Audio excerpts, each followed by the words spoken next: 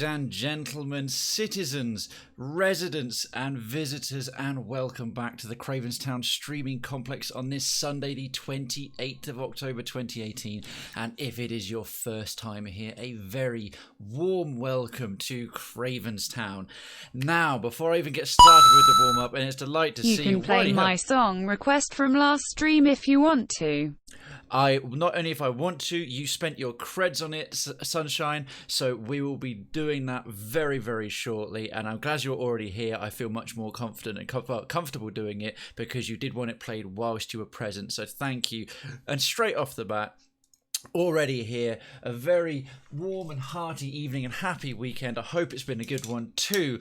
Citizen Torment, hello mate, and Ice Kaiser, 25, an awesome Pillars of Eternity stream is just what I need to help relax with the cold. I'm very sorry, Resident Kaiser, to hear you have a cold, but I am delighted that we can help cure you.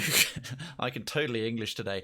Cure you of what ails you, or at least hope to try here tonight. And I am ready for an awesome Pillars of Eternity stream, or as we just call them here, Pillars of Eternity streams, because I have a massive ego and I think they're all awesome. Post haste indeed. Citizen Melissa, woo! Pillars of Eternity stream hype, hitting that legit straight off the bat. And Sunshine, thank you so much for the 2 biddies, drawing first biddy blood. That is mighty fine of you. And guys, ladies and gentlemen, boys and girls, friends, comrades and lovers, I have got lots to talk about now, but moment of truth before I get too caught up.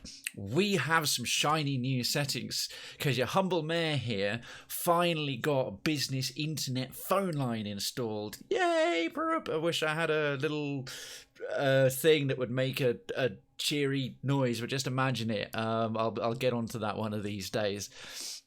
So before I got started, and I appreciate we are about 45 minutes or an hour behind where I would have liked to have been, it's going to be a question of getting a little bit of feedback from you, the fine townspeople, of whether we've got drop frames or you're getting a bit of buffering or a bit of lag. To let you know what's happened, I have an upload rate of 4 times what I used to have. I was sharing 5 megabyte a second upload, which, isn't terrible, but it's not great, with all my housemates. I now have my own line with 20 megs all to myself.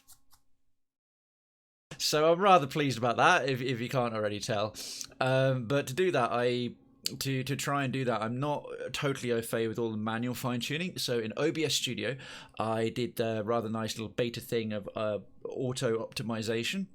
And it defaulted to giving me a standardized bitrate of something closer to about 6,000, and basically double what it previously used to be. Yes, we're upgrading. We upgraded the sound a little while ago thanks to extremely generous donation from Citizen Abstract Eternal. I do look forward to seeing him around again sometime, actually.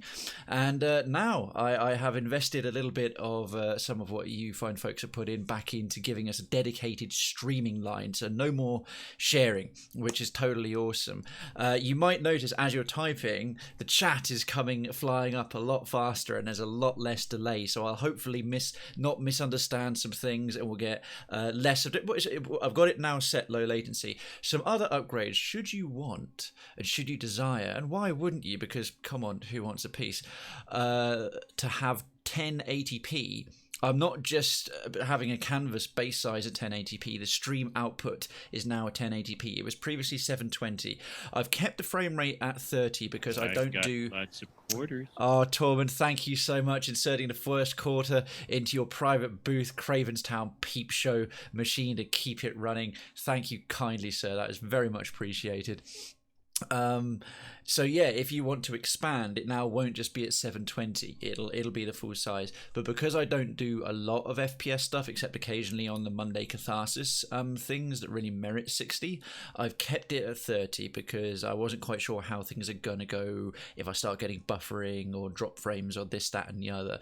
But it does mean, yeah, the main thing is interaction speed and feedback and jokes and what you find folks say to me. Because as always, it is all about the community. It's all about you guys who spend your time with me and hanging out. And if I can make that experience for you better, great. And if this is generally all, if OBS has been very clever and generally made it all work, then huzzah and hooray and other positive adjectives. So I just need initial bits. If things are going great, then wonderful. Either just say, hey, it's really good, or yep, nothing's wrong. But if things start to come up and get a bit wonky for you, let me know, because this is a little bit of a trial run.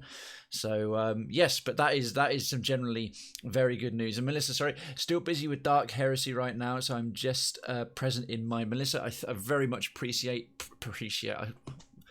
I've been on my feet a lot and I'm a little bit bleh, so I'm talking too fast, even for me. So you enjoyed Dark Heresy, and thank you so much for the background support. I'm here to bring the Pillars of Eternity Krayven's Town podcast. Good to know that still works. Got to test out how real-time your stream has become. For science. You monster. Citizen Aldi Andrews. I honestly thought that was immediately Tormund. I really did. It's a delight to see you. Just got to wave the bronze flag. Good evening, good sir, good evening. And I must say, yes, daylight savings are Initial all about bits. It. Initial bits. Sword of 75 and prepared the mute button. Yeah, sorry everyone with headphones on. Ye of little faith. I do have little faith. Forsooth, good sir, I do. I'm sorry, bitter experience in the last week has really... Oh, Tormund, thank you very much. 75 biddies, and Sunshine, thank you for 2 more initial biddies, and your Krayven's Town coins in no way associated with Mario. That is really, really kind of you. So... Oh! I heard the music coming in that time. Bloody Tormund, thank you for the 75 biddies. One thing I've realised I've got to do with that troll cheer, is because I've heard it so much in the last couple of weeks. Can't imagine why or who to blame. Tormund. I need to actually go back into Audacity and change the audio of it so that little opening music is completely muted, because I've some internal defense mechanism has kind of made me wise up to it a little bit, and especially on a quieter game in the background like Pillars of Eternity. Good evening, Citizen Sand Trooper. Hello. It's a pleasure to see you. Welcome one and all. This was just payback. Okay, Tormund, well, consider that payback deposited in the bank of revenge.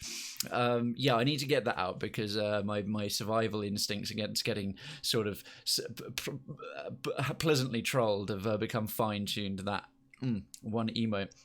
Anyway, with all that blurb, so what's been going on since Thursday? Well, obviously, those of you who are around, and it was a good number of you, thank you so much for turning out. And let me say, personally, I can help you find some other jump scare things. Go for it. It would be good to get some of them on rotation, actually, so I don't always know what's coming, because I know it's funny for you guys to sort of make me jump out of my skin for the low cost of 75 biddies.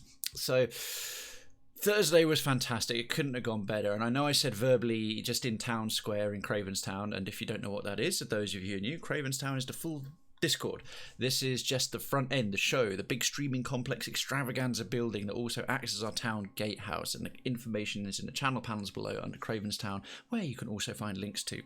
You'd think after 6 months I'd be learning which side to mirror. Both those bits of information for Twitch and Discord up there are below. We have a lovely community and a small focus on mental health awareness and openness about talking about it.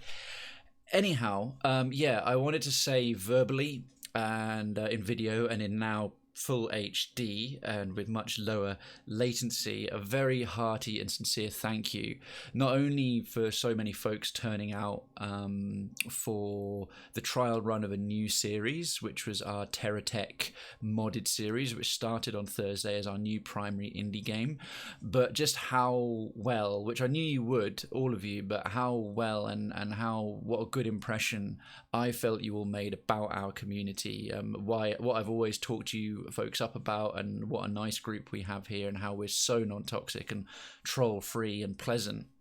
And I've always got a little bit of a thing when I try and do something like this, which is my first time having a dev-endorsed stream and a group where an actual studio was like, hey, go and check out this streamer, and sending their community over kind of with their blessing. So we had quite the influx of several new people all in one go who were there specifically for TerraTech, and under the auspice that although I'm not big and a major influencer, it was worth having them over in part because I could rely on the fact we've got such a nice community, and I knew it'd be, but folks went above and beyond, really, especially the councillors. I've got to give a hat tip to my mighty mods in welcoming people in and saying hello to everyone who came by who was a new face and followed, and saying welcome to the town when they actually opted to hit follow and become residents, and so on, and being really good at hitting that legit when we had new subs and resubs and stuff. So sincerely, thank you.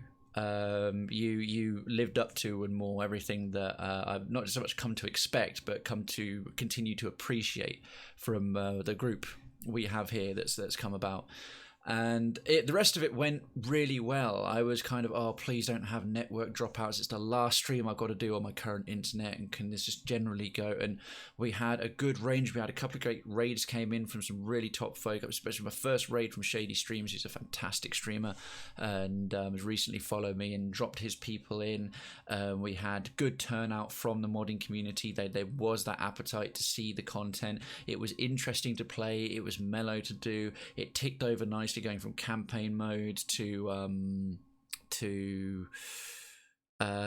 creative mode to R&D to the hilarity. Once I finally finished building my sumo thing, after all that time building my little sumo super truck, and then just getting wiped out by all these like things in the this very quick arena fight. It's like robot wars on speed. But yeah, that was really, really good. So I'm looking forward to refining that series and finding out from their community, like, okay, new mods that you guys have made, you want to see them, new text that you've made, we'll upload them. So trying to get some running continued things that happen, so we've always got some fresh content for that Thursday night. And of course continuing Darkest Dungeon, because I know that's a popular one, and we haven't finished the main campaign yet, so that's going to continue on as it runs its course. I look forward to picking it up again sometime once we finish the main game for like some of the DLC, which is really good. But I'm thinking that for the main game, we'll sort of put that out, make it main TerraTech for a while until TerraTech modded is generally done, or we go back to Darkest Dungeon. But probably we might bring Darkest Dungeon back in once the main game is finished, because this is talking in the future, to keep the primary game of the indie stream something fresh and new, because I've got a boatload of them, and there's a huge amount of awesome indie content out there that I personally want to experience, and I want to narrate and do the good streaming content that you'll come to know and enjoy for you guys, and give those good developers the credit, because goodness knows the major publishers in the AAA don't need the help, and half the time they don't bloody deserve it with some of their antics in recent years. And yes, Torment Shady does have some wacky streams. He's very good. I like him a lot. He's one of the people, even if I wasn't a streamer, one of the ones I would genuinely check out. Moving swiftly on to, well, I say swiftly, but moving on to this weekend, MCM Comic Con. Couldn't have gone better. Initially, I wasn't quite sure, but that was mainly due to logistics in getting there. I was going with a bunch of friends this time. For those of you who aren't aware, MCM, I think the movie, comics, and something else it stands for, or something. I can't remember what MCM is short for. Hello, Krayven. Resident Darkens, how are you doing, mate? And thank you. That time you did get me. I was just sitting and getting into my spiel. I almost feel a little bit bad for Tormund now. I've had 3 trolls so far in just the warm-up, and he's the only one where I saw it coming. But good evening, welcome. How you doing, mate? I hope you've had a great weekend. So, yeah, the MCM Comic Con is, I found out, it's my first time going. This year has been convention year for me. I've broken my cherry on a whole bunch of cons: EGX, LFCC, MCM, RTX, no, Twitch London was the only one I'd already been to before repeatedly. And it's the biggest one. It's pretty much, I think, the UK's equivalent of San Diego Comic Con, aka the Comic Con, comic mecca. It's huge. It's at the XL in London, and yeah, so at least you get a little bit of warning to do it. So I'm going to leave that delay in there, but I might get rid of the sound. It gives away that it's coming sometimes. It was fantastic. Rather foolishly, I only booked a Saturday ticket for what I didn't realise was the biggest one. It was barely time to get around things, and also had to queue to pick up my wristband. So even by the time we got there, it had gone midday. By the time we got it was like 1 o'clock. Thankfully, it ran till 7, so we still got a good chunk of it. Anyway, lots to see. I didn't do too many panels or too many things. LFCC, the London Film and Comic Con, is much more about the guests.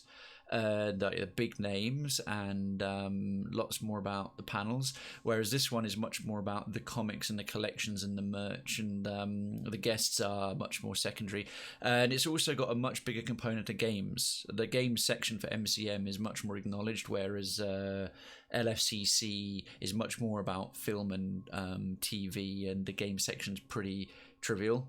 So, and to that end, the real highlight for me was the gaming section, specifically Streamers Connected. Now, you may notice just about here, there's a new badge, community badge, because I'm in a few community ones, and 3 that stand out. Not like necessarily saying one other I'm in is bad at all, but 3 that stand out and particularly unique. So, Level Select is just a very nice community that's put together, and they have a good sort of gatekeeping policy. They don't try and grow too fast. They put a lot of stuff up before they got started. A really well run website. They don't just like let anyone go in and immediately become a streamer, and they're very mellow. DGDS is the first community I was in, a retro group, and those of you already know about, they focus purely on the charity. They are the charity effort of the retro thing, and again, that's one thing, and it's just they do it well. Streamers Connected is huge. Now, I had heard of them. I was under the impression, the wrong impression, that they were a sort of elite streaming team. Like, it's one of the biggest and oldest and I think longest going and largest streaming Twitch communities. And I was thinking it's like for major influencers, and like, you know, don't even look, don't even bother unless you've got 10,000 followers and you get like an average of like 100+ viewers and you're partnered and all this kind of stuff. I was under a significant misapprehension. I walked in, I saw this whole booth area, and like for the gaming thing, and they were the main stage in the corner of probably like for constant events for the whole gaming section of MCM, which is about 1/5 of the whole show floor, and the show floor is colossal for it. And I was chatting, there's hardly anyone in the sort of Bay areas. They had a section set up for some demos on one side, a main stage, and a sort of chill out area, sort of like looked a bit VIP. Being me, here, have a penny. Thank you, Sunshine. I would take that penny with much gratitude and appreciation. Thank you kindly. Enjoy your Kraycoin. And I was like, being myself, I'm no stranger and have no qualms about going up and networking and having a word and leaving our tournament. Thank you so much. I do, in fact, have some quarters. You do, in fact, have some quarters. It seems so, and thank you for sharing a few of them with me. So I went over to the barrier and leaning over, and with the back of my mind, like, oh, it'd be kind of cool if I could get on that side of it, and, you know, feel a little bit self-important. And but they were lovely. The reason they let me in, turns out it is just a Discord that is massive that anyone can join, and the main thing about it is it's grassroots grown. Everyone who's a streamer in it has built themselves up from nothing. So it's not sort of like, oh, you're massive or follow for follow or this. It's people who like my channel, and like I think the channels that many of you will also enjoy that are in a similar vein of follow, are people who just build themselves up and try and deliver good content, and it's huge. But goodness me, do they have some clout. They run an incredible operation. I think a lot of other communities that get started trying to wonder what they do would love to end up being like Streamers Connected is one day. So to put it, my introduction to it was not like someone recommending me, oh, join this Discord. And you're like, yeah, okay, it's another community Discord. I walk in. They, at the biggest biggest Comic-Con in all of the UK, are probably the single big draw for all of streaming. On the show floor, they're running events non-stop and stage things and performances. They had the London Spitfire Overwatch crew, which those of you who enjoy Overwatch may well know, the Korean like pro team. They broke 2 Guinness World Records for certain games that they were doing over the course of the weekend. They had a dance off for the kids, the Fortnite dance. I mean, I'm not a big fan of Fortnite, but I love the way you can kind of get all the kids in their cosplay involved doing the thing. That went viral. They have some serious clout, and they were so humble and cool about just like, I was like, well, I'm a streamer, I do this, and I kind of said, I don't suppose I could just come around there. Like, yeah, of course, come on in, open the velvet rope. Are those trainers? You know, like you're going to the nightclub? Cool trainers. It was just like that, and it really made the weekend for me. So I was seeing some friends, and they were doing their things, and we met up for an escape room later, which was fun. It was really easy because I've done like 5 or 6 escape rooms. I was starting to get the gist of it, but I just sort of hung out with my friends on the Saturday as we were all just there for the one day, and I tried not to overstay my welcome in the streamers connected bit, talked to a few people, networked with a few folks, and then went off and let them carry on, doing their things, and then came back at the end of the day. And I was talking away more, especially one guy, Josh Baked, who major streamer, partnered. If some of you who are streamers yourselves have watched, and you should do to try and improve your channels and yourselves, the Twitch has got that learning classes, like watch the videos of what to do and how to grow and the general instructional things. He's in quite a few of those. Lovely guy, absolutely friendly as you like, and one of the sort of owners and founders, main social media operators, the whole thing. Chatting away to him. We clicked. I'm doing a lot of games at the moment that he's really into. Followed each other on Twitter, dropped me a follow, and he's 60 times my size, and it just didn't phase him in the slightest. And just like, yeah, I'll come and try and check you out and stuff like that. And we're chatting away, and at the end of the day, he goes, "Really great to meet you, man. Are you going to be here tomorrow?" I was like, "No, I only bought a ticket for one day. We've got a free ticket." And anyway, long story short on that bit, because I wasn't sure I could make it, but they gave me an exhibitor wristband for today. So the reason I'm running a little bit late is I didn't even expect to be at Comic-Con today, and I got to go catch. I didn't get to see any panels on Saturday. Hey, Harglers, resident Harglers, welcome. How are you? It's good to see you. Welcome. I hope you had a great weekend. So I did not expect to be there at all on Sunday. So it was all just bonus time. I paid for one day. I got two out of the goodness, and I've joined Streamers Connected since. I really liked what they're about, how you introduce, and I ended up networking, and it was about, in terms of my networking, as successful as any TwitchCon. Now this is my little dressing gown. Winter really turned on in my room. I've barely been in it, so it's actually cooled down quite a lot. So I'm sort of wrapped up a little more. Once the PC tower's been running enough and starts cooking the place, I'll whip it off and grab the Zoidberg t-shirt back. But thank you, I appreciate that, Harglers. So yeah, overall, where's her card? Flow Driver, I keep saying Flow Rider because that's the pun. She was there. She was a major partner, and she was like doing presentations all throughout the day. Even her dad came by like the next day. He's a lovely fellow.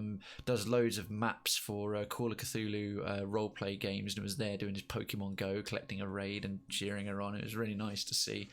And yeah, just a whole bunch of like good folks. They had games on display, and they were just running the thing, and it really made the con for me. Not least because like getting to go back a second day with them, they didn't bat an eyelid. They even gave a second exhibitor wristband for my friend.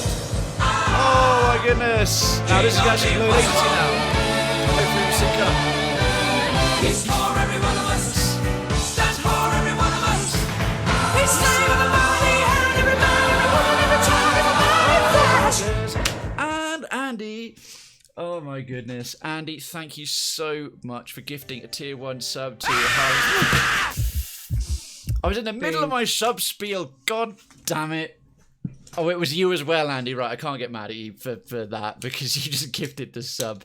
Thank you so much. Their visa is approved, and you are amazeballs, and it's a delight. It wasn't me, but you caught me in the stream. It wasn't me.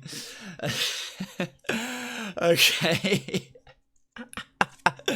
Harglers, not slouch at all. You've already found your legit emoji. So, Harglers, you are not just legit, you are Krayven's Town legit. Enjoy your legit emote all around Twitch. Every time someone does, has, says, bees, gets, pulls off, or just is legit, as the kids say, and as hip-hop around the UK and the US did from 20 years ago onwards.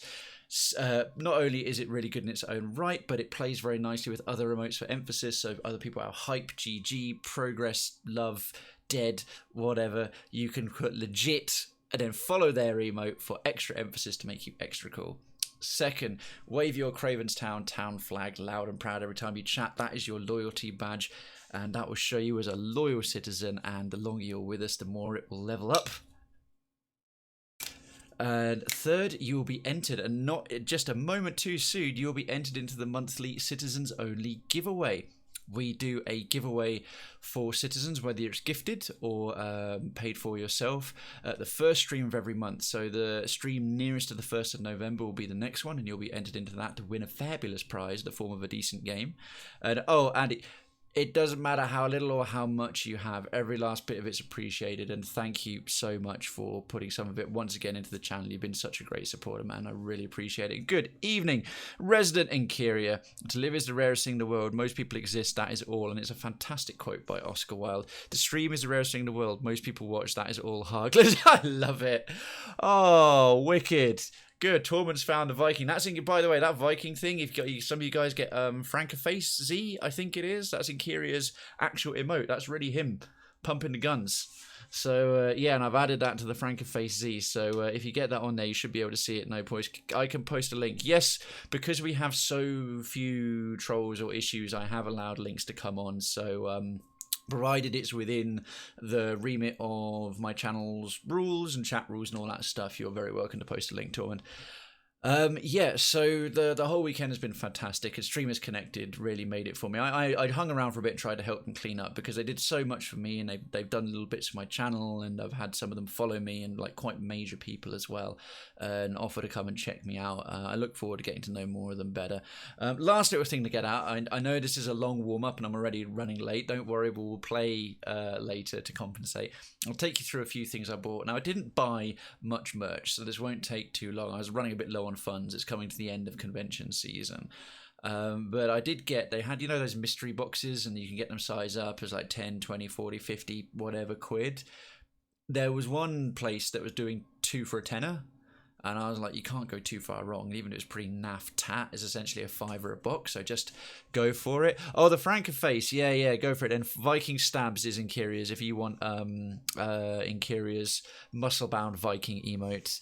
And Andy, so I haven't been around much lately. Work's just been crazy. I think I did 10 hours each, Monday to Wednesday and Thursday, Friday, 15 hours each. No worries. I noticed your absence, Andy, but only insofar as, Andy's not here, and I like Andy. I like everyone who's a regular face, especially around here. So I am delighted to have you back, but don't feel in the least bit bad if real life gets in the way. Real life's got to come first. It's just a pleasure to see your lovely face and back here again. I did miss the stream, so we missed you very much. Welcome back, sir. Welcome back. I hope that intensity calms down for a little bit for you now. So, and this, I'm just going to go through the bit that was in these 2 loot boxes, just as like, you know, post-con thing I was doing a warm-up. So I got this random Terminator head. It's kind of hard and it's still, so it's a random little knick-knack that I can put on, or I can throw at annoying children to make them go away. I got this Incredible Hulk bowl for my cereal if I want to power up in the morning, so I've just been keeping that in there for now so I can like eat it. Yeah, and I mean, this was just 2 items in a box that cost a $5, like a mystery box. I thought that's probably the best value mystery box I've ever seen at a con. We got a Rick and Morty 300, now hopefully this will zoom in okay, 300 puzzle piece. Will it focus? It probably won't. Yeah, that's probably as good as that. 300 piece puzzle, Rick and Morty in a box of like a whole scene, which is actually pretty rad. Terminator pencil sharpener, that would be something for you. So Sunshine will quote as it uploaded, but oh sorry, I'm starting to lose track of chat. Let me go back to my main chat bot. In fact, I can post a link of me. Like Loot Crate Torment, exactly. The mystery boxes are essentially loot crates you can buy at cons. Uploaded a bunch of new icons on Franker and shared all of them. Keep track, folks, and grab when you can. No, Kyria, spot on. We shall. In time, you will know the full extent of my failings. Yeah, Sunshine does love the Darkest Dungeon quotes. Harglers, I have around 150 bits if my maths is correct. Well, counting is good for that. I've taken off Monday to Wednesday coming up. As a bonus, I might be able to stay awake to the end of a few streams. Woo! Here's for staying awake.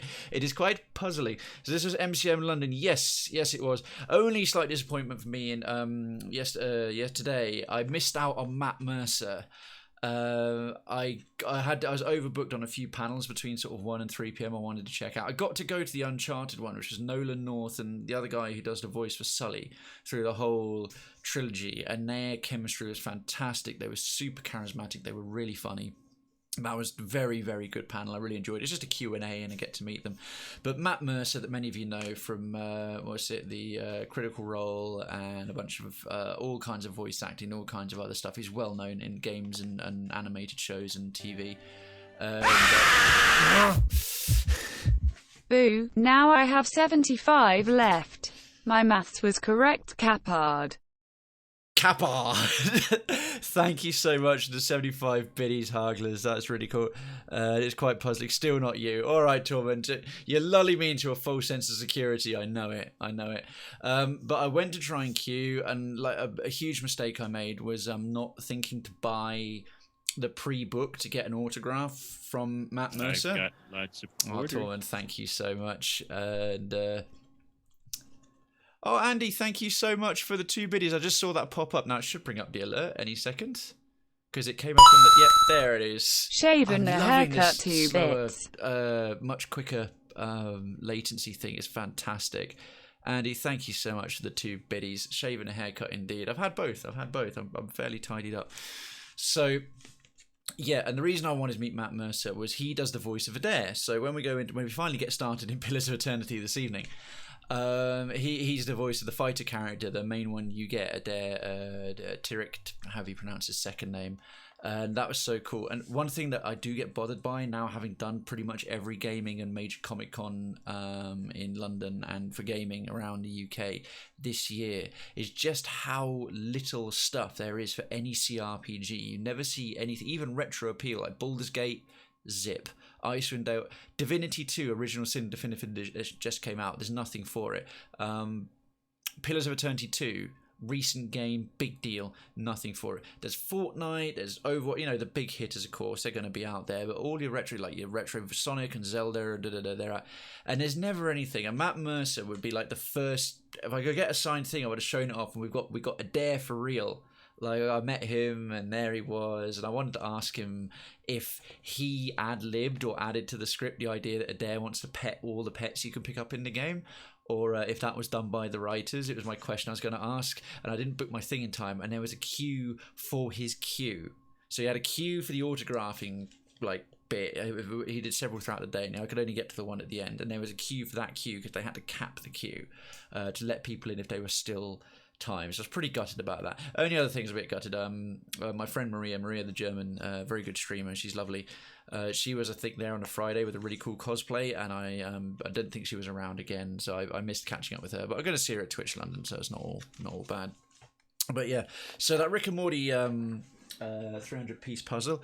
Now, this I thought was originally practical and initially really cool. It was a set of Star Wars playing cards for free. Like every face has got a different character from Star Wars. And then I looked again and it said prequel trilogy, and I went, no.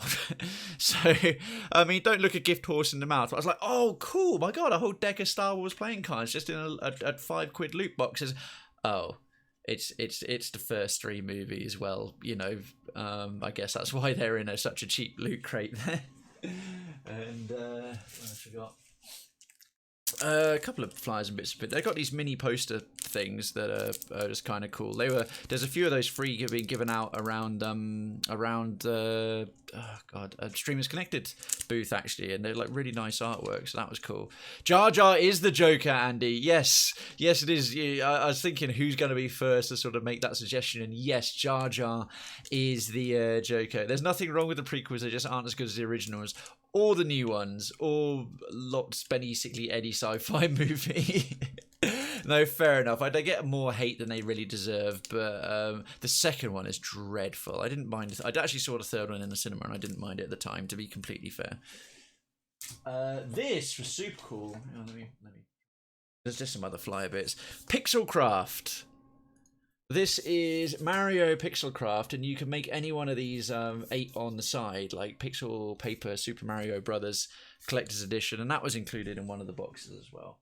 And there were just some other bits, like some flyers and some other bits, some flyers and some discounted, like money off these kind of stores. And there's Gotham. The show Gotham, sequence of mini posters in a thing, and a rather cool shiny Destiny 2 poster. It's all very shiny and reflective. Woo! And that was all thrown in there. So with all that stuff, I thought a tenner. I didn't go too far wrong with that. Tend to get like half that much for the cost of a tenner, so that is freaking awesome. Things I don't even play Destiny 2, so I'm thinking of bringing that one maybe to Twitch London. If I know someone from Twitch London is coming, I might post it in the Citizens Treasury, so it's not just for Citizens Treasury isn't just for free game codes as and when on top of the competition. I might sort of bring a couple of these things that aren't really up my street and do it on a first come first serve. But obviously, it'll be in a situation where you have to meet me in real life and see if I can give them out to a few folks. But I think I might definitely do that with the Destiny 2 poster. And Hargless, thank you very much. So yeah, I think that's about it. And at about 5 past bloody 10. We could look to just make sure I haven't missed out anything else on the chat from all you lovely folks. Technically, the second trilogy, yes, Torn, it is. The prequel trilogy is the second trilogy. You're absolutely right. Not terrible, just not interesting. You want to see how Misa got these scars? Oh, Andy, I love it. That's fantastic. I think the Mario pixel art thing, along with the Rick and Morty poster, are my 2 personal favourites. I like being sort of practical and busy with that, with my hands. The idle hands are the devil's playthings, as the saying goes. All right, and with all that said and done, I told you I had plenty to cover up in today's cover in today's warm up. So we will press right on with Pillars of Eternity. Let's get to the meat and potatoes of this. No one has said anything particularly bad or with issues so far about the bit rates and the buffering. So I think so far, this internet line is doing what I specifically paid for it to do, which is provide a much better full 1080p experience, much lower latency and feedback in the chat, and hopefully without any video buffering or drop rates. But we're going to get to the real test now, the actual game. Stream is perfect, mate. Oh, wonderful. Thank you, Andy. Can I get in early with a cred redemption for a tune for later? Yes. Oh, and in fact, Sayoris, thank you for reminding me. We'll just get to the main loading screen, and I'm going to tab out and Sunshine. We'll do Sunshine's tune, as they redeemed it on Thursday, and we sort of ran out of time. I had to go to bed. So, where was it in Redemptions? Sunshine. We'll start off with this, except that. Oh. Hey, Citizen Naomi, and that's come up. I still need to fix the alerts for that. All right, Andy Aldrich. Cool, we got yours there, mate. We'll oh,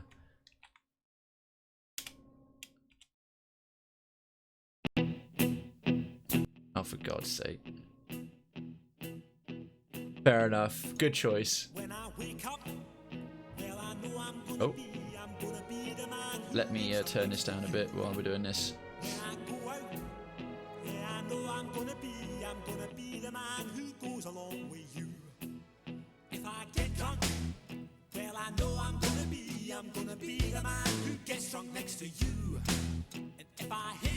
I'm too used to hearing this with the 1000-bit alert, to be honest. But for Pillars of Eternity, this is a very suitable tune. It's pretty much what we do when we're not in battle. No, Hargless is not Rick rolling, it's great. And Naomi, how are you? Welcome, welcome. I hope you're settled in with the little ones. For if you've been craving some Krayven, I am back and I'm as bad as ever. How are you, my friend?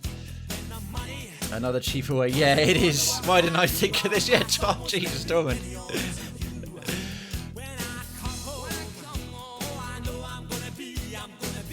Yeah, I have to admit, Jesus. That's a problem with using music as part of your bigger alerts. People are just going to redeem credits to do the full song instead. Well, there goes song request forever.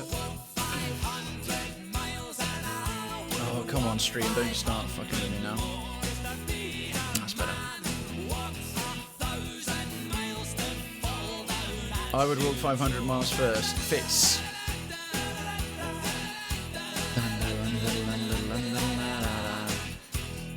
Getting longer load times as we get towards the later stage of the game, but it's any hour now, the freaking thing will load. Ah! Oh, god damn it. Scary 500-mile walk, A. That one was well done, Hargless. He got the music masked it for me. That one really got me. This is taking him quite a while. Oh, finally. God, I'm starting to panic there.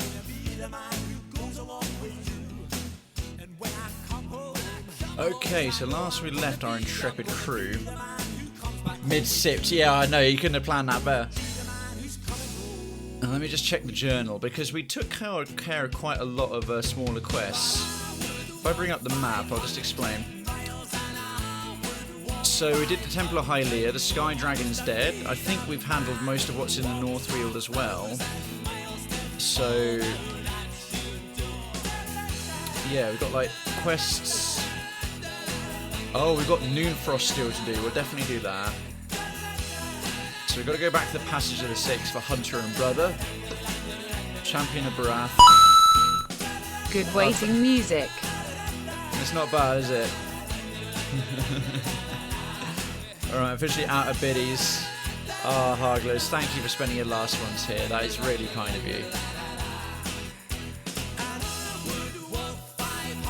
So we've got to go into Noonfrost. I'll read it. I'll wait for the end of the song, but I'm going to go back to the Council of the Six first.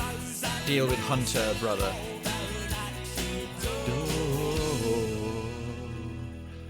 Ah, Sunshine, thank you for that. That's got the stream good and revved up. Our party here definitely heard that and is actually ready to walk 1,000 miles. Excellent. That's handled the mood perfectly. My weekend was grand. Got to play with Dead by Daylight legend Melissa. Oh, nice. I'm so glad they got people from the community playing together. How did it go? Were you, Tormund, were you guys, or Melissa even, were you guys survivors or serial? I suppose if you're playing on a team together, you must have been survivors. I love it. We loaded, we finally got into the game, and then I'm going to the next area, and we got a loading screen again. At least the loading screens are a lot faster now. And we'll just do Andy's Redemption as well. Why is it showing? No, I accepted that. Come on, go away. And refresh Redemption. Mr. Andy Aldrich. Accept that, and then we're all caught up. Splendid.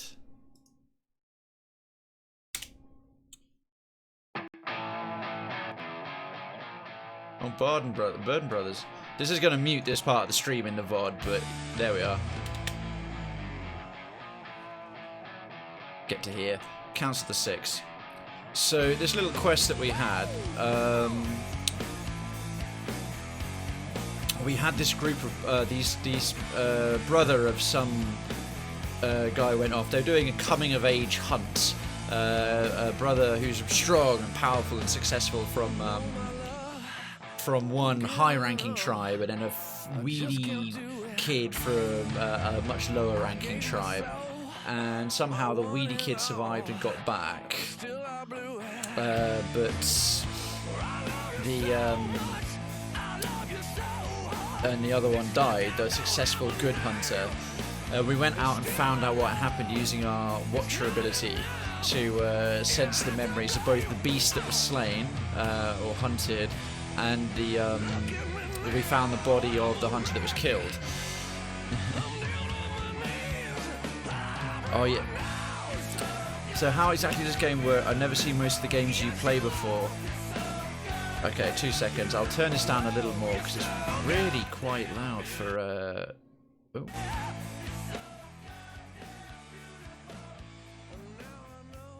So basically, yeah, it's a good question, Harglers. So for people new to Pillars of Eternity, don't know it, it's a classic RPG. So I have my party here, my party of 6. CRPG means classic RPG. This is very much a love letter to Baldur's Gate.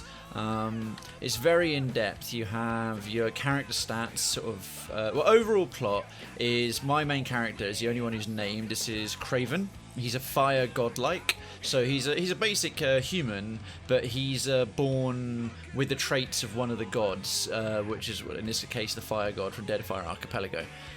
You have character classes, you have your main stats, might, constitution, dexterity, resistance, skills, active effects, all this. So, and you also have personal reputations and party reputations, depending on all the quests you do.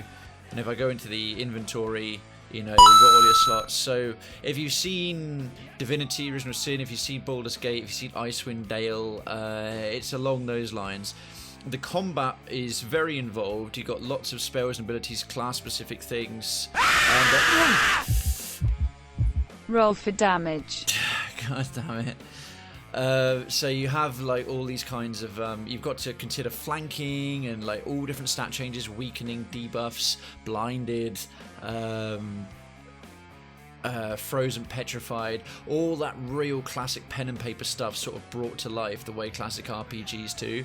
We've got a big overarching plot in an incredibly rich, well-written world that branches from pure, almost, true medieval fantasy through to kind of mystical, advanced steampunk tech, magic. It's dungeon crawling. We're going after a big bad who is trying to... The main thing plot-wise in this game is that a lot of the children in the area of the world we're in, the Direwood, are being born without souls. They're essentially hollow-born. In the meantime, my character is a watcher, which means he has an awakened soul and he can see other people's souls and thus their past lives and things that have happened in the past, etc, etc. And we're chasing after this big cult-like group and their main leader who's doing machinations behind the scene. The main thing to draw from this is you can do true roleplay. Like, really, your dialogue choices range from being holier than thou through to diabolically awful and often everything in between. Very few decisions are black and white and easy and obvious. There's always motivations, there's always counter narratives, there's always validations. The characters are rich. It's incredibly well written. It's incredibly deep. It doesn't pull any punches. Some of the stuff it discusses is really messed up and really dark. And you can play a character truly how you see fit. It accounts for if you want to be nasty. And if you want to be nasty, sometimes that's good. If you're always good all the time, people can take advantage of you and so on. And vice versa, if you're nasty all the time, you can sort of push your way through. Hey, Bagsy. Now, Bagsy, welcome, folks. Please welcome Bagsy. And Bagsy's our newest resident, followed just off stream before we got started. I met Bagsy this afternoon at MCM. And thank you for the tune, Andy. I'm just going to let things calm down on Music Redemptions for a little bit so I can narrate and do the talking, because people tune in for some of the lore and the reading over. So I'll do some more Music Redemptions and other things in a little while. So please welcome Bagsy to Krayven's Town, our newest resident here in town. I'm excited to get it eventually. Roll for damage. What else did I miss? Red Dead Redemption 2 looks amazing. Oh my god, people are going mad for that. The hype for that in MCM was off the chain. And so it's D&D through a computer game, but even more deep fantasy theme with more focus on narrative. It's just got a very well written narrative. It's focus on narrative and pause-based combat. It's pause-based real time, so it's not turn-based, but you can press pause to pick things and do them. And it's basically impossible without doing pause. But when we get to some combat later on, I'll show you what I mean.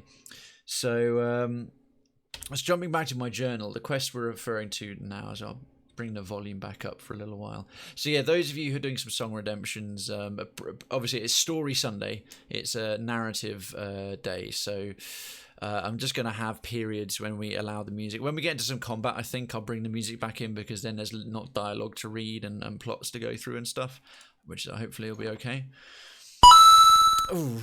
The world's greatest superhero theme is my next song request. Cool, Sunshine. So long as you got the creds, it will come up and we will play it. And yeah, Red Dead Redemption 2 was getting some serious hype and buzz at MCM. It was really, really... And thank you so much to the 2 biddies. That is mighty kind of you. Cheers.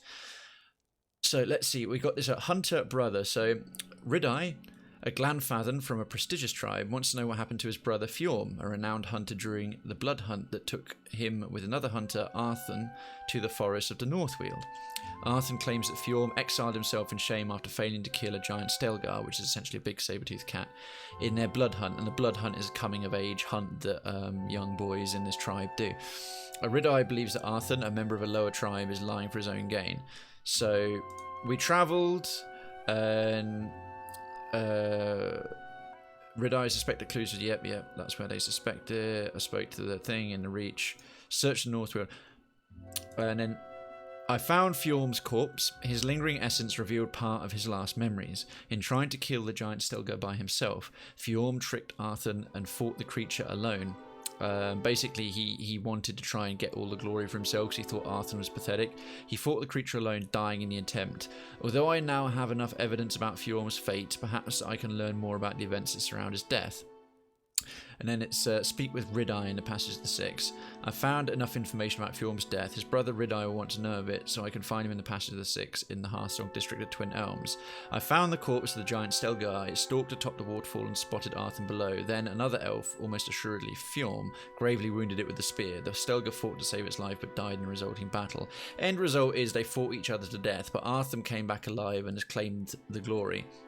Now, one thing I could actually do, which I may consider, so we've got Fjorm, or Ridai is here. He's the brother of he's the younger brother of the successful brave hunter, well, not successful, the brave, strong hunter from the high-ranking tribe who died in the attempt. And we could directly speak to him. But Arthur is kind of running his mouth like, oh yeah, I defeated it, and he's just sort of, he's exiled himself, so he couldn't bear losing to a lower tribe. And he's back in the area we were in. So I'm going to have to leave you in a little bit. Got to get some sleep for work. Stay as long as possible. This game seems awesome. Hargans, I'll try and show you a little bit more because I've just been talking the whole time. Yeah, Okay, Crow, cool. Bagsy, one small thing there, mate. I know we sort of met in person and so on, but generally when you're first in someone's chat, don't immediately say, yeah, I'm going to go back to my stream as well. That's considered self-promotion. If you drop a host or a raid and so on, I'll gladly shout you out and do all that kind of stuff. But just bear that in mind. When you come into someone's chat for the first time, don't immediately say, I'm going to go back to my stream. It's not really good etiquette. But it's really glad to see you. Thank you for popping in to say hi, and I will try and check you out sometime.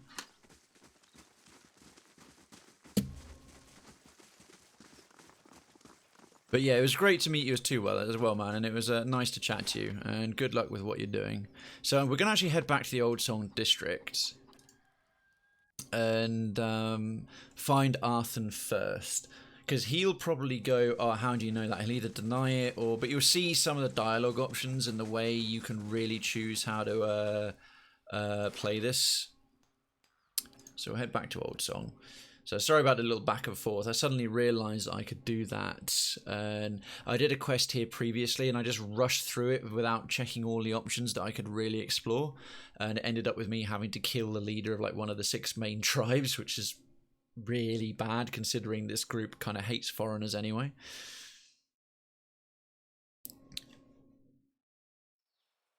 Right, so we are in here and did I go to the right district? Oh, no, I didn't. I need to go to Elmer's Reach district. Whoops. Yeah, we need to go to the... Whoa, what the hell? What was... Oh, God, that was some random memory. See, that's what happens as you're a watcher. You get these sort of soul memories going on.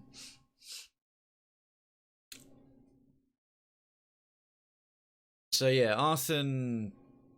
he's outside the Warriors Lodge, and the leader of the 3 Stelgar, which is the most warlike tribe, he was trying to get us to sacrifice his adopted daughter because she had a strong soul, so he could drink her essence, and then the next woman he got pregnant, his resulting offspring would have a strong soul, because all the offspring he had been siring, although they were his blood, they didn't have strong enough souls to become leaders, because that's how the Glanfathans, which is this tribe, judge the worth of who's going to become the next tribal leader, the next Ammon Father.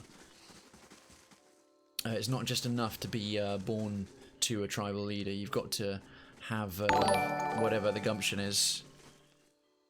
I will check those redemptions in a second. I really need to change the alert so I can tell the difference between what's coming in. So here's Arthur. So he may have some... he's almost certainly going to have an option if we talk to him first. I'm still here. Ask anything you must have. My tribesmen have told me that you're to speak the truth about Fjorm's exile. He combs his sparse stubble, darting a glance to the elven woman. Well, Arthur doesn't hide from the truth. Arsenal, no. See, now this option here is completely new. So it says number 1, and it's rare that it's only given me the 1. I know you're lying. Fjorm tricked you and fought the Stelgar alone. They killed each other. So it's kind of cool I've got this additional thing, so I'm going to say that to him and see what he does. The hunter's wide smile retreats behind his uneven stubble. His skin reddens through patches of fuzz as he stumbles for words. The elven woman takes a step back, staring at Arthur with her mouth open in disbelief. You wouldn't!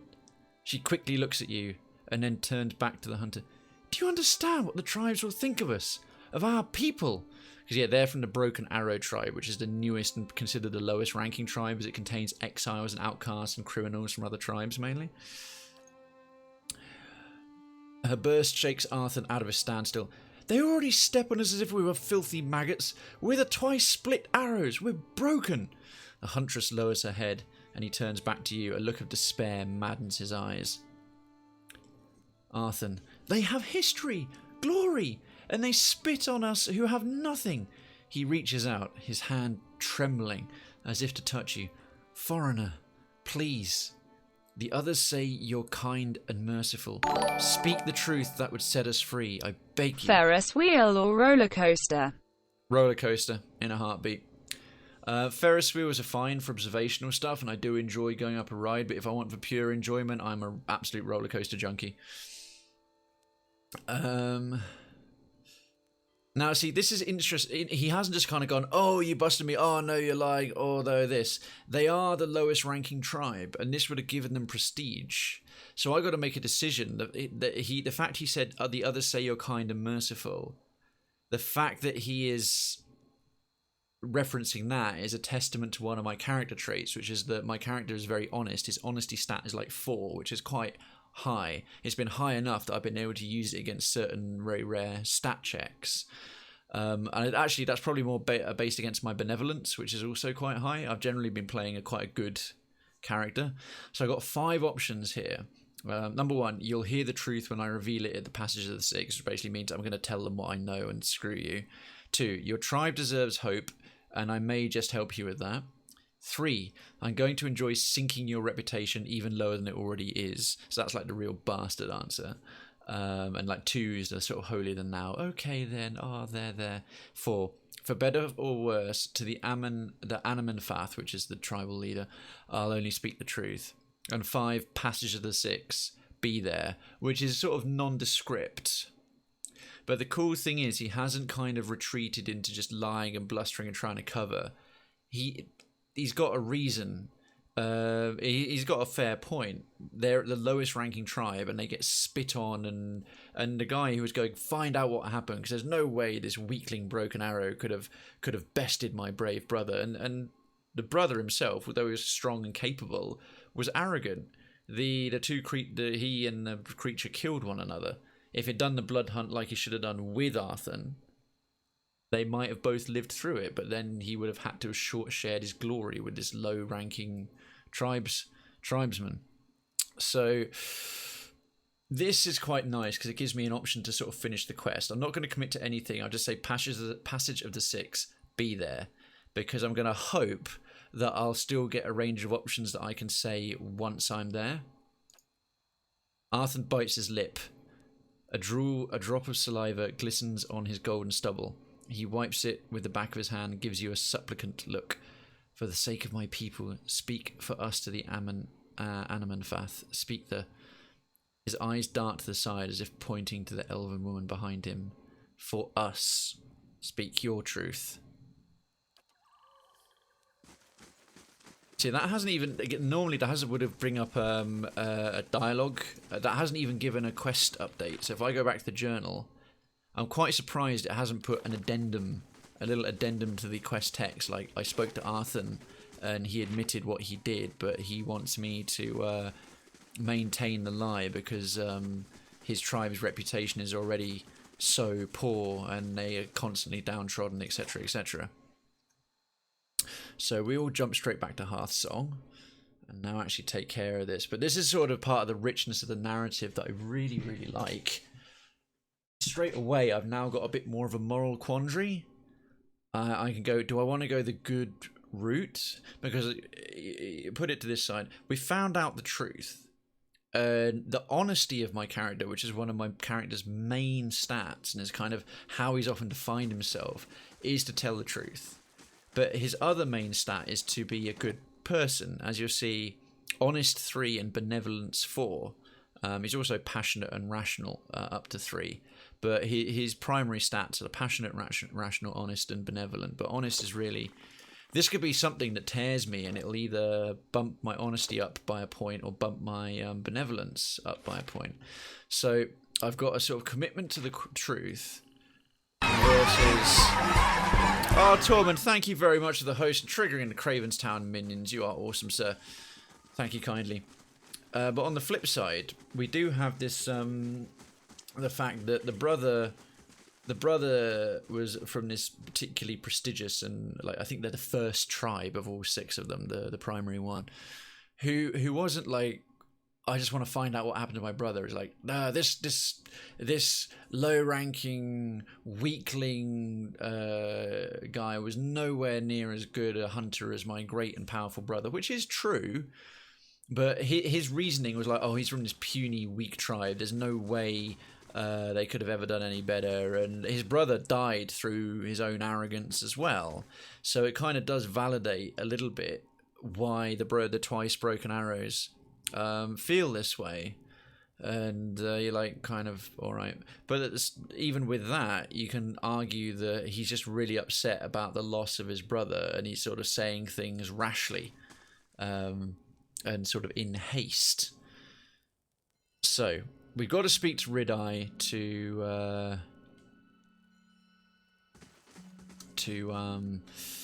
try and close things out and see what options we get. I'm very surprised it hasn't given me an addendum update, but there we are. What brings you here? You've returned. He glances at the huntress in the group. We hope you found the truth about my brother's fate. I've concluded my task. It's time to speak with the Anamen Fath. What did you see? Where's Fjorm? Ridai takes a step forward. Tell me! Huntress. Ridai! The huntress thrusts her palm between you and her companion. The truth belongs to all of us, even Arthur. You know this. Ridai hesitates for a moment. He wipes the sweat off his face, leaving traces of red paint on his hands, as they've all got this like war paint that's made from blood. I'm ready to share the truth with that Anamen Fath. He looks up, and I'll make sure that so is Arthur. This is a random question. Would you be willing to teach me how to set up a channel description sometime you are free? Do you mean for like your own Twitch channel, Tormund? Yeah, I'm happy to show you how to do that. Okay, quest updated. Right, share your findings with the Anamen Fath.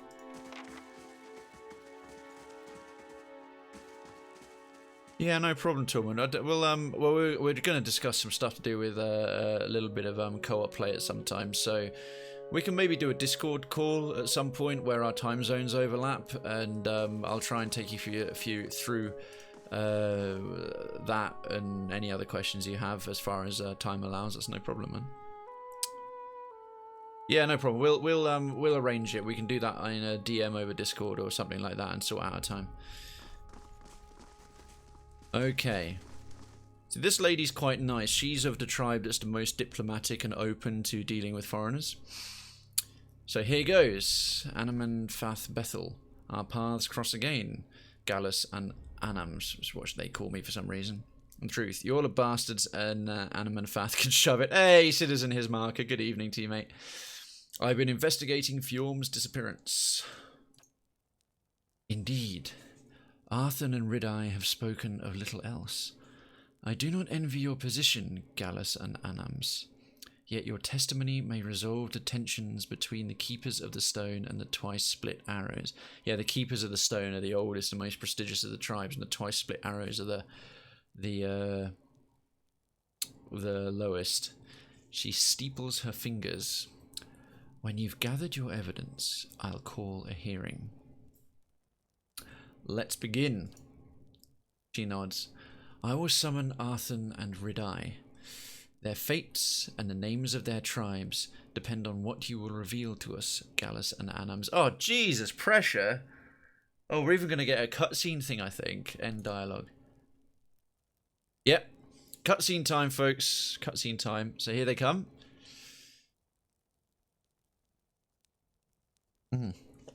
Powered by Twitch with rum and ginger beer. Responsibly, as Traz would say. Bethel stands at the head of the hall, lit from behind by dozens of candles. She casts a long shadow across the floor. We've gathered to weigh the claims of Arthur and Ridai in the matter of Fjorm's disappearance. To that end, we are honoured by the presence of Gallus and Anams, whose insight will help us render a verdict. Murmurs of astonishment echo from around the hunt. Artikuro-kun, Citizen Artikuro-kun, welcome back. It is good to see you again, after not too long of a time either. I hope you've had a splendid weekend, and that you are otherwise well. And how are you, his mark? Traz is. Have you found Traz now, Tormund? Yeah, I was going to say, quite possibly my single favourite streamer of the whole DGDS crew. He's one of the funniest guys alive. So, murmurs of astonishment echo from the front of the hut. We begin with Arthur's claim. He asserts that Fjorm lured him into a confrontation with the Stelgar and he slew the beast on his own. Absolute lies. Absolute lies. Fjorm, he says, exiled himself, fearing that knowledge of his actions would heap shame upon the keepers of the stone. She holds up a tooth as long as her arm. As evidence, he brings a fang from the great Stelgar. Yeah, he robbed that from its corpse that he found, did not kill. I did, it was pretty fun. Excellent, I'm glad to hear it, Kuro. What were you up to? He is kind of mad in the best possible way. And Bethel says, on the other hand, Ridai states that his brother was tricked and murdered by Arthur during the hunt. A hunter of Fjorm's renown would not have fallen in the blood hunt but by treachery. Also wrong and extremely arrogant.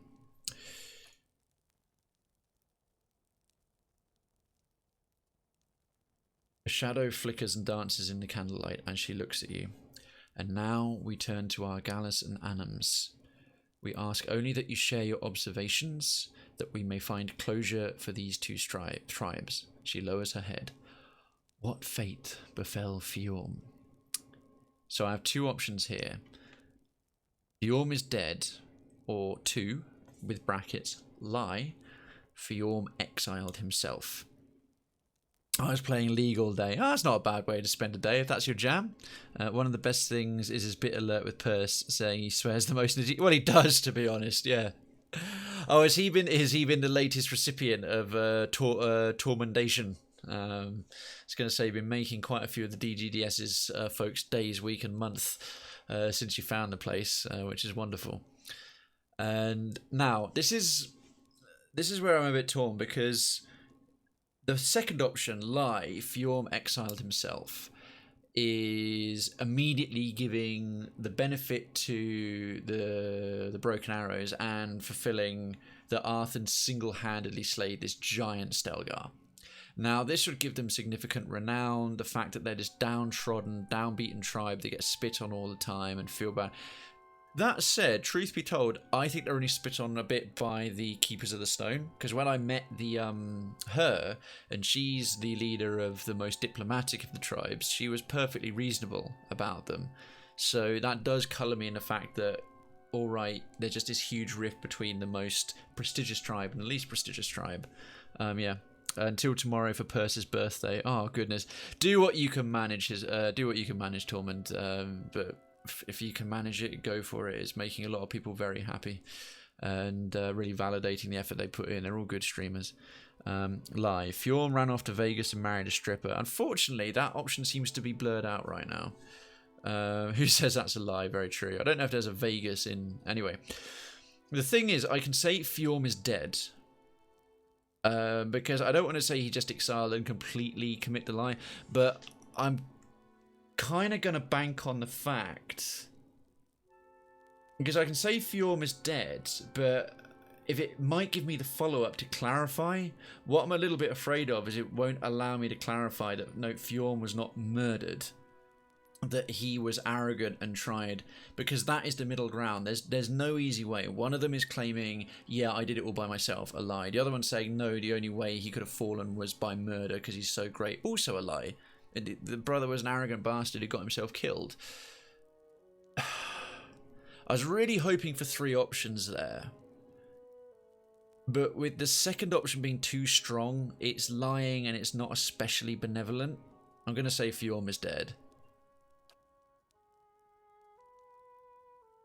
Not sure if I've asked this. Does this game have a skill system? Like, what are the odds they catch you in a lie? In terms of the odds they catch you in a lie, like, is it, oh, like, you mean like a speechcraft level? Like, no, it's not. It's not that. You don't have points in every skill, or dialogue skills there aren't. Dialogue is purely roleplay choices, so it's much more true to a pen and paper roleplay in that level. Something like the Elder Scrolls, where everything you do is a pure gameplay check and every single range of skills you have has a level, it would have that. But no, the dialogue is pure roleplay and the skills are all tied to combat, with the exception that certain skill levels in certain traits and attributes and abilities sometimes have dialogue options. So you can have a few dialogue options, and then if you have a particularly high level of lore, or you have a particularly high score in might or dexterity, it gives you certain options to do things in particular scenarios. So your skills count in dialogue, but as a check against certain additional options. They don't ever count towards whether you can click an option or not. If you don't have a high enough skill for a skill check, it's just in red,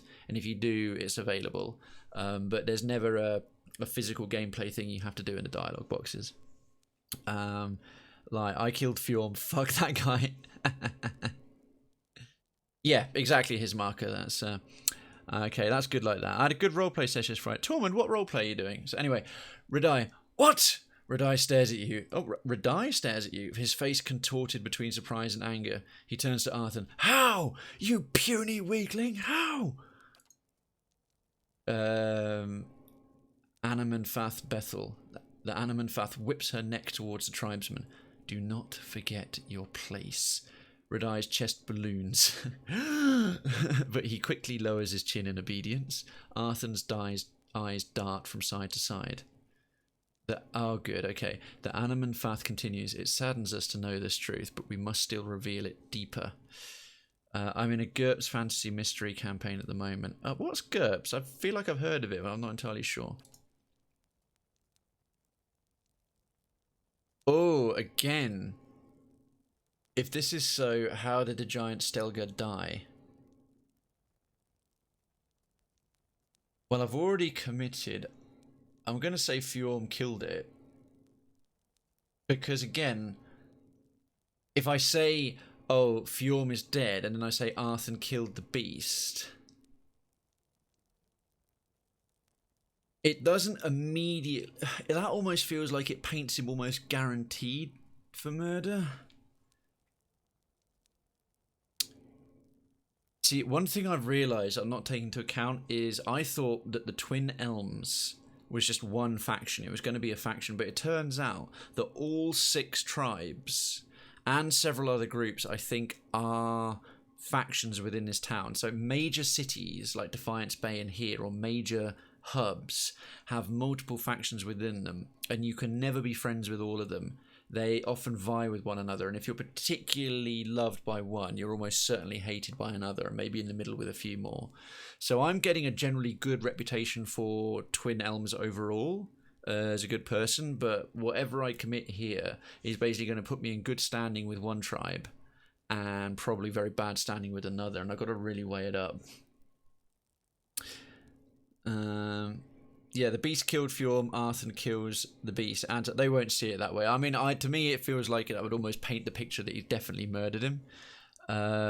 Generic universal roleplay system. I'm sort of a socialist alcoholic illusionist. That sounds fun. Gaston killed the beast. God damn it. Fucking Gaston is always...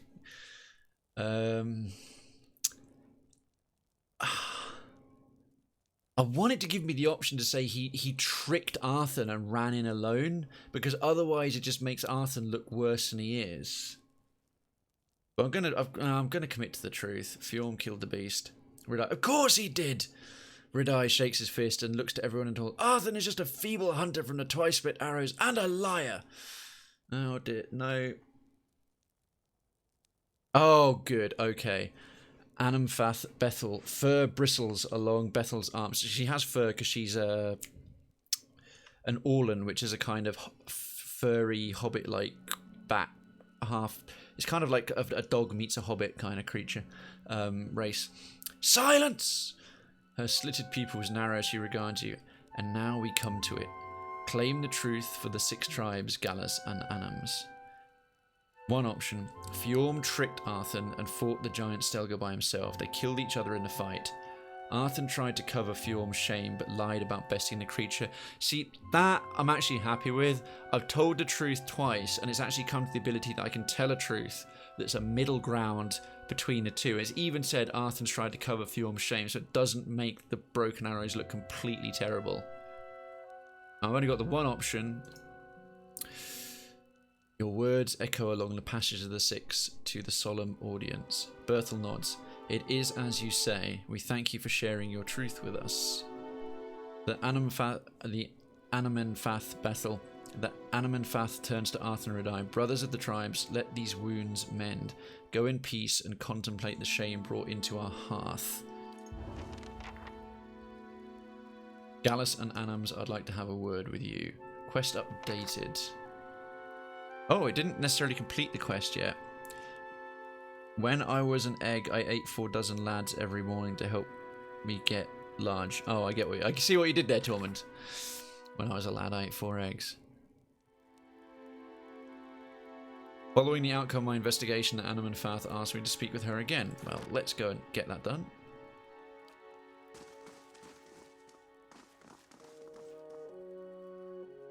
She turns back to you. A shame upon both tribes is not what I would have wanted.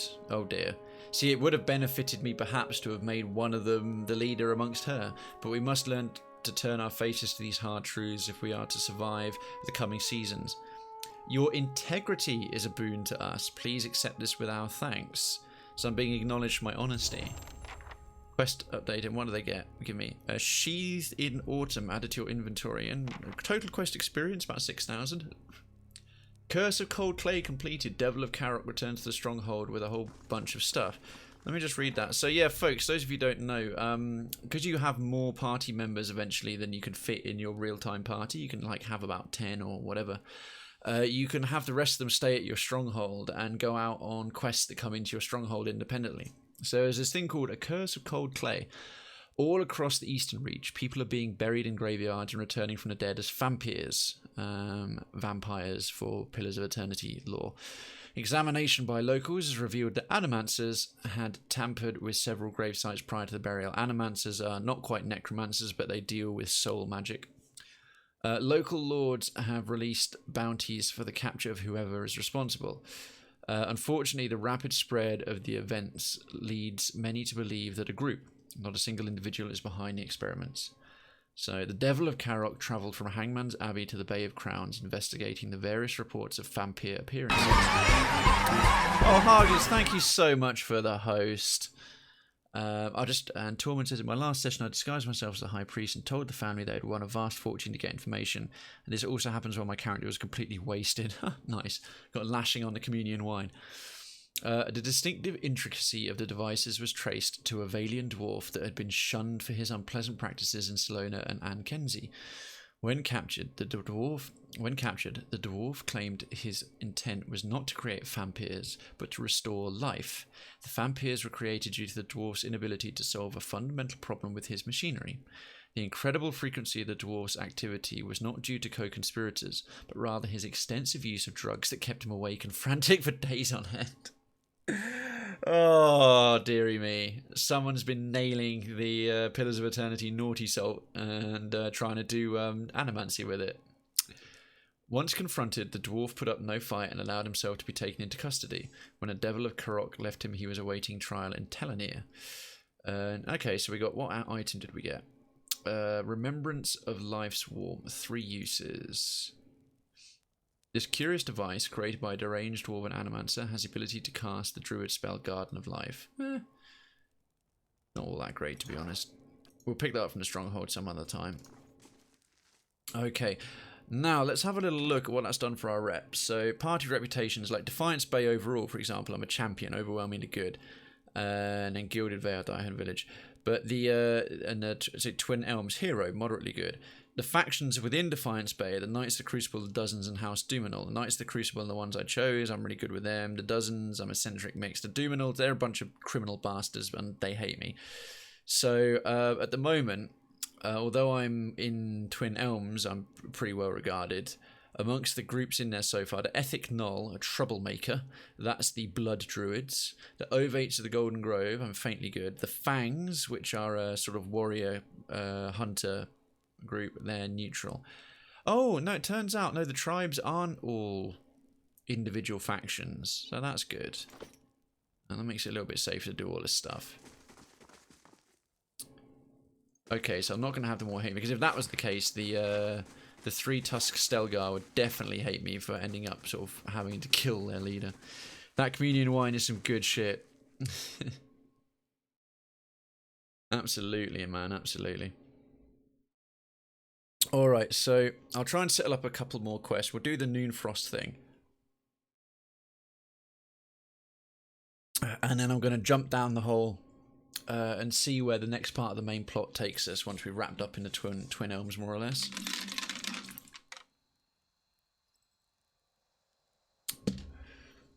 Do that part of the plot, and then I might try it if we get enough done and there's a space to move on. Start Summer White March Part 2. So Hunter Brother is dealt with. He got his better half. The one that got away. No. Champion of Brath. No, not yet. Prison of Ice. Servant of Death. Oh yes. 2 people who've lived far too long. So now this is going to bother basically the leaders of 2 factions. The leader of the Golden Grove, the Druids of the Golden Grove, who kind of like me a bit at the moment. She keeps prolonging her life with these weird remedies.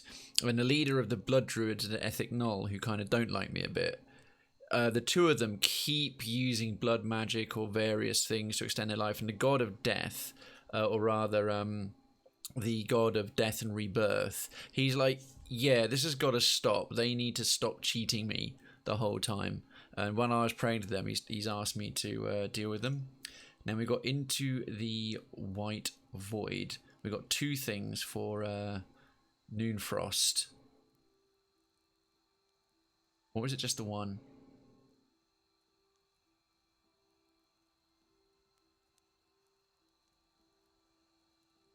Yeah, Prison of Ice. So enter Noon Frost. I've got to do something for the Fangs. And also, yeah, so I've got 2 things there. But we'll take care of this Servant of Death thing first. So one of them is in...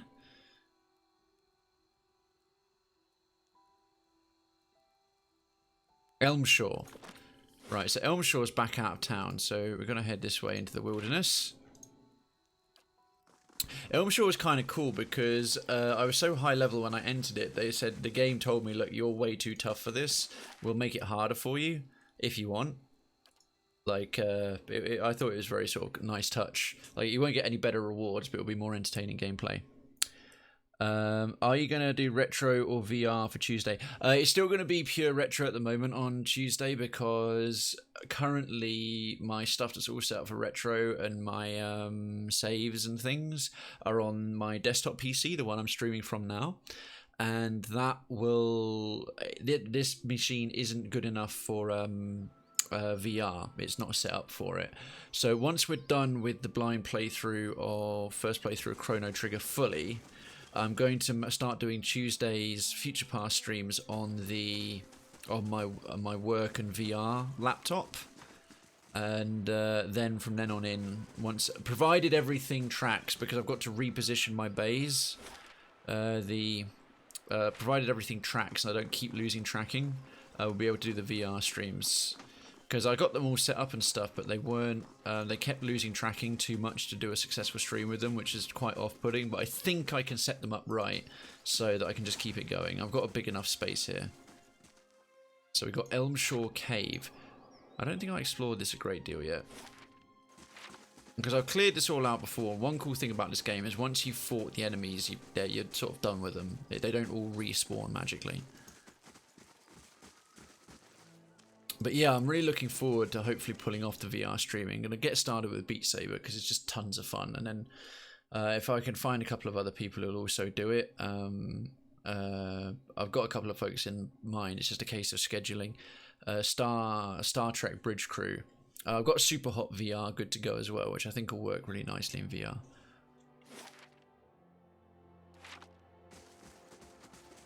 I think I'd checked this out for the most part before. Yeah. That was it. There was a giant bear in here that I had to kill. Alright, so we're going to have to just go on the run around and have a bit of a hunt for, this druid lady. High ovate something something.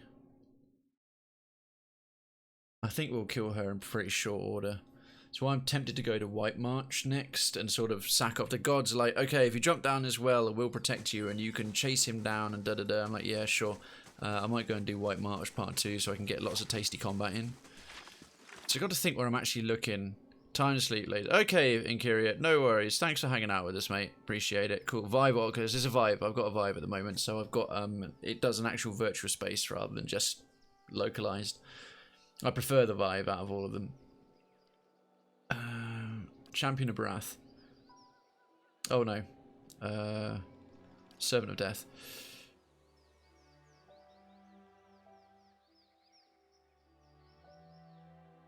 High Ovate Arona often ventures to the Elm Shore. It doesn't say where. Right, at this point I'm going to turn on fast mode and start running around a lot more energetically.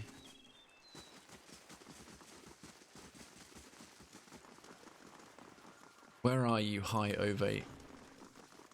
So-and-so.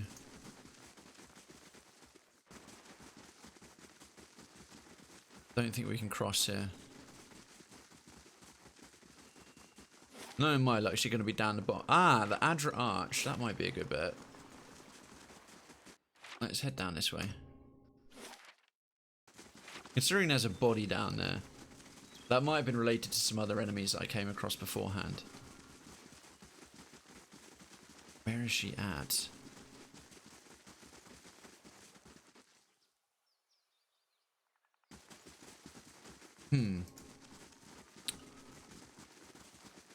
Okay, no luck so far. We will find her. We're in the right place. This is definitely Elmshore.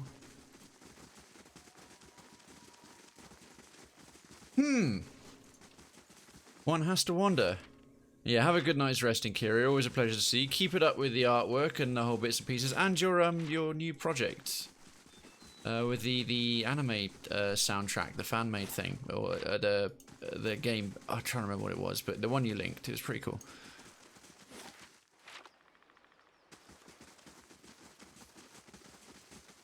All right, so really not around much of. Is that a step down? It looks like an archway down inside here. That definitely looks like a set of stairs going into the Adra. I mean, she could be here, but...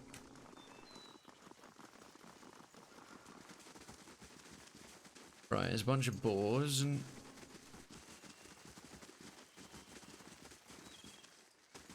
Oh, what the hell? She isn't anywhere. What am I missing? And the two lies the two figures from Barath's vision. The god of death and rebirth showed me a vision of an elven woman and a dwarven man stopped on the road. My touch slew them and only then was able to continue along the path. I think this is the god's way of telling me these two individuals have cheated death for too long. Ending their lives and no doubt please Barath. The elven woman was a strangely tree-like in a vision. She mentioned a place called the Golden Grove. The druids of the Golden Grove tell me that High Ovate Arona often ventures to Elmshire in search of remedies to prolong her life. Did I come here too soon, or do I have to speak to the druids in the Golden Grove? Oh, what's this? I hadn't been on this island yet, and that looks distinctly like a Golden Grove. I have been on that island, but no one was there last time. It's got to be this, by default. the Golden Grove, and it's got some symbolized doodad on it. Let's turn off fast mode. Okay, we found it. Sorry, this piece of crap chair is constantly sinking. Hello. She looks pleased to see us. Hi, Ovata Rona. An elf stands on a dais in the middle of a clearing. The ground is blanketed with leaves in various shades of russet and gold. Her eyes are closed and her arms folded in front of her. A curtain of autumnal yellow hair hangs in front of her face. As you draw near, she lifts her chin and looks at you with shifting hazel eyes. Ooh, only 5-6 more. Yeah, it's a little ways to go. That's why I need it. But Greetings, Estremor. You are among the Ovates of the Golden Grove. they brighten from dull brown to vivid green. Oh, she got multicolored eyes. Her voice is as soft as a breeze sighing through the trees. That rhymes. Well, I can see. I've got 4 options here. Number 1. Barath sent me to end your life. It has continued for too long. 2. And you are? 3. I'd like to know more about the Ovates of the Golden Grove. And 4. I must take my leave. So I would say, and you are? I, Ovate. Oh, she's voiced. An ancient elm among poles and saplings. We have taken root in the same soil, and the others grow in my shade. Arrogant Their bitch. roots nourish my soil. My branches give them shelter. Together, we grow. Look at the way she's saying that. An ancient elm amongst poles and saplings. Yeah, she's very proud of the fact she's been here a long time. We've taken root in the... So she overshadows all of them and they grow in my shade. Their roots nourish my soil. So that very much implies she's taking life from them. And my branches give them shelter. And oh, you're benefiting from me. I'll just draw your life force to keep extending my life. Together we grow. Yeah, you don't grow old, just they do. Do you know why some people are voiced and others are not? Budgetary reasons mainly. There are plenty of characters who are voiced in this who don't end up having major roles. But I think it's potentially some of them do. But anyone who's got is of a reasonably level of interest that you're guaranteed to interact with often has it. I think in Pillars 2 just about everyone is voiced. But yeah, the fact that she's voiced implies that I'm surprised it would be a character that you'd have more than one interaction with, but I've had others where you meet them and they do talk and then you have to kill them anyway. Or I've had to end up killing them. I don't think you necessarily have to kill anyone, and very few people in this game if you do a pacifist or near to pacifist run. Anyway. And see, like some lines, they aren't voiced. Like, your essence churns like an eddy in the stream, Estremor. Speak the question on your soul. Well, I'd like to... I'm just going to hear what she has to say, because I want to get more of a measure of what she's like as a person. I'd like to know more about the Ovates of the Golden Grove. Like the leaves of a tree, we are many sharing one source, one purpose. Living or dying, we nourish one another. The truths of the soul and of the body are written on every blade of grass and sung by every creature under the sun. God, this is like listening to Deepak Chopra. And sing them back. Oh man, it's like some new age hippie talking. I'm really getting put off by you, lady. Ours is not the song of the gods, but of Weretha. This is why many of our number study the discourse of herbs and inhabit the skin of beasts. You're druids. Are you familiar with the ethic knoll? A wrinkle of distaste curls her lip. A swarm of maggots on a dead songbird. Worms hollowing a mighty spruce. They celebrate the withering of life rather than its budding. They seize strength from others instead of accepting what Weretha freely gives. And you don't, with the way you prolong your life? Her eyes dim to a blackish brown. They take pride in their independence from the gods, yet their leaders demand an even greater sacrifice, death for life, strength from the spent essence of their petitioners. The ethic knoll offer another kind of servitude, the one to kith whose souls have long since rotted. That's interesting. I can follow up with that. I wouldn't really know. Option number 2, the ethic knoll should save lives, not end them. 3, they merely see the world the way it is and not the way they want it to be. 4, don't be naive if they find power that way, why not?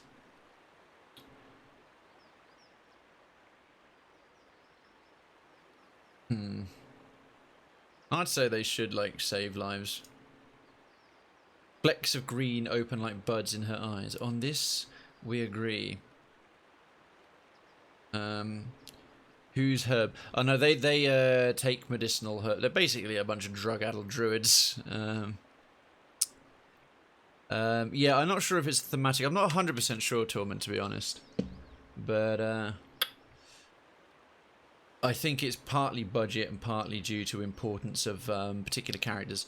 So, speak plainly, would you? She gives you a mischievous half grin while her eyes fade to grey. The words on my lips are the language of the stream cleaving stones and the wind guiding seeds. If you do not understand, it's because the tongues of kith have deafened. Yeah, you know what? I'm kind of done with you. Barath has sent me to end your life. It has continued for too long. Is that clear enough for you? And turned your turbulent passions against me, no doubt. Uh-huh. What is a god that his voice should carry so far? And what are you that you should so eagerly obey? Oh, interesting. The gods only have dominion over what we seed, and you would seed matters of life. Oh, sorry, and I'm so bad at reading it. The gods only have dominion over what we seed. And, well, no, they literally run the... Normally, if this is the real world, I'd completely agree, more so. But there's definite living gods that you can directly communicate with in this world, and they kind of control life and death. They have a wheel and they spin souls around, and it's all you lot cocking with it that are making everything go wrong.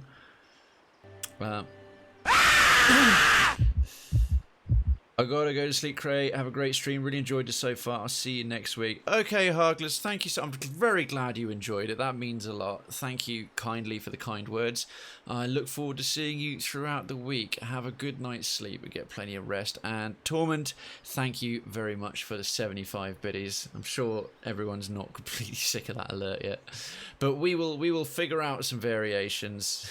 No worries. It's okay. Thank you for the 75 all the same. Okay. It's that or trust your neighbours. If you had my neighbours, you might think twice about that. It's see things to the gods or trust your neighbours. Let's see. 1. I like this. I've got some options. Are you any different? You've extended your life beyond its natural span. Higher. Through work and wisdom, the greater the tree, the more fruit it may yield. Ha! She nods at the ovates gathered in the clearing. They are vines climbing an ancient elm into the sunlight. My growth sustains them.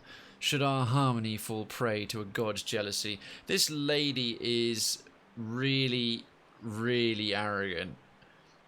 Also, yes, exactly. As a general good tip all around, no matter how... Obviously, I set that alert up for people to have some fun. And always be grateful for everyone who's giving every last little bit of support to the channel, because it all counts and it all helps, so thank you. God, she's so obnoxious. And where exactly would she lead them? She's blind to the limits of her own wisdom. See, they're talking about a skill check. Unfortunately, I've got a resolve 15 that I don't meet, because the skill checks are based only on your main character. So I've got other people in the party who've got resolve above 15.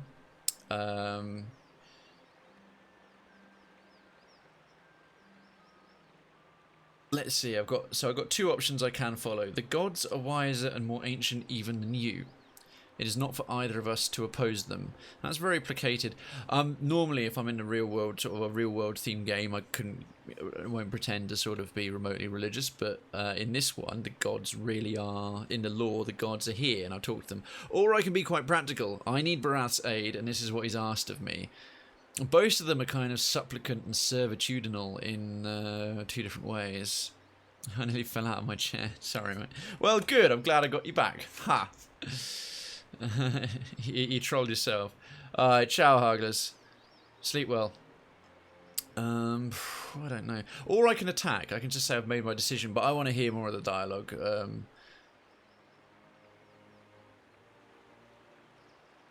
It's not a tit for tat, but yeah, they are wiser and more ancient than you, and it's not for you to try and stand up to them. She shakes her head. It's a shame we could not come to an accord. End dialogue. Right, let's have a ruck.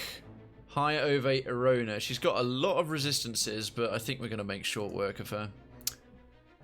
And what are these two? Ovate's Guard, Ovate's Guard. Right. We're going to open things up with an Interdiction. Now, I can do a high chance of casting an Interrupt with the Grieving Mother. Which is it? Yeah, Mind Lance. Impales a target with a lance of pure force, inflicting a major pierce damage to anyone in a line of attack. Right, that's kind of tricky. I'll have to have a dare. Actually, he could do a charge on High Ovate Arona. Ah, no, we've got 3 meleeers. He can charge this guard. Krayven can go against this one, generate some wounds. And Pallegina can actually... you know what? No, Pallegina can take on the other melee. Let's have a magic duel. Aloth, you are going to open up with actually exposed vulnerabilities on all of them, more or less. And the Grieving Mother, Prestidigitator's missiles to start. Just get it done. Okay. Oh, we've got a couple of us stunned already. So she's still running. Flames Devotion there. Yeah. Oh, we've got another Ovate I forgot about. How long are they stunned for? Oh, it's Psychic Backlash. Right, the Grieving Mother can run forward to here. And now she's got a direct line. Oh, they're doing fatigue damage. I'm not used to our party getting hurt by this kind of crap. Where is she at? Let's do a straight up Mind Lance. Right there. There's no one to get in the way now. That nailed her good and hard. Didn't interrupt. She's down to 10 though, so she's going to have to just start shooting. What's hitting our fatigue so badly though? Let's see. No, just keep hitting. Right, we've got 2 of them in melee against Adair. That's perfect. He can activate Vigorous Defense. Durance is... Ooh, Durance is in bad shape. He needs to move. He's still on fire. Despondent Blows. Put it on those 2. Aloth. Aloth, my boy. Can you do a Fetid Caress on her, please? Right, and Pallegina. Sworn Enemy. Start doing some more damage over there. Adair. Oh, Terrified. Right. That's probably going to be missing quite a few hits there. But she's stunned for a bit, which is nice. Oh, 36. We could dominate... They're attacking one another. Let's dominate the other Ovate. Aloth is now invisible. He's got... Oh, he's still not done a Fetid Caress. Try again. Do it there. Excellent. We control this one now. Go and beat her up now she's paralyzed. And Durance, Second Wind. Krayven, you're generating lots of wounds. That's good.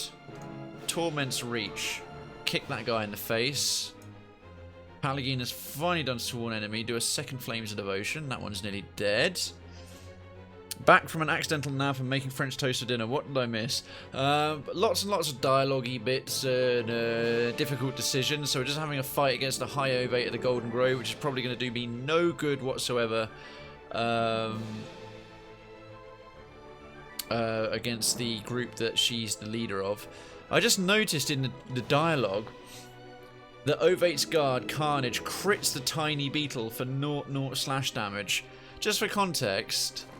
That is Krayven's current pet, the tiny beetle. I didn't realise they could be hit Ovate's guard interrupted tiny beetle.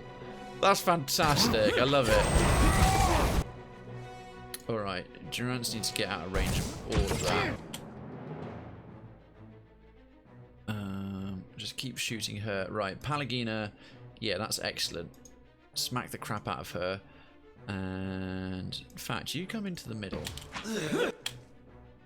Yeah, hit her. No, come to there. Krayven, go and beat her up.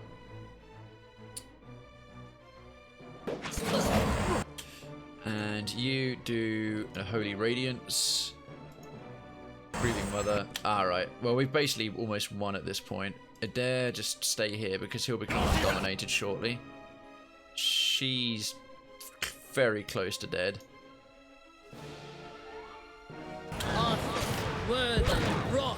Yeah, bam, done.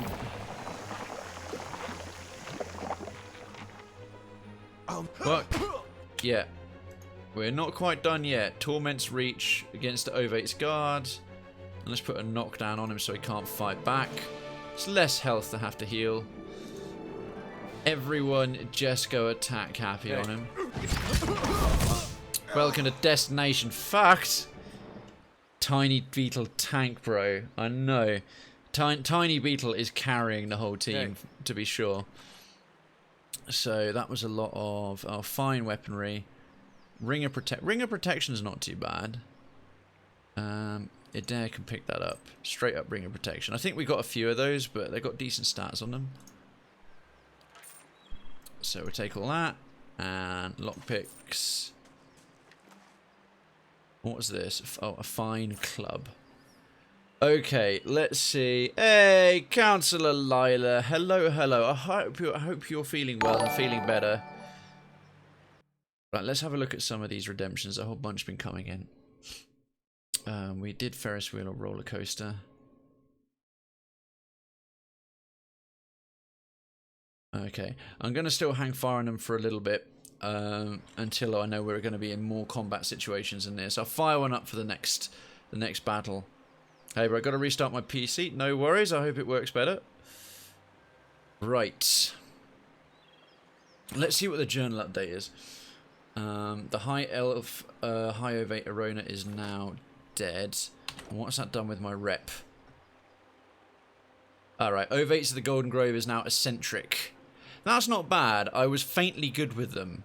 I was like friendly with them. Brackets faintly good. I'm now faintly mixed.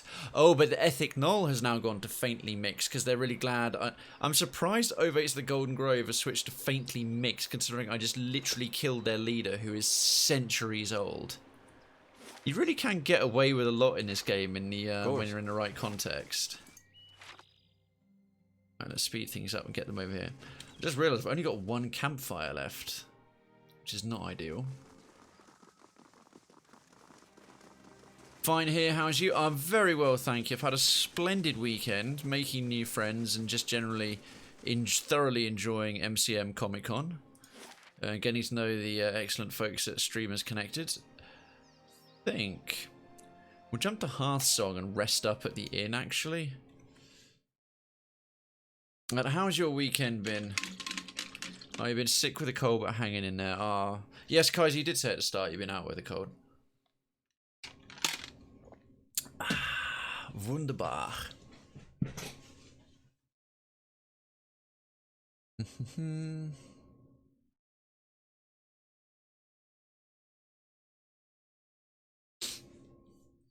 I have to admit, I have far fewer qualms about these druids of the Ethic Null. They're pretty hardcore. I mean, they got kicked out of the White March for just being like too ridiculous. So where's the inn? Yeah, Celestial Sapling. That's where I want to go first.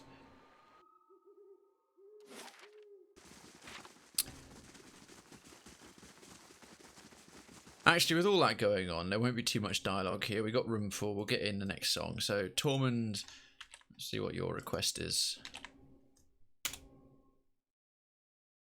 Oh, Flanders and Swan.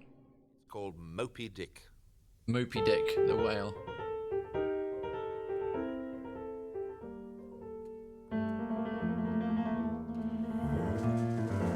Flanders and Swan are very good.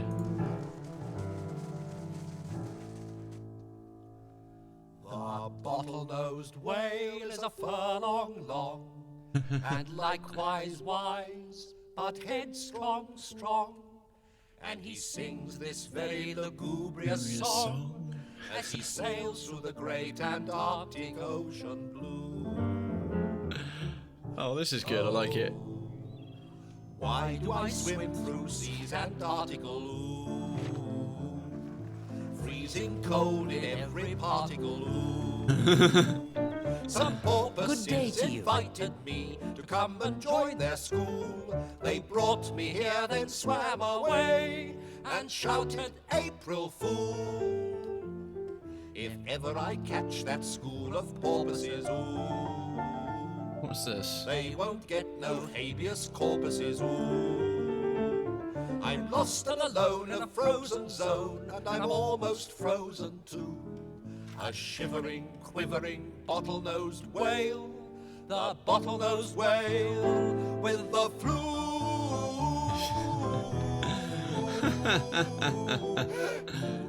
Ooh, ooh, chew. Oh, I used to play like a gay Leviathan, squirting up jets like a soda siphon. Ooh. It's very good. Now every time I try to lift my hanky to my nose, a great harpoon goes whistling by to a shout of "There she blows!" I like my oceans equatorial,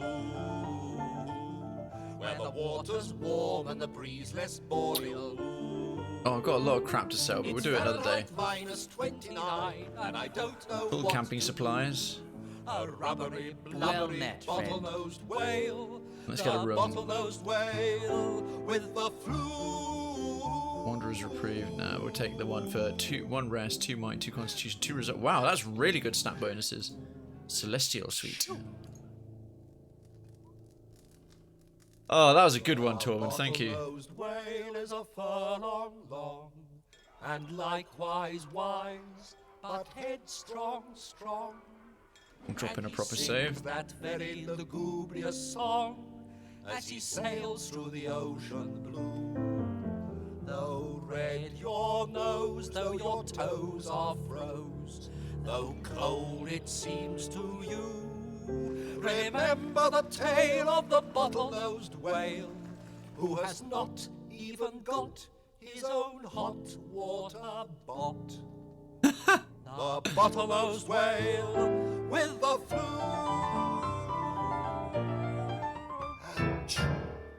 That was very good. Thank you, Tormund. Just thought I'd bring some happiness to murder. I'm all good. I hope you feel better soon from Lila. It is an interesting song, Kaiser. Friends got me into a guild that raids World of Warcraft. We just got the last boss down. Everyone's all happy, so there's that. Woo! I'm so new to WoW. It's the very definition of new, but I did my job. You're already on endgame boss raiding. I think you're beyond the point of noobing, Lila. So well done. And I have to admit, I think back to WoW with generally fond memories. I played with a lot of IRL friends and the vanilla days and Burning Crusade, and to an extent some of the stuff we did in Wrath of the Lich King. I personally enjoyed Wrath of the Lich King the most, and the Zul'Gurub runs in vanilla, the 20-man runs back then. Happy days, especially the Friday night Zul'Gurub runs. We used to do them drunk, and we'd still like kill Jindo the Hexar and stuff like that. Oh god, I still got to turn off that DDS 9 alert. It's finished now. Used to raid all the time in FF14, but WoW, oh yeah, but WoW is completely different. I'm so old. I started playing WoW when it came out, and I was pregnant with my son. He's 13. Oh god, he'd be one playing WoW now. Yeah, I'm feeling a little old. I started in WoW in my first year of university. So yeah, I kind of hear you there, Naomi. I must admit.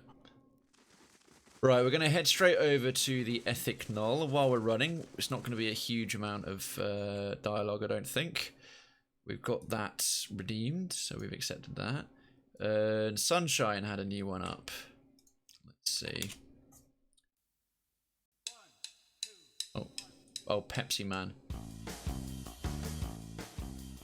The original Pepsi Man Thieves. This is a big part of DGDS. Pepsi Man!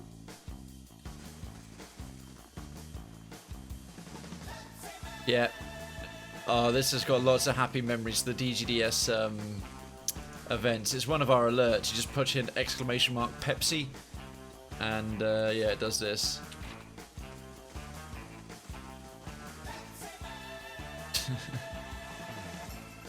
Okay, so, oh no, it's Vanilla WoW Retro. Nearly. WoW Vanilla started 2004. One more year, it would technically be considered retro. 15 years or more is the kind of basic rule.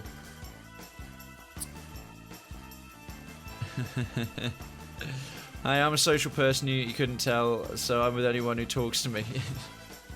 Though I'm not getting back into WoW, that's one thing I'm not doing again. I spent a lot of time on it, and I'm done with it now. Right, I know where he's at. He's up here in the blood sacrifice chamber, of course.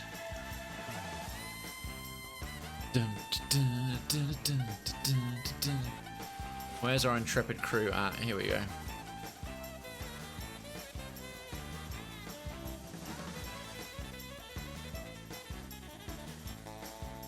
This is going to go poorly because I don't think that this lot here, like that one was just the local high ovates of the Golden Grove in a separate area.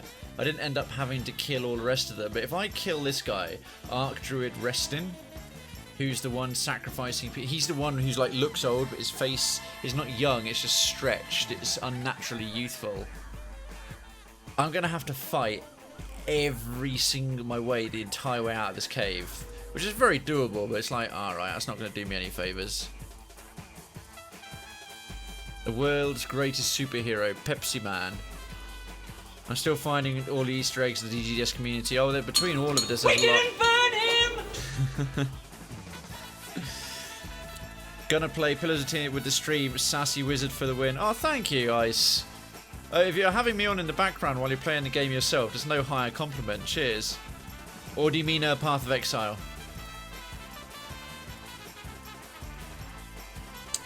Right then. Let's see what happens. Alright, Archdruid Restan.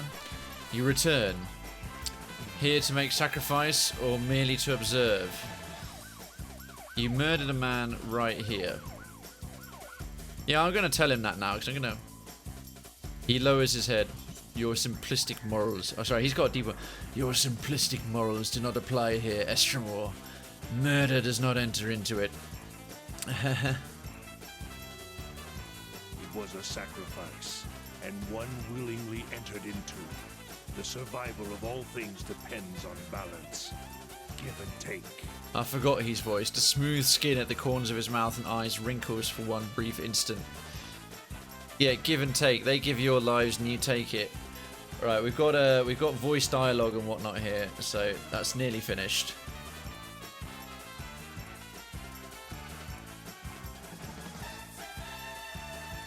I didn't realise this is a PlayStation thing. Okay. So that was Pepsi Man. Oh Christ, my Pepsi Man, the perfect battle theme. It potentially. Are we the baddies? Oh, so Sunshine, thank you so much for the 2 biddies. That's very kind of you. Right, continue. This principle lies at the heart of all power. Expending something of value releases energy. Energy that can be channeled by those who know how. He tilts his head toward you. All Kith, whether or not they care to admit it, practice this. We take the yield of the land and the flesh of beasts to live, and we give our blood and sweat to propagate the things we desire. Let's see. One, according to Barath, you haven't done much giving, Restin. 2, I can see what you mean. 3, that sounds brutal. Or 4, just attack. I won't let you continue these vile sacrifices. I have to admit, I won't attack him just because of the rituals they're doing, because they aren't murders, that all these supplicants are going voluntarily. So I'm going to say that sounds brutal. He gives you a reproachful croak. The world is brutal. Nothing is gained by closing one's eyes against it. Better to recognize these realities, that they might better serve you. Yeah, it seems to be a bit about serving yourself there, dude. You might want to lower the sound on that coin alert. Yeah, you're right. It's because I had my headphones up louder so I could hear certain things. Oh, you're playing Darkest Dungeon. Oh, good taste. I've yet to give Path of Exile a try. I mean, sometime, but I'm rather burnt on Diablo-like games. Fair point. In fact, I'm going to do that now. It's been on my plans to do it for quite some time. Where's my alert box? Oh, Angel Queen, hello! It is delightful to see you. Thank you so much for the host. And how are you? I hope you're doing a lot better. I meant to try and drop you a message just to say hi on the weekend, but I ended up going to Comic-Con on both days as I got a free ticket for the second day. So it's delightful. If you're just lurking in the background, no worries. Thank you so much for the hope support and much love. I hope you're doing okay, or certainly doing better. So where was my bits? Yeah, I'm going to lower the volume on the coin variation a little bit.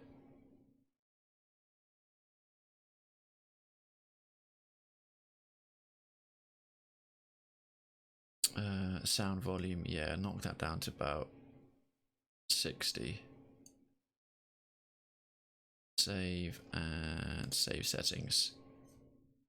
It's okay, mate. Just lurking. Cool. Thank you, Resident Angel Queen. Really appreciate the lurk support. That is very, very cool of you. Right. Back to the action. Yep. Continue. I invite you to explore our halls and speak with our supplicants. One can learn much by observing the sacrifices others are willing to make for a greater purpose. Perhaps you will even consider making a sacrifice of your own. He's on the make, isn't he? He opens one hand towards you. The creases and nails are darkened and brown. Not all of our sacrifices are written in blood, but the most powerful are. Restin's eerily smooth face is motionless as he watches you. Right. Barath believes it's time you paid your dues. We're stuck on the stairs. Restin grunts. Then he can descend from his mighty pantheon and tell me himself. Interesting. I can either say forget it or just attack. Actually, that's why I'm here, but this means that I think the whole lot will attack me. Of course, the moment I turn the game on, my cat demands attention. Slap the git. I mean, he's got a point. Like, if he wants to, he can descend and tell you himself, but I'm supposed to be... No, I don't like these guys. They're basically just necromancers in all but name. Not necromancers, they're just leeches. Literally. This guy literally is. He just uses blood. Actually, that's why I'm here. Since when do the gods send mortals to collect? You're much too talkative to be the usher. Oh. This is the trouble with deities. They meddle in a world that they don't even inhabit. I hope they've promised you something better for your next life. Uh-huh. Yep. They've all gone hostile. Right. Well, we'll be... It's fight time. As it's fight time, let's get on the next song from his marker. I hope this is going to be good battle music, Citizen His Marker. So... And then after we've got one remaining, and then I'm going to just again take a small break from the song redemptions. Frank Zappa, we're turning again. Okay. Turn, we're turning again. Alright. This is curious battle music for going up against a bunch of blood druids, but we'll give it a try. They took a whole bunch of acid so they could see where it's at. It's over there, over there. What the fuck? Perfect battle music. I had my cat take my glasses off early today. Odd experience. That is very kind of odd. That's cool. They look very good. Right. Never ever worry. They were always Run over there. And then you charge. Durance, get up to here. And Pallegina over to here. Right, that's better. Let's do some despondent blows first. We got that, right, and we successfully dominated a chanter. So the grieving mother can cant the stairs a bit. That's better. Krayven's got the stairs. Aloth. Cook the Earth Blight. And Pallegina, come and flank matey boy here. You put him on his ass. What's his resistance? 10 plus resistance to being prone, but let's try. Drug-crazed youth discovered vagrancy as a way of life. They were mellow, they were yellow, they were wearing smelly And we'll do, right, we got Sworn Enemy. Oh, that little bugger's coming up the stairs. Right, we need Pallegina. Never mind that. Come and put it over there on him. Right, and then... Oh, that one's dead already. That was a super powerful combo. Right, he's prone. And those two are busy attacking their chanter buddy. Krayven. Do a pummel. A pummel. What the fuck? Love it. And we'll have Prestigitators missiles, topping that up. This is music. I love this stream. Oh, thank you, Ice Guys. Interesting character creation music. I know. This would suit as character creation music.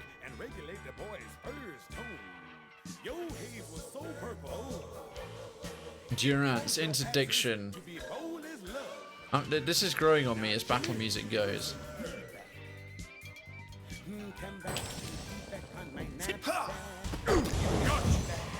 Right, that's that one. Injured, flanks. Barbs of condemnation on him. Aloth, do something useful, get down here. Krayven, do... you haven't got any wounds yet. Just keep kicking his ass. Grieving Mother. Shoot him so he gets some more focus. Okay. Yes. Oh, Pallegina, do something helpful. Flames of Devotion, right there. How's he stunned? That's annoying. For how long? 3.3. Okay, now then. Betted Caress right about now. There. Paralyze the Chanter. And Grieving Mother, you can dominate another one. Dominate this one. Leave Aloth alone. Leave Aloth alone.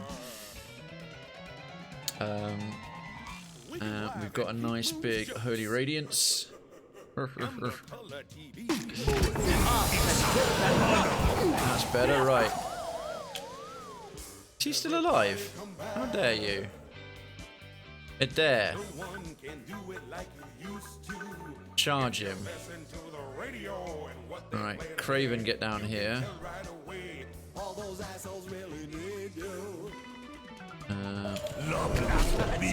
Right, that's him down.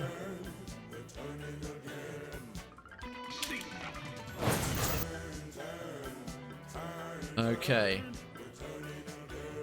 Kick his ass with a Force of Anger, Torment's Reach. He's still dominated for another 13.5 seconds, so the Grieving Mother... Right, you can just auto-attack that stuff. You two meleeers, get ready for when he wakes up. Get around to here. Oh, they're both awake. Alright.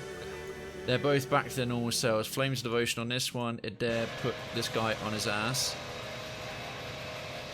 Oh. Excellent. And we're still in the fight, so we will just take care of Tormund's last request. And we'll be...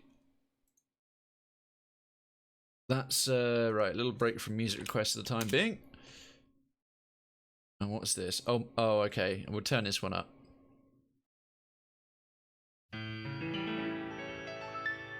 There are Jews in the I love this song. There are Buddhists. There are Hindus and Mormons, and then there are those who follow Muhammad. But I've never been one of them. Time to loot the bodies. I'm a Roman Catholic.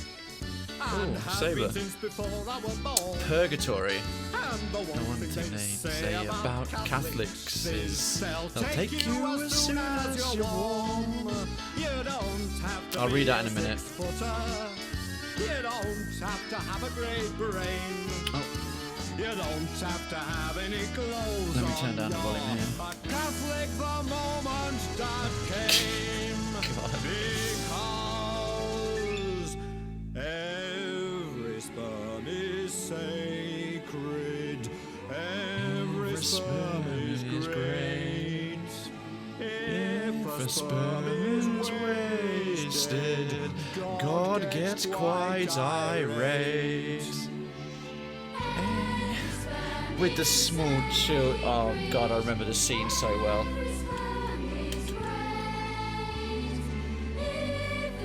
Oh yeah, they're all hostile to us now. This entire cave is hostile. Right. Ethic null, scoundrel, extremely bad, right? They hate me. They absolutely hate me.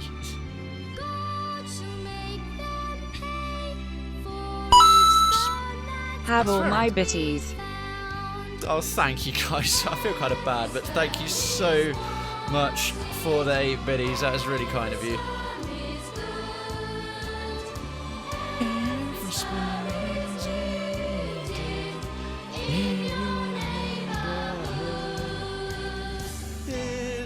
Oh, here he comes.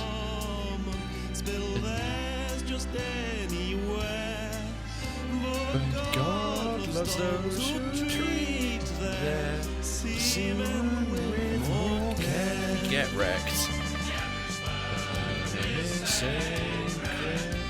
Every sperm is great.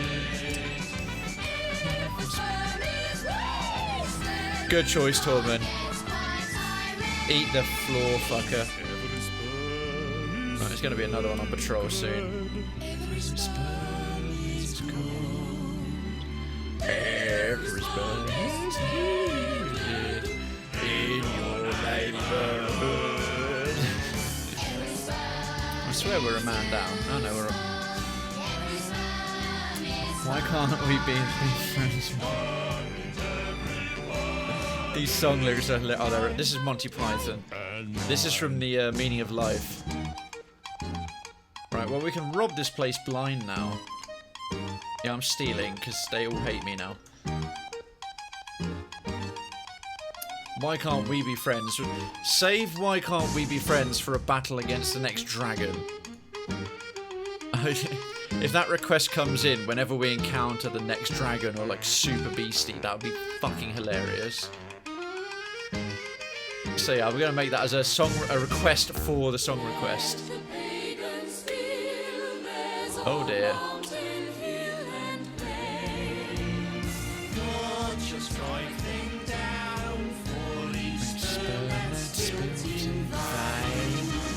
Actually, he's a fire god, like, he can go up against the flame blight. I'm getting well into this. In your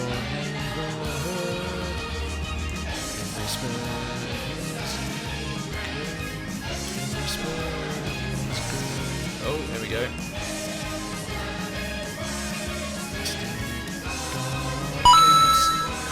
You can't spell happiness without ha, and also the other part. So true, his marker. That was fantastic. Thank you, Torment. Alright, who's requested? Thank you so much to the 2 biddies, his marker. And that next request, we're gonna do some more. We're just gonna head back and take a back to life, back to reality for a second, or back to normality. Oh, probably should carry on having half my other ones get into the fight. Right, Barbs of Condemnation there. Grieving Mother, Prestigitators, Missiles there, and Aloth. Do something useful, mate. Expose vulnerabilities. Oh, Adair, if you felt like knocking the keeper on his ass any second now, that would be good. Sworn enemy there. Got you some more battle music. Oh. Are they prone for that whole time? Alright, fair enough. It's battle music. If it's battle music... Very well. We shall accept the battle. Oh, what's gone on with stream labels? Stream labels is being special. Damn it. I have to open it back up. There we go. Right, battle music. Battle. Oh, Joe's hitting the jug. Go on then. This'll work. Can you stop getting hit by lightning, you stupid bin? Yeah, that's better, right. This'll work. Expose vulnerabilities there instead. And let's have some despondent blows over there. Oh, one of them just transformed into a Minotaur. Oh, no wonder it's good we kill them. Fecker. Do some crush damage on you. Palagina, can you fight harder, please? You're... Oh, wood skin, right. Oh, let's... Deprive the unworthy.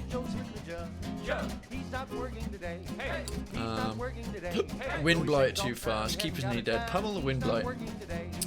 And that's getting cast. Grieving mother, can you help? Let's put a pain link. Where is it?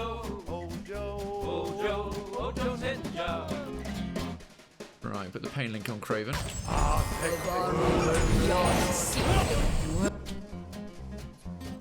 Barely injured, near death, right, Adair. Vigorous defense. And let's have a fetid caress. You two need to run out of it, like right now, that's better. Prestidigitator's missiles and barbs of condemnation. On there, Krayven, get back, kill this guy off. That one's dead.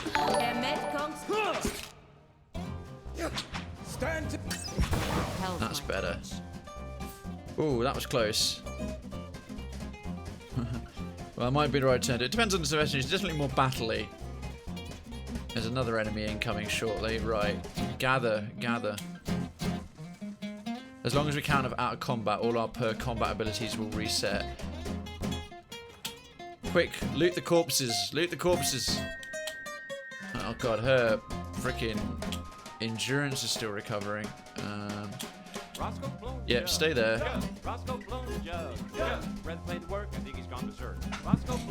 Stupid shit. Alright then. He's not working today. Wouldn't trust with your life, or you should know why. He's not working today. Put that in the stash. Oh, is there anything we can steal here now?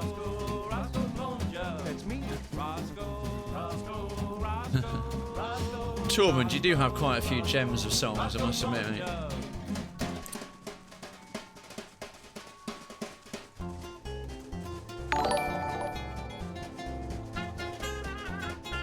This is more battle-y. Well, we've got a few fights coming up, so okay, and it's not like you're lacking for creds at the moment.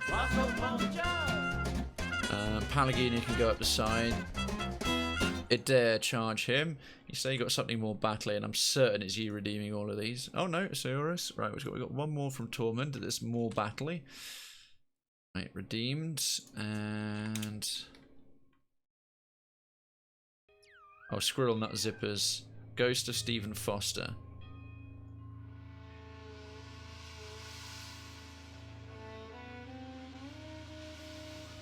Okay.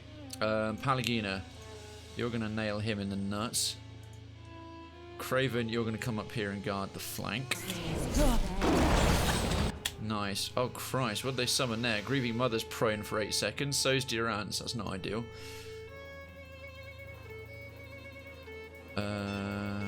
We got any... Oh, yeah, there's a patrol coming in up the back there. Right, Krayven, go kick his ass. Aloth. Expose vulnerabilities. Palagina's going to take the longest. Right, Palagina sworn enemy on this guy on the Chanter.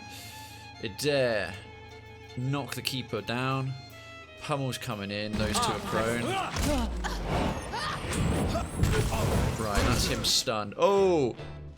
Oh, it suddenly got a bit more interesting. That's like most of the rest of them. The next one. I do have a pretty nice amount of cred. It gets more battling a little bit. Okay.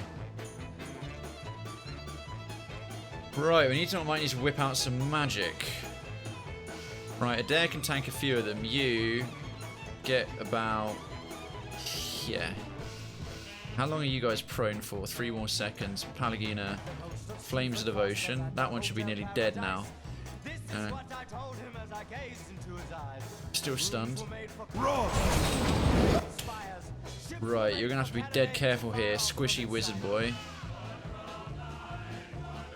Cast Fire. Fast. Right, that nailed a good chunk of them quite nicely. Can you summon your skeletons yet? Fetid Caress.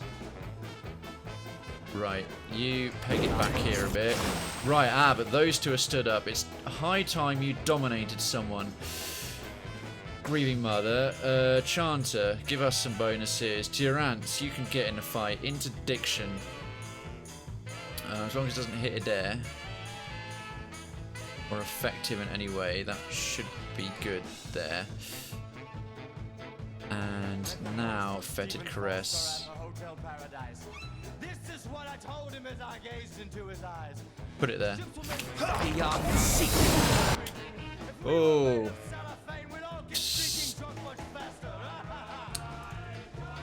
Alright, Krayven get back into it. That's made Adair sickened, unfortunately.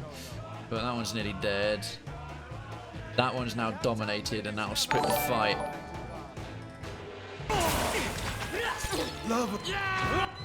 Okay, Krayven, go and pummel this jackass. Adair is definitely flanked. You're going to want to put up vigorous defense right about now, Sunshine. That one's badly injured. Face this way so you're not flanked as badly. That one's nearly dead. Grieving Mother, 20. What can you do with 20? Oh! Ban some foes, or Mind Blades might be fun. They bounce.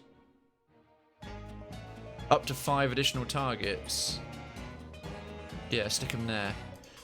Right, Durance.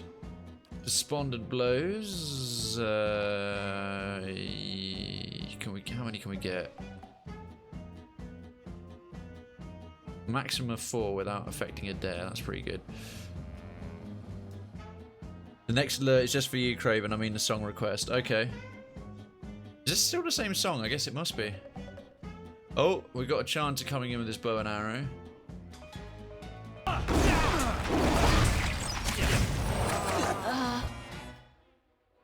Alright, one of them's dead finally. Palagina get into the fight. Right, what's the next one? Next one's from Saoris, and then we got your one after that, Torment. So Saoris, I hope this is some good battle music. Ah, it's from Darkest Dungeon. It's the camping music. Well, this is good sort of cave battle. It's more exploration, but... Oh, fuckers, they're healing themselves. Who's doing that? Who's doing that? How dare you be healing one another? Only I'm allowed to do that. Yeah, well, 2 can play at that game. We can cast Holy Radiance. They're getting all their endurance back. And Palagina do Deprive the Unworthy. Oh, it's because they're all standing in a freaking moon well. Grieving Mother. Start shooting one of them a lot more.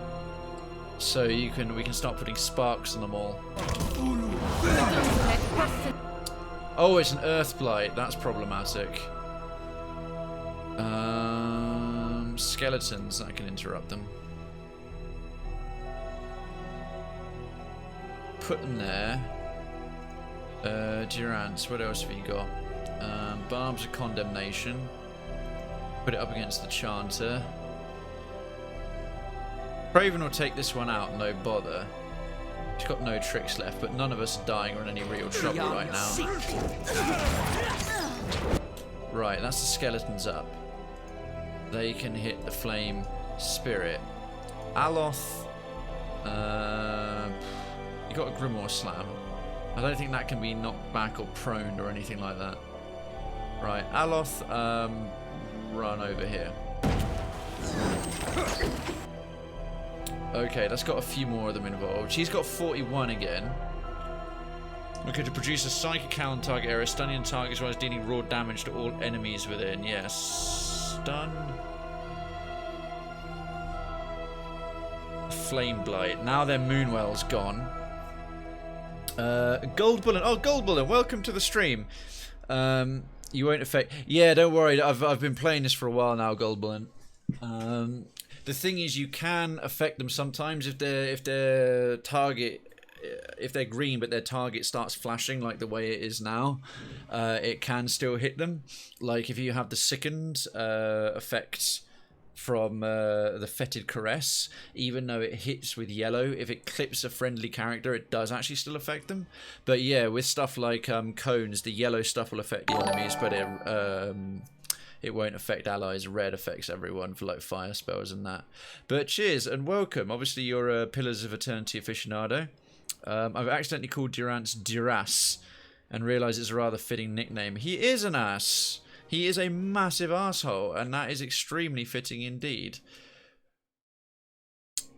Okay, we did that one. If it's battle music coming in, we'll do it. I'll check from here on out. So this one's supposedly battle music. Oh, okay. I might have to make a thing of no bitches are going to be accepted as song requests. Because otherwise people will just do that instead with their creds. But I'm a massive Iron Maiden fan, so this is permissible.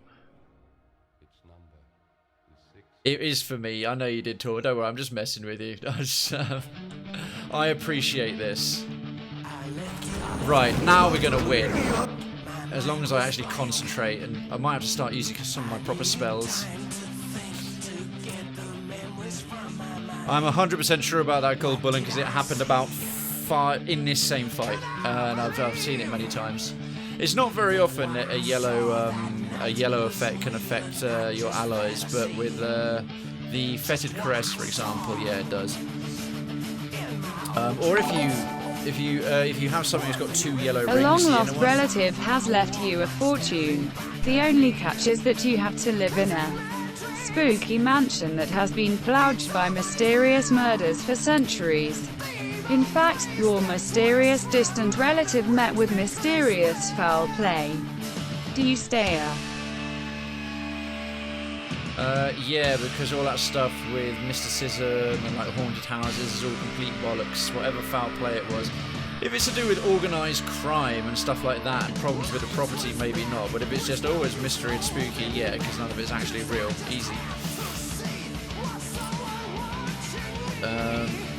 Yeah, I think some effects have got 2 yellow rings rather than a red and a yellow ring, so it could be that it's the inner yellow ring, so technically it counts, but in fact it would actually just be the internal red one. If I do another Fetid Caress, which I likely will, in the fights getting out of here, I'll hopefully be able to see if double check it, because I could be wrong. I've been doing this so long, I've been kind of become second nature. Where are we actually? Yeah, we've got some things we really need to deal with.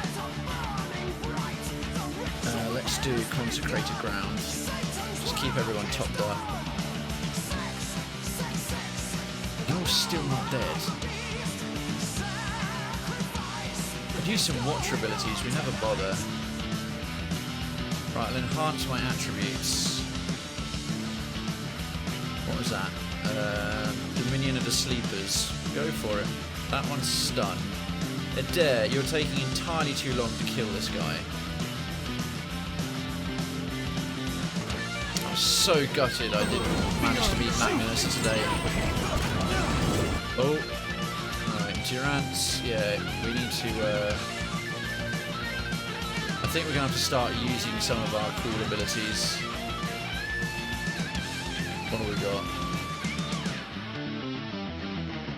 Triumph of the Crusaders. That could be good here.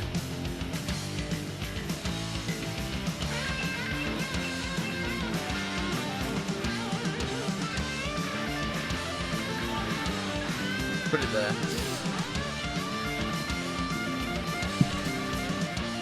Oh no, Tormund, that's I don't actually mean that. I don't expect any cheers unless you actively want to give them with no pressure. Same for subs, follows, or anything else. I won't ask for a single thing. Never have, never will. I can suggest it and go, you can if you want, but no, I'm not asking, I'm not about to start, mate, don't worry. Prestigitators missiles.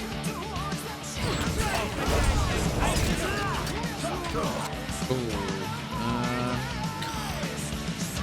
Krayven, you buffed yourself. Can you kick this idiot's ass, please? Let's get some of our figurines out. Stick it there. Why didn't that work?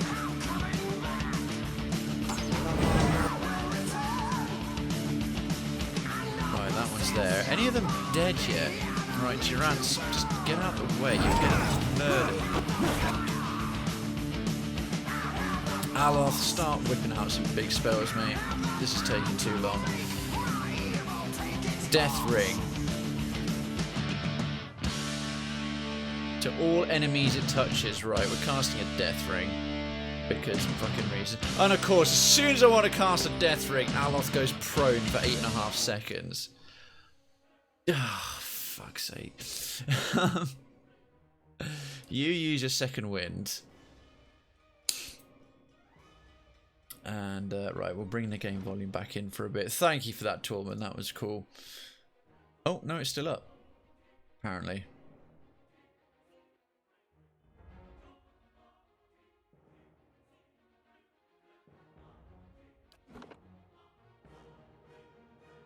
Okay. Adair's solid. He'll be fine.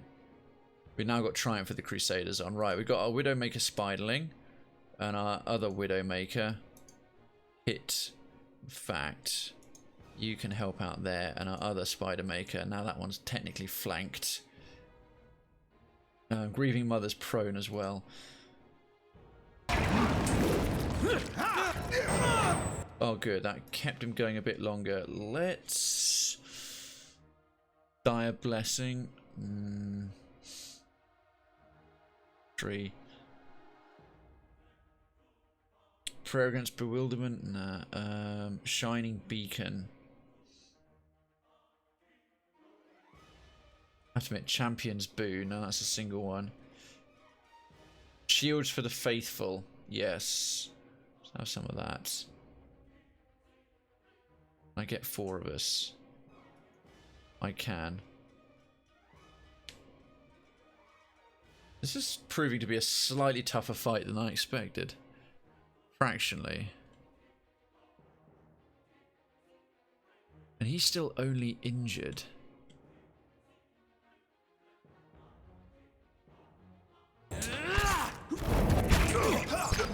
Oh, damn it. That interrupted it and stunned him immediately. Okay, Grieving Mother's getting her ass kicked by 2 of them. That's a problem. That's a big problem. She won't get anything off in time either. Mental Binding or Recall Agony.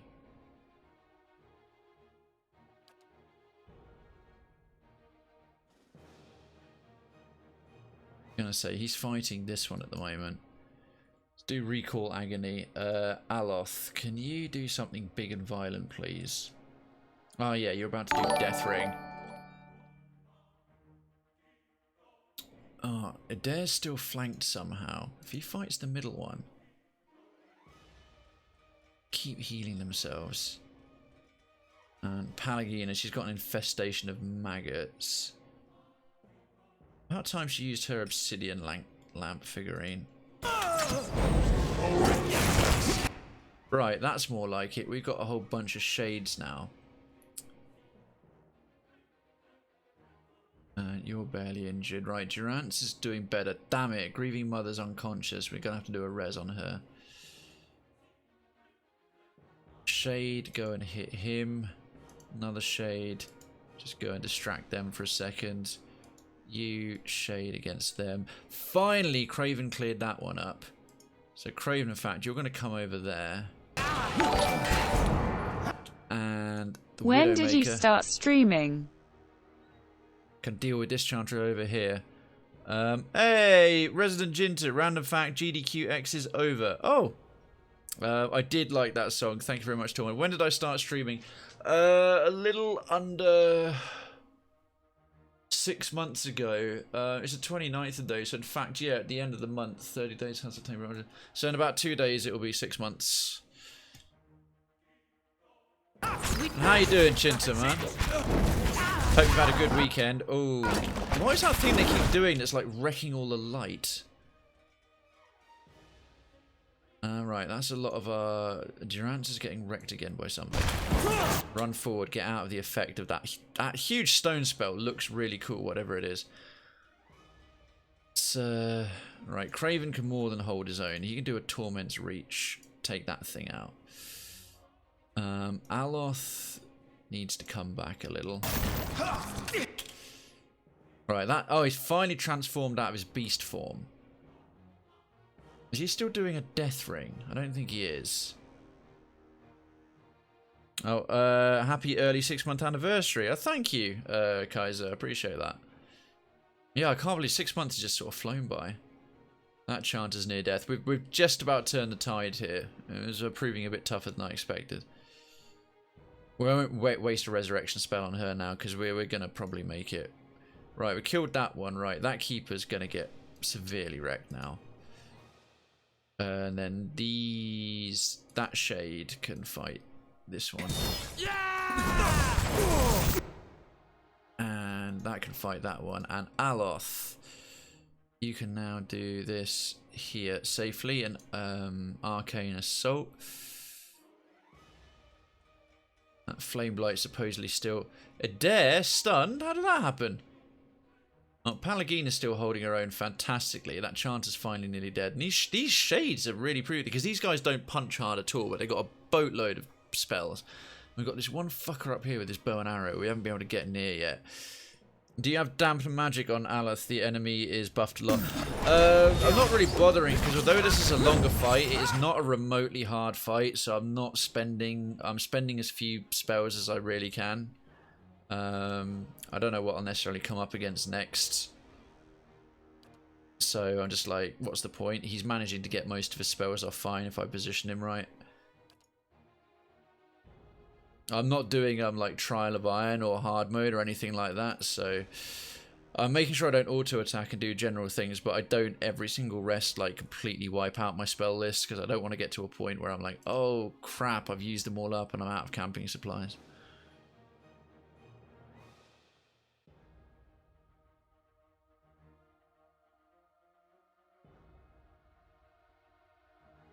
We'll have to shade.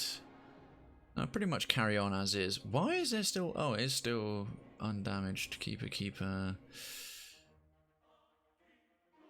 Durance, what have you still... Right, let's get a...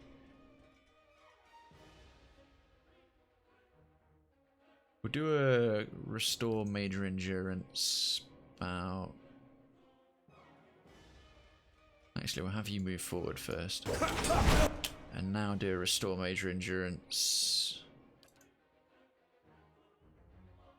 Get some nice buffs on pretty much everyone. And fun fact, May 29th is put a pillow in your fridge. Really? They do have a day for everything these days, don't they? We'll do another death ring.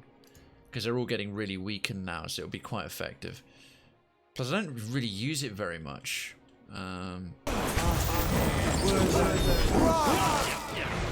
Yeah, because now that's just working quite nicely. Right, Krayven, go and help the casters out, please. Durant's back away from that. No, back away means actually back away. Oh, Aloth come forward to here. Right, that's that one dead. Get back to there. Krayven come down to this one. Now Aloth, you can move. Durant can move safely. Or not, as the case may be, as a massive freaking tooth comes out of the ground. We've got 1, 2, 3, and a flame blight. We'll deal with the archer in a second. In fact, we can send, say, Aloth. You've got some big old Minalotus concussive missiles. Can you take care of him? Adair still in the middle. Adair, make sure you're fighting that one. In fact, do an into the fray. Just make sure he's on him. Palagina, you're doing grand there. And Krayven, you're up against that one. That's good. Durance is... Okay, he's been turned to stone for the next little bit. And boom. Injured. And do it... I'm going to say, just heal yourself. Take a potion just in case I don't have to have the unconscious injury. And another concussive missiles.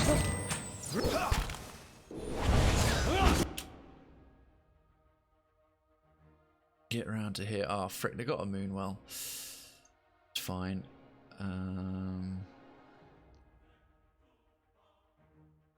What can you bother with? He can come in here and just help. I want to level up his soul-based weapon. Right, that's got that one. Krayven, just come and deal with this chanter.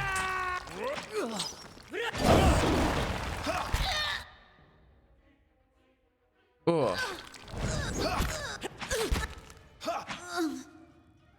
Okay. It was a bit long-winded and scrappy. Oh, finally! St. Idwin's Redeemer. Kill 50 enemies with St. Idwin's Redeemer to unlock the next level. It's now got better damage, grants holy power 3 per rest, 5% chance to cast Pillar of Faith on a hit or critical hit. That's crazy good. It's still only exceptional. It hasn't upgraded to superb yet. Alright, be revived 5 during combat 5 times to unlock the next level.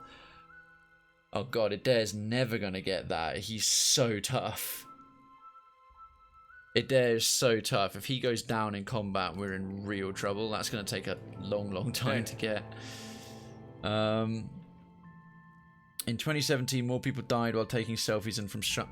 Yeah, right, almost no one dies from shark attacks, although we kill 100 million of them every year. So yeah, that makes a lot more sense. And people are fucking idiots when it comes to taking selfies.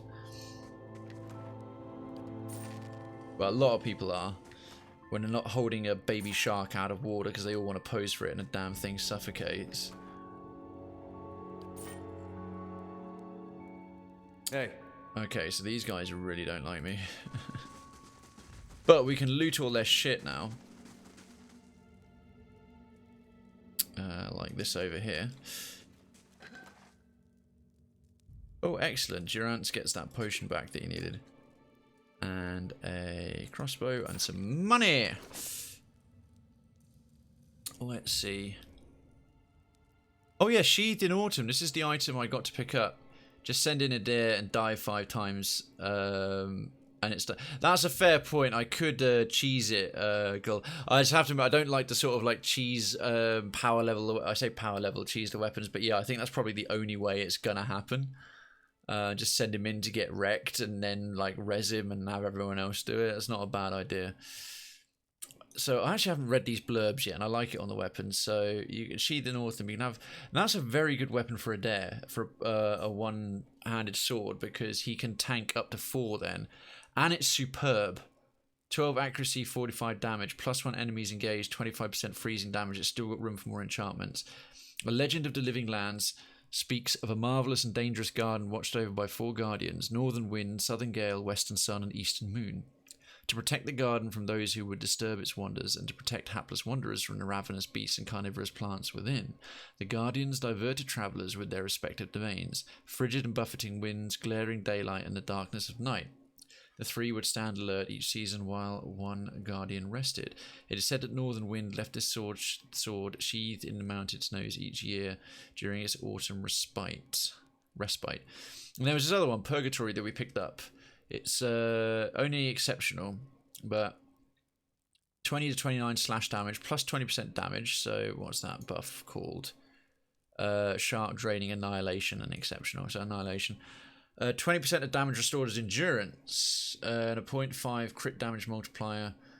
Exceptional bonuses, 8 accuracy, 30 damage.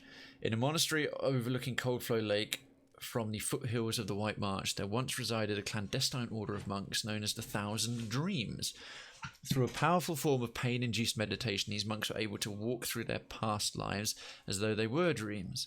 Each traversed these memories in ultimate hopes of achieving complete understanding of his or her soul's identity.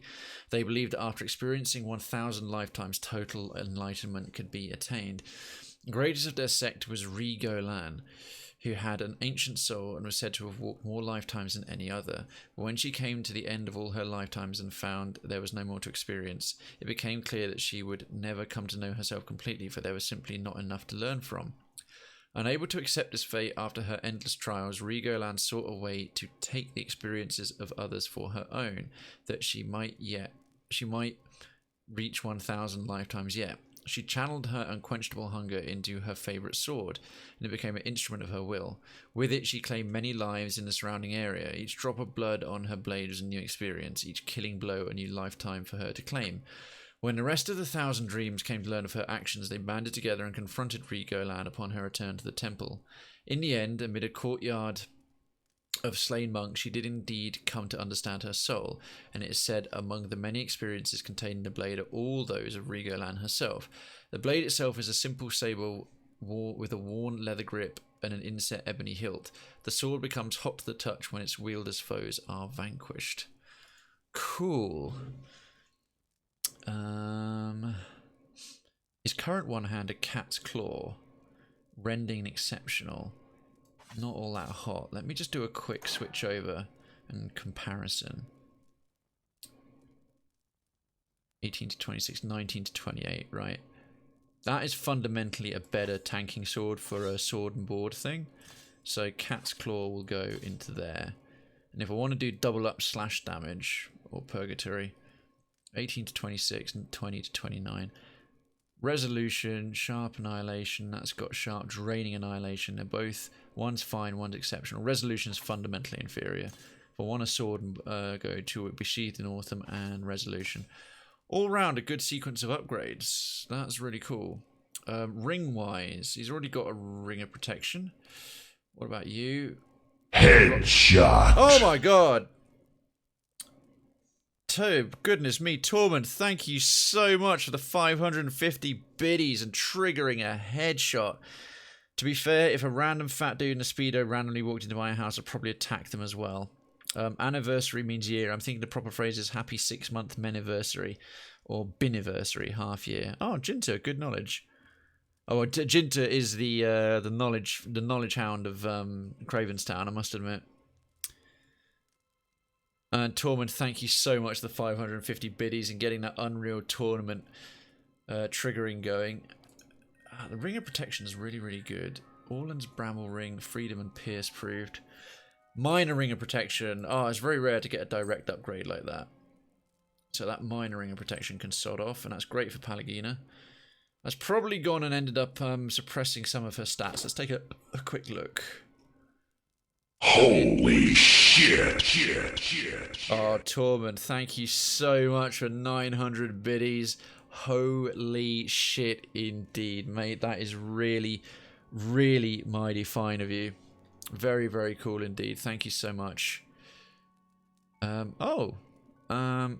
Damage reduction of Pierce is suppressed, but... Oh, because she's got it right there on the exceptional plate armor. But otherwise, we've got a really good balance of stats on her. That's good.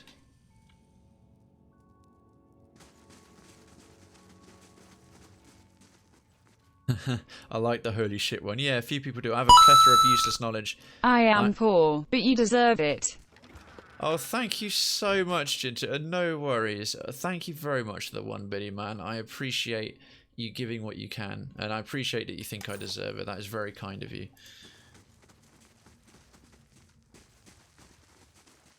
Alright, we've read all of that. So, these... I wonder how much is going to piss off the entire Glanfathans. They've let in a foreigner. And so far, I've basically wiped out the leader of one of their tribes. Haven't given them the answers they wanted to certain quests. Killed the leader of one group of druids that they have in here. Wiped out the entire sect of druids that makes all of their blood war paint that makes them really strong. A simple test. That's settled. Yeah, the rest of you freaking get out the way. Adair is the toughest one. You're going to do that in case it's trapped. Probably won't be, but... Cha-ching. Nice. We did lose. Oh, and don't chest. bother calling 911 anymore. Here's the real number. Ooh. Tormund, thank you so much for getting genuine medical care by calling the real emergency services. Thank you so much for 912 biddies. Jesus Christ, dude. God, nearly 45. You're chasing that 50k badge. I know it, man. I've sussed you out. I'm wise to your plans. Did we go down this far? Right, I'll just quickly flick on fast mode. Do you have the 3 soulbound items from the Anlos Compass vendor? No, not yet. Let me just look on the map. One small thing though, Gold Bullen. If I miss them, I'll miss them. I might have them. I didn't know there's a vendor in Anslog's Compass. It is a blind playthrough though. But I have to. Okay, to be fair, just like if there's additional items at a vendor, that's not really much of a spoiler. Or anything like that. I've just got to play it a little bit careful between sort of what I let through and what I call people out on. Let me just bring it up. The soulbound items I have are St. Idwin's Redeemer, the Grey Sleeper, which is now fully powered up and the curse is lifted. This one, Night Shroud. This one, Geared Huane's Stains. And that's it. So I've got 4 soulbound items total. I haven't been to Anslog's Compass in forever. Like, since a couple of quests took me there in the earlier parts of Defiance Bay. What's down here? Oh. Hello. Right, Adair, charge the back one. That one's already injured. Nice. Should we let him get beaten up and res him a few times? No, don't worry, Goblin. I was just sort of thinking about it. It's just a bit of a reflex. If you get like veteran players in, oh, have you done this? Have you done that? And a lot of people click straight through the chat rules without saying no backseating, no spoilers on a blind playthrough, etc. But no, that's just a helpful tip. I'll if there's 3 soulbound items at the vendor there, I'll if it's at the point in the game I can go and visit, I'll try and go and check it out. So thank you.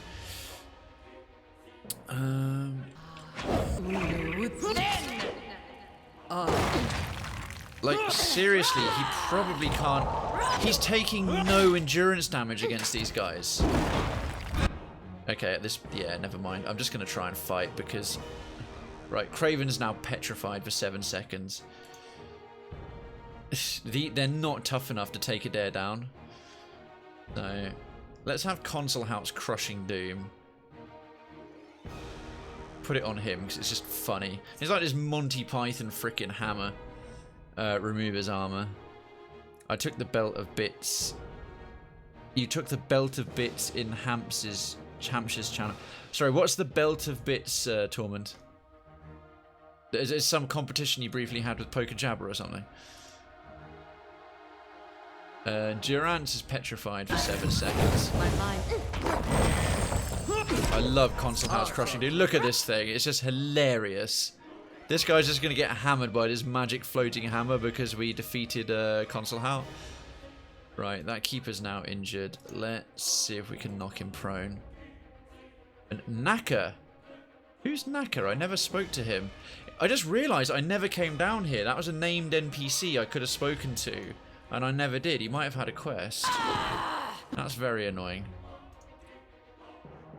Because normally if you come across a named NPC, I could have picked up something from him and done it. What the fuck?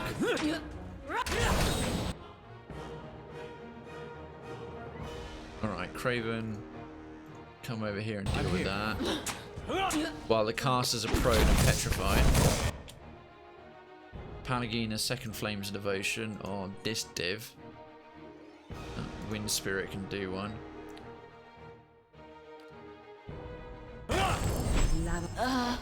Right, that's wiped those 2 out. Nice. Pull that one in. Krayven, Torment's Reach. Hit it. You 3 just...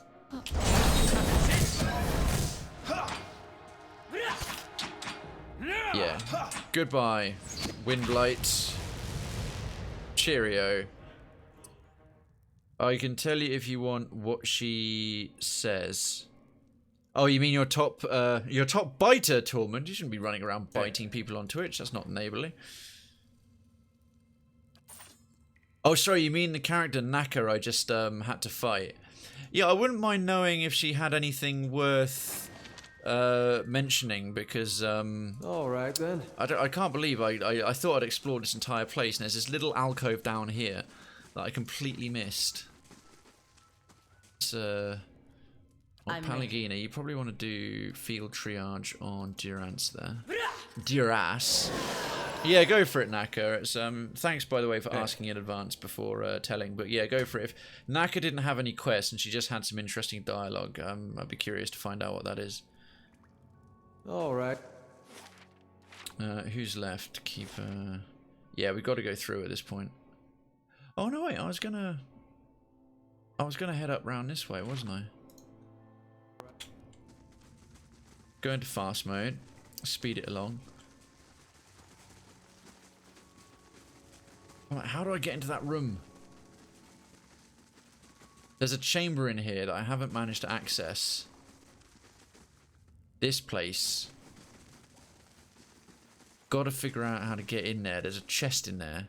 It's going to have valuables. She won't give you a quest. She looks like shit and smells and is pregnant. So does it point out that she's ugly and smells bad and she's pregnant? Is that like a big no-no in there? Okay. There. I love this charge he has now. It's lush. Durance, interdiction. Yeah, see, this is a good example. With interdiction, they're both yellow, and even with the only the outer ring touching Durance, I can cast interdiction there, and it's actually will hit him as well. It's clipping the others, but not fully. But now it's fully over him. He's glowing green, even though it's the outer yellow part of an AoE spell. So I've got to like make sure I don't hit him with it. Krayven stuck at the back there. You come forward. In fact, Krayven get to there. Pallegina get to there. Oh, good lord. It there just literally splattered them all to death with his charge. That's just hilarious. Like, for Asgard. No, no, for nothing. You're fucked. Right, that's that one dead. And into the fray against this fellow. And sworn enemy against this fellow. And attack this fellow. Oh, he's not dead yet. Okay.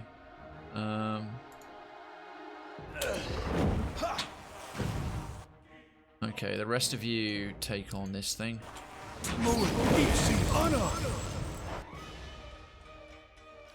Put a knockdown on him, and I'm trying to get Durance to freaking level up his mace.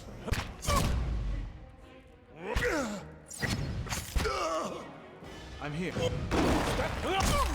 Oh yeah, I really should move them away from those massive falling rocks. I love it. She won't give you a quest. She looks like shit and smells and is pregnant. Well, I don't feel too bad that I missed out on that particularly glorious NPC. Talon's Amulet, +9 will. That's pretty good, actually. This amulet consists of an engraved circular disc carved from bone and hanging on a simple leather cord.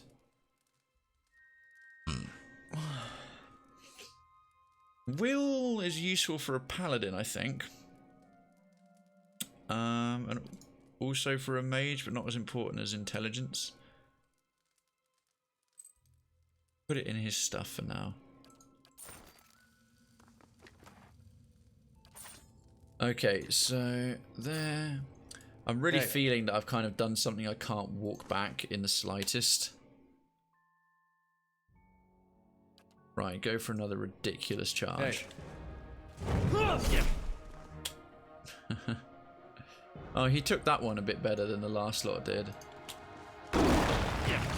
Okay, and they're all prone again. Beyond seek. Is she auto-charming or dominating one of them? It's completely mental. Of course.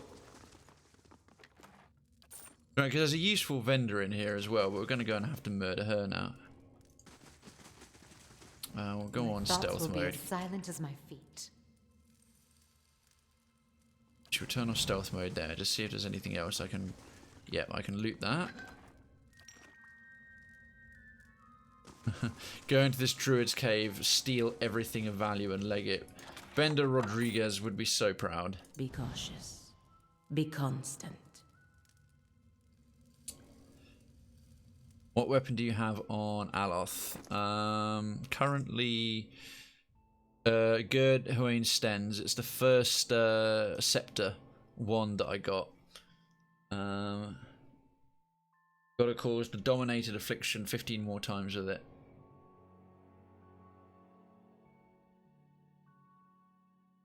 But yeah, it's a decent wand. Yeah, that's what's dominating. As soon as I looked at the description, I realised.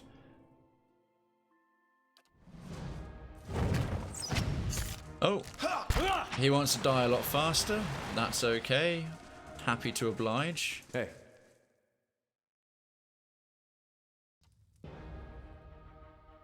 Oops. In fact, just all of you. My mind feels sharp as steel.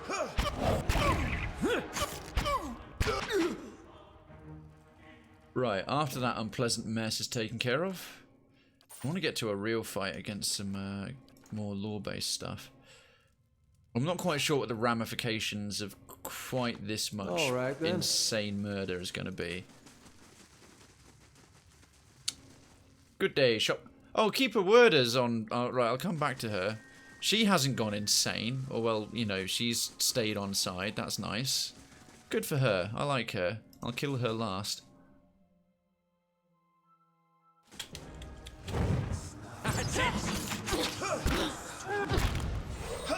They haven't realised we're there yet. We just committed brutal murder against your friend. Oh no, they have actually. Charge that way. Durance, interdiction them. Krayven that way. Palagina that way. And you two spread out this time because I'm sick of you getting splattered by rocks.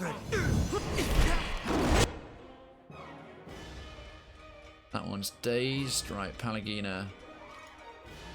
Sworn enemy on him. Adair move around him.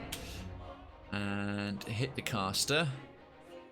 Oh, Durance is prone. Of course he's prone.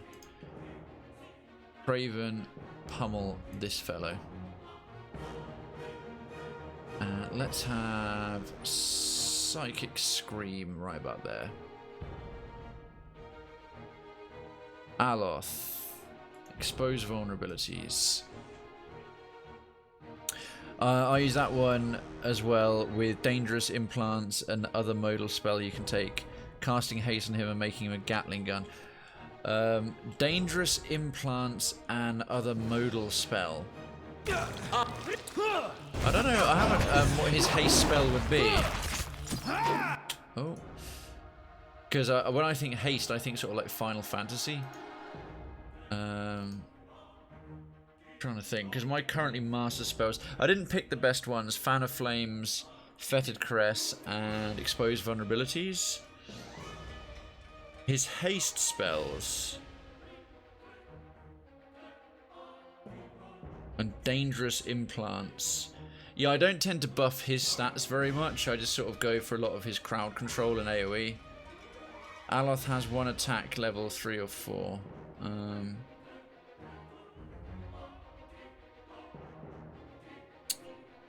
Arcane Dampener. Fireball. No, he's level 3 and 4 stuff. I've got Essential Phantom, Flame Shield. I'll have to bring up his Grimoire. Let's have a look.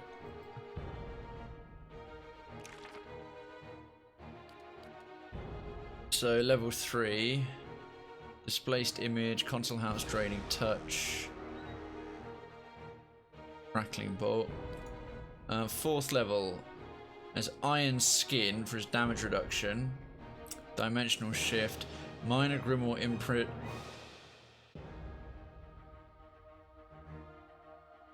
Pull of Aura. Not sure. You don't have equipped. Level 3 Deleterious. Oh, Deleterious Alacrity of Motion. Oh, this one. Caster draws upon his life force to increase speed and movement while draining his or her own endurance. Oh, speed and movement. So that includes his does that include his spell casting speed? Because the way it sounded to me, it sounded like his movement speed, and I thought that's a bit shit. Grieving Mother. Is she actually doing her thing? She wasn't. I don't think I told her to do anything. Psychic Scream.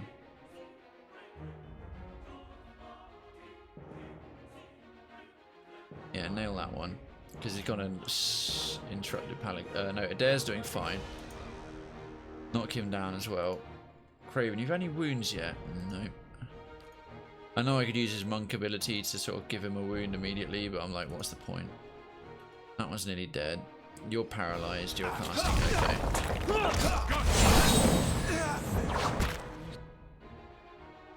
We got one Flames Devotion left. Put it on him.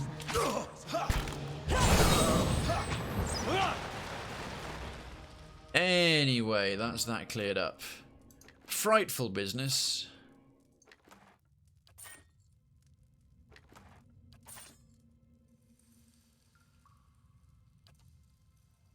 Very wacky. Alright. So Deleterious Alacrity of Motion is something only class I've really looked into and researched of how to kind of really play them and use them more as the priest, because there's a great post on the Steam, some Steam forum or chat, whatever, about how they're the most powerful class in the game. But I haven't like looked up Wizard or how to do the others. I just kind of play them the way I play them. So far I've been managing to beat tough enemies. I eventually beat Consul Hout about level 12 going on 13. Beat the Adra Dragon before that, and I think that was a tougher one to take on earlier. The Sky Dragon was an absolute cakewalk. It was embarrassing.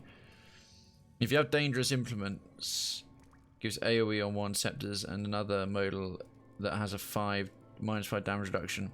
Cast the Might buff from the Priest and self-cast the Deleterious. You hit like 50 to 40 damage every hit with the wand in AoE. That is actually pretty powerful min-max stacking. It's stuff like that you'd really have to look up and pull off for doing like Trial of Iron and Path of the Damned.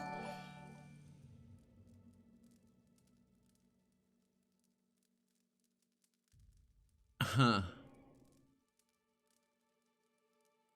Oh, keep a word. A Word's head turns to you, but she seems to look past you through clouded eyes. I have heard the screams of the others and smelled their blood in the air. A grim irony that the ethic Null should perish alongside a millennium of sacrifices. The ancient dwarf inhales deeply. Your doing. Come to finish an old blind woman too, or have you other business? I'd like to see what you have for sale. Oh, she'll still sell to me. Ha! Nice. Take the potions. Oh, apparently she's still got war paint. They got vats and vats of it left. That's good. Have some money. So, no, I'm not going to kill you. Yeah, it is my doing. Their leader was essentially a life-stealing necromancer. Dangerous Implements. Do I even have that in his grimoire? I think I swear I picked up the spell. So that's the speed. That's the one that speeds things up. Dangerous Implements.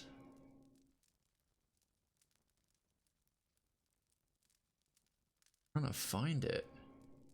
Oh, Dangerous Implements is a talent. Let's see.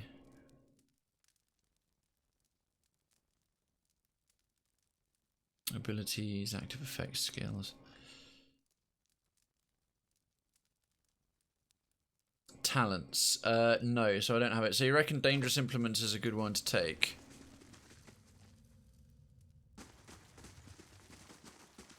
I have to admit, AoE on wands and scepters is potentially quite tidy.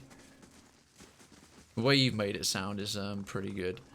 Let's just check the journal update to that Servant of Death.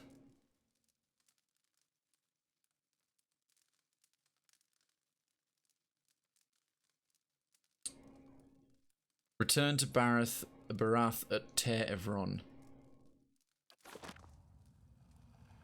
I also check my party reputation. So, ethic null, scoundrel, extremely bad. Oh no, the people who no longer exist hate me. The Ovates of the Golden Grove, even though I killed their leader, I'm now a friend of theirs because I wiped these guys out. What about Twin Elms? I'm still a hero with the Twin Elms. The Fangs, I'm still neutral. I was doing better with them because I'd helped out with that hunt thing, but I wonder if I think because I wiped these guys out and these guys provide the blood paint for the Fangs that they use a lot, it's probably pissed them off that there's now a finite supply of it. Quote 8 retro, hee hee, I rubbed a pussy. Oh god. Oh no, the people, what you need to do there is exclamation mark, add, space, quote, and then space, open the quote marks and do it, and then it'll work. Hey, supplicant. Yeah, you don't have to supplicate yourselves anymore, they're all dead. You're welcome. But we're gonna have a word with Barath. I just killed the 2 people who've been defying you for a long time, so pony up treasure, or whatever it is you're going to give me, please. There you go, that'll have done it. Well, you have 3 spells that you can pick that are free. I have the aim, the plus 50 health, plus 50 endurance, and the deleterious. I cast them every fight, it does a lot of damage, and you won't waste any spells. Yeah, it's a little bit late in my spell. Can you change the spells you pick for your spell mastery? Because I thought now I've chosen them, they're fixed. Because if I can pick better options for spell mastery, I'd definitely do it with him. Yeah, that should have done it. That should have done it, Tormund. Oh, you can. Hi? That changes things. Now, how do I do that?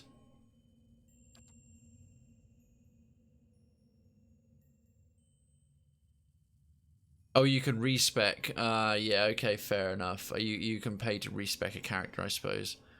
If I wanted to min-max him quite hard, but nah, that's right. I will. It's a blind playthrough, first playthrough. I'm going to live with my choices. I've done it with the dialogue and stuff. Pray to Barath.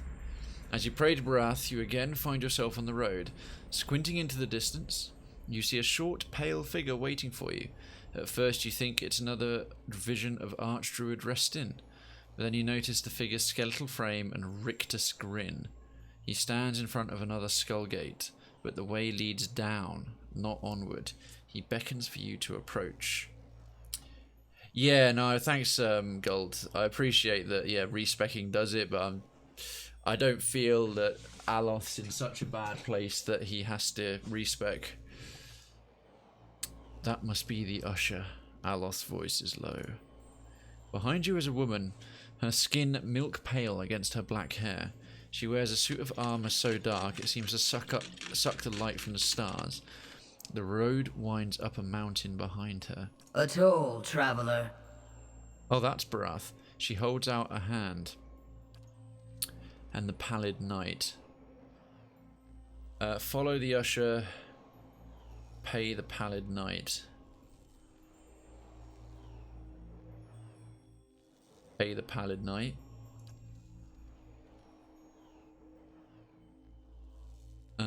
You drop a few coppers into her hand and she closes her fist around the coins.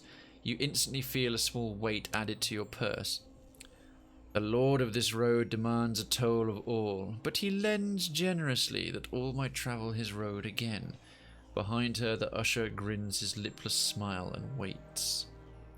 The road bores into the mountains, and you find yourself in a gigantic cavern. The ceiling curves up and away, and it's dotted with moisture. At this distance, the shining beads look like stars, clustered and scattered in constellations. The usher and the pallid knight lead you up a trail carved into the edge of the cavern. The two identical cave mouths wait up ahead, and you follow the usher to one of them.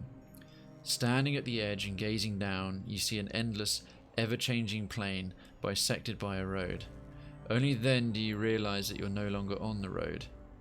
As you follow the road to the point where it disappears below you, You realise that you're standing in one of the eye sockets of a massive skull. The usher points to the road. Jesus.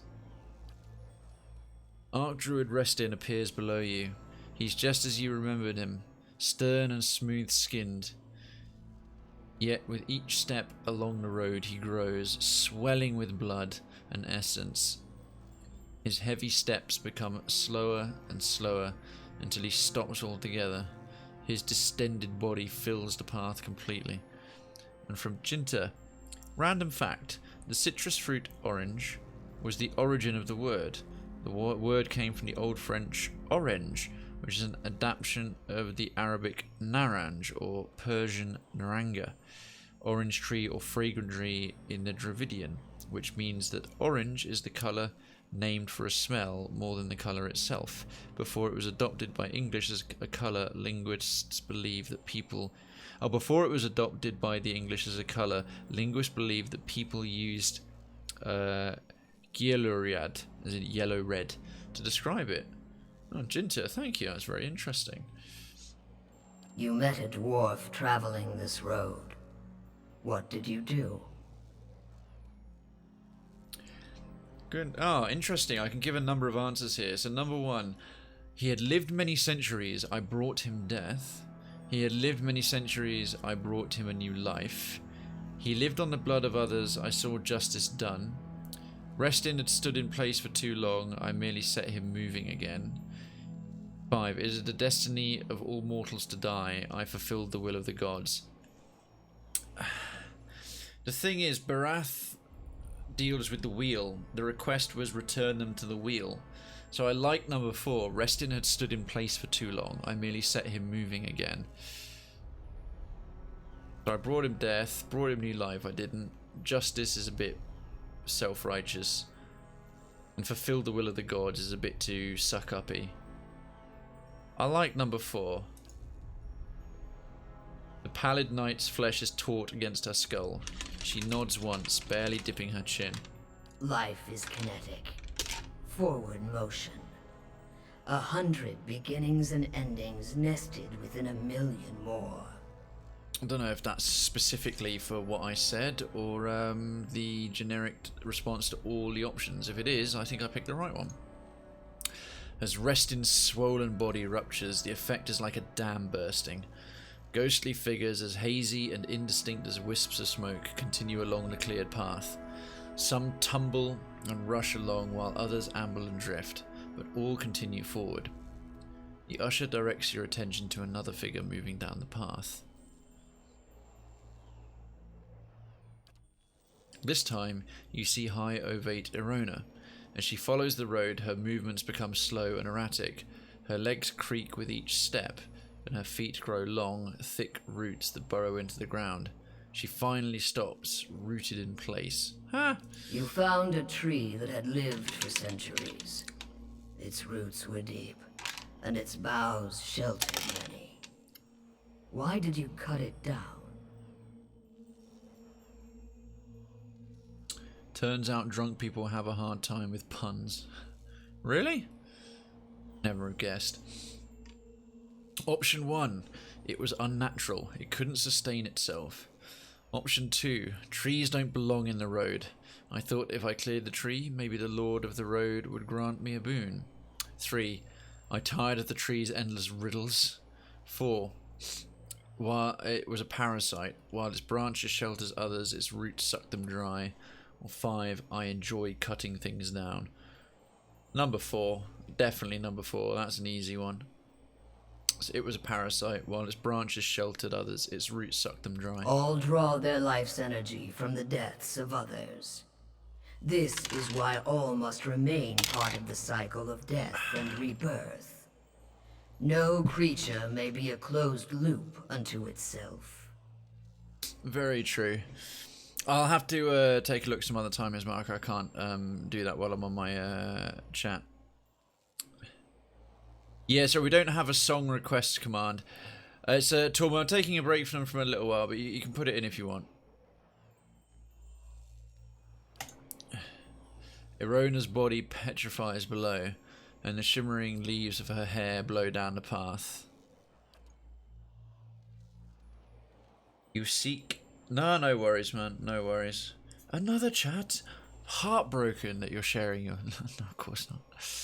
You seek another who has You seek another who has lived his lives on the brink of the cycle. He sits on the inside of the wheel, observing its revolutions.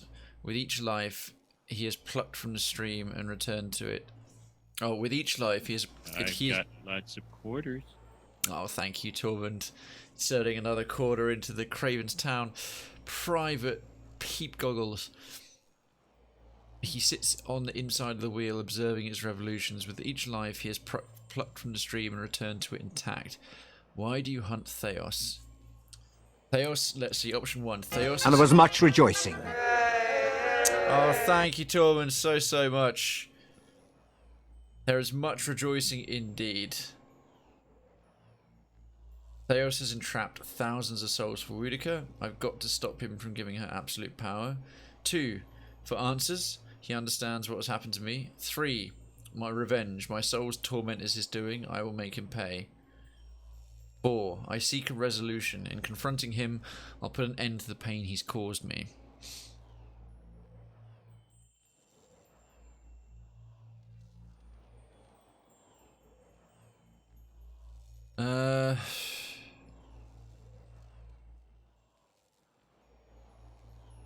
You know, I've never really thought about this too much lore-wise, why I'm actually chasing him. I mean, I've got all these things like you should do this and you should do that, but my character's personal motivations for going after him, it's primarily to stop the soul thing for answers. He understands what's happening to me. Yes, Pillars of Eternity 2 is going to be the next game on Story Sunday after this one. So I'm going to get the completed save and load the completed save into Pillars 2 so I can carry on with this character's story. So yeah, that is in the channel, in this stream's information on the Discord. We've got that listed that it's going to be the next game. That's 100% guaranteed. Oh, let's see. I'm going to say for answers. Always seeking reasons and meaning. But answers are circular, Watcher. To find them, you must begin with the right question. Ah, I should have picked The question is Wudica. not what Theos has done, but whom he serves. The pallid night inclines her head. Starlight gleams off of her hollow cheek. Yeah, it was Wudica. The top of Durance's staff burst into flame. You had best answer your own question, knight. You would not care for my means of extraction. Dude, don't go up against a god. Theos serves Wudica. She desires an escape from her own cycle. Power without decline. Theos has removed thousands of souls from the cycle so that their essence might empower her. The black depths of her eyes threaten to swallow you. You must stop him. And you must return them to the cycle. Yeah, because there's rival gods. Some saying pour them back over the direwood to heal those that are left. Others saying release them or restore them back to the direwood so they can live their lives again properly. And Barath is like return them to the wheel so they can start over. The gods have got like rival things. I did a choice in PO1 that hunted me in PO2. I joined it so much.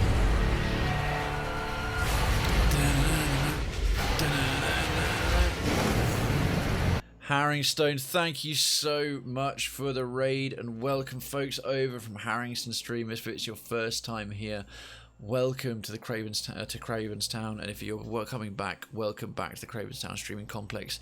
In either case, on this RPG night, we are doing Pillars of Eternity and getting stuck into some serious lore decisions, narrative forks while we're talking with gods.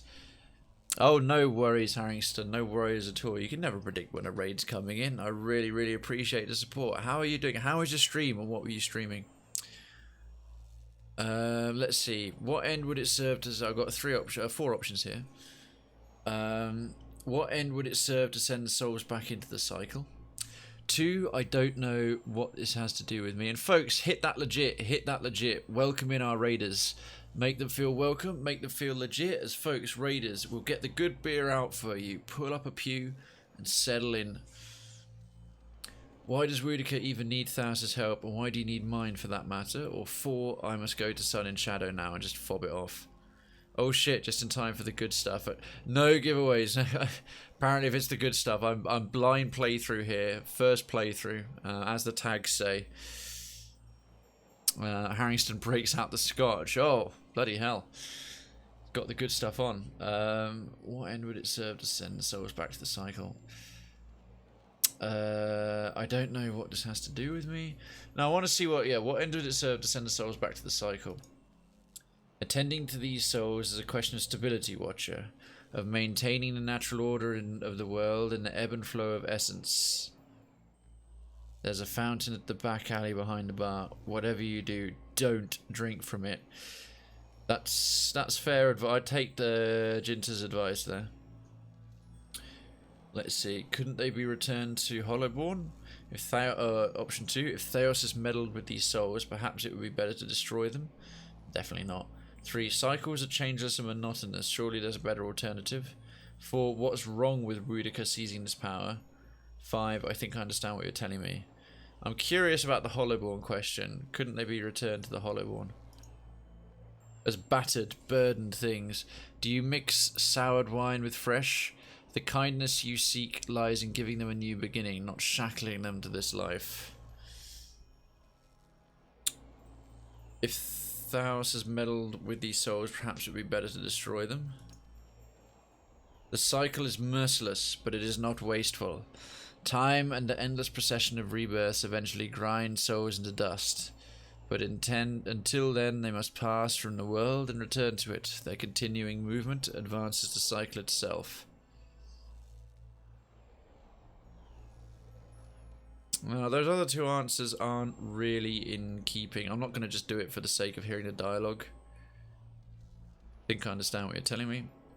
The usher gestures to the road, and the starry expanse beyond, while the pallid night speaks.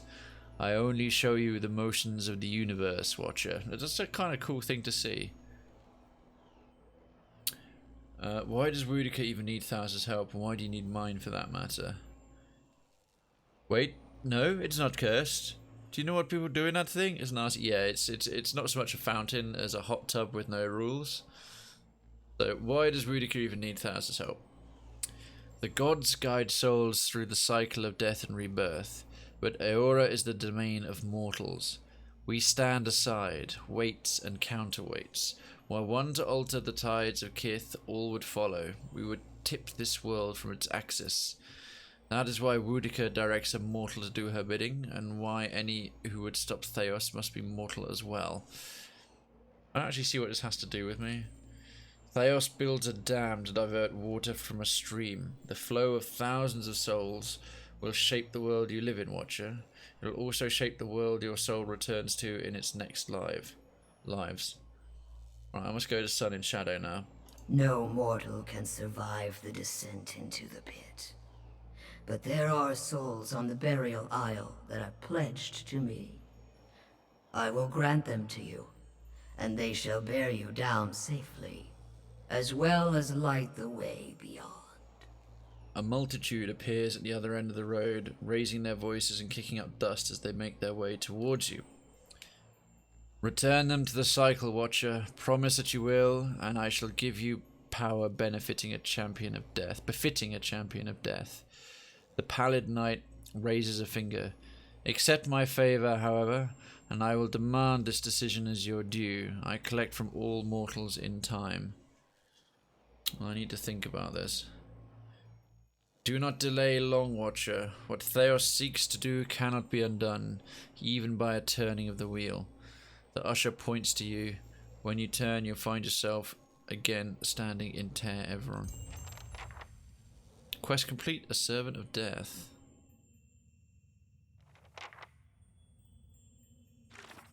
Right, that's like 3 different gods, or 3 different groups of gods in some cases, because one of them was a group of gods that had all the... Oh! Thank you, Torment, for the 75 biddies. You're not sorry, but it's okay.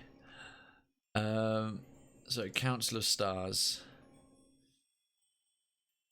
So I prayed at Rimogan's shrine. I could get his favor. I got the favor of one group. I got the favor of Hylia. I've got the favor of Barath. So out of 3 of the 4 shrines, well, there's 2 you can't talk to. I can't talk to Rudikar and there's 1 other, but the 4 shrines I can talk to, I've got 3 of them. I got their favor. I just got Rimogan to do now, which is the 2 things: Into the White Void and the Prison of Ice. So we'll take care of those next.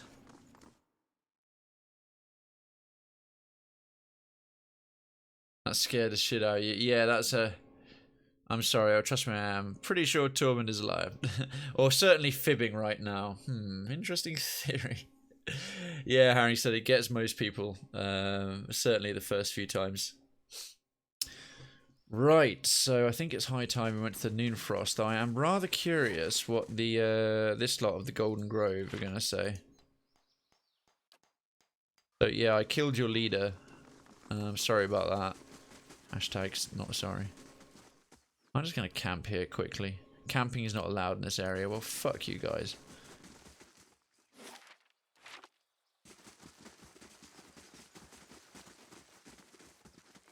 A whisper among the others. Erona lives no more. Yeah, that was me. 180!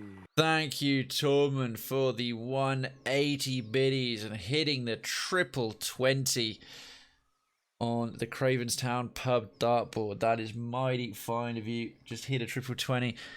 Gulbulin, do you have all different characters? I haven't rolled any of my own. I'm using, because it's a first playthrough, I'm using the ones that are named because they've got all the additional dialogue and the quests and like the little things they insert when you're talking to the gods and stuff. But I don't have any of the same class. I have 6 different classes. So Bleda is one of the most skilled herbalists amongst us. Yeah. I can't believe she's gone. Who will guide us?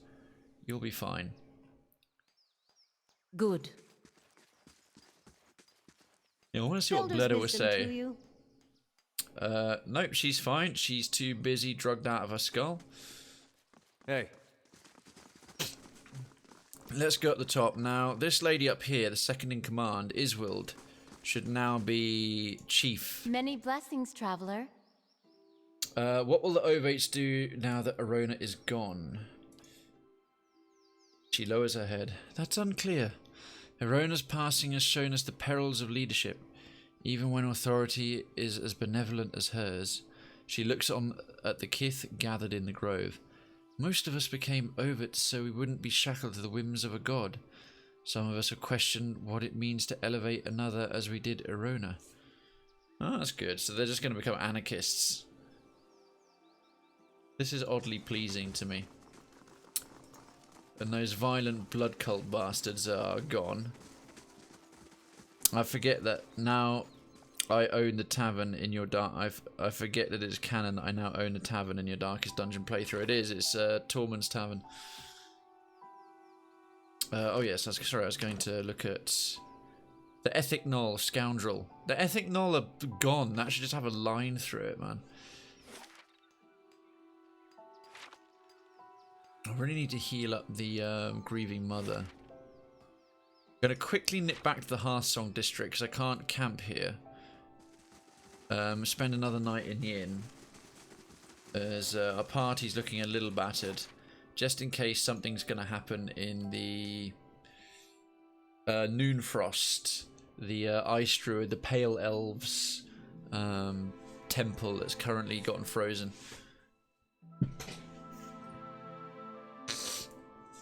Oh man, I've missed this game. It's a lovely way to round out a weekend, especially with you fine folks. Anslog's Compass. Well, I'm going to finish up the things in Elms before I have to jump actually into the well, but I think before I jump into the well, then I'm going to do another diversion for more DLC, which would be White March Part 2, because I'm getting leveled to the point that I'll start being too leveled for it soon. And if we do that, then yes, I shall make a little detour via Anslog's Compass if there's 3 freaking soulbound items there. To be sure, to be sure.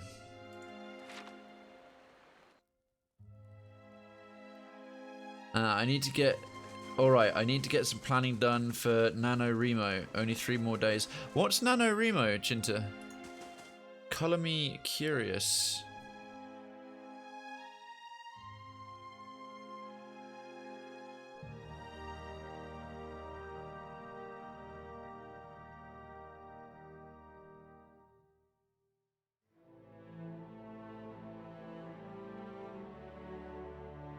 The Nation Novel Writers Month. Oh, are you a writer, Jinta? Sorry if you told me that before. I'm trying to think. You may have done. Or you're working. Are you working on something?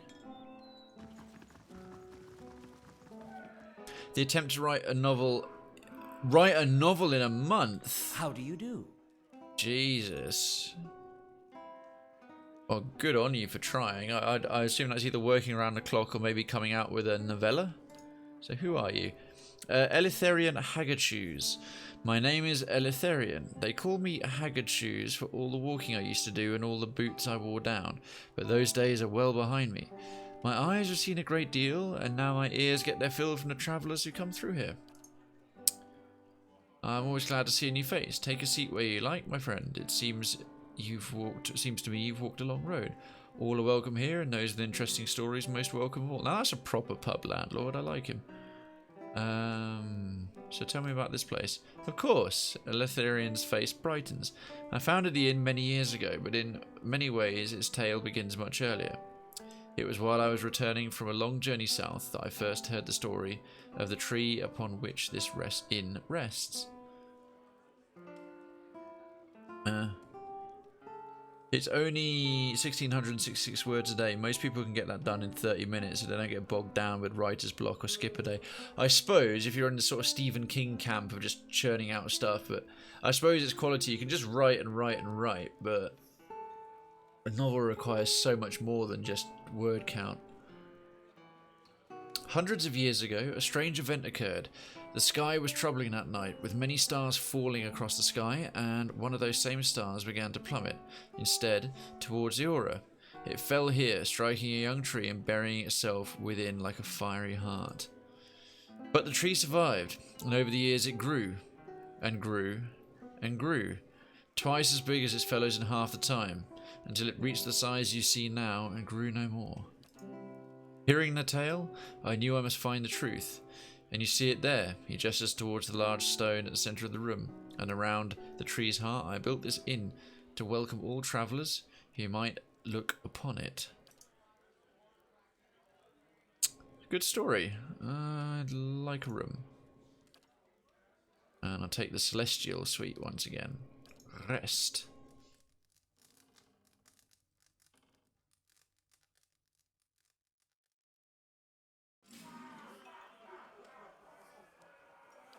Excellent. Once again, we'll do a regular... Oh, not that one. Regular save.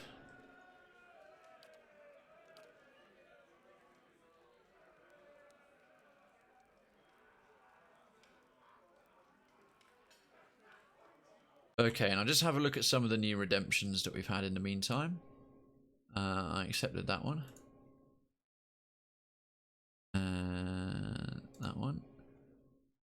So we've got some new songs. Bear with me.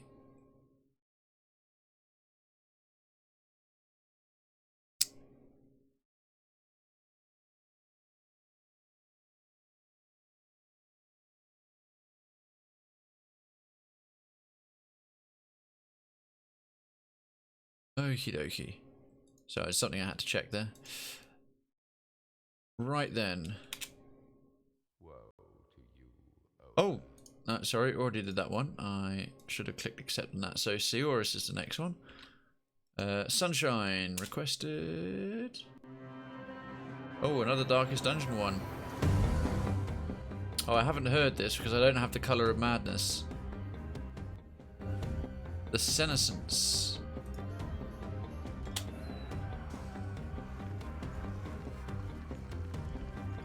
This is cool. It's making me want to buy the Colour of Madness.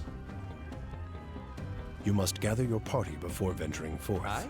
Oh, stupid bloody pathing. 2.8 million people start on November the 1st, most times less than 100,000 finished, but it's gotten thousands of books written that would have been otherwise missed. Water for Elephants, one of the biggest NaNoWriMo successes. I can't believe I've never heard of this. 2.8 million people, and at the end of it you get about 100,000 new books. That's incredible. That's like people producing a truly massive library in a month. Ah, Sunshine, great pick by the way, I like this. So we gotta go to the Old Song District, I think. Oh, no. Not just Aloth, not just Aloth. Hey. Aloth, you can bring some friends.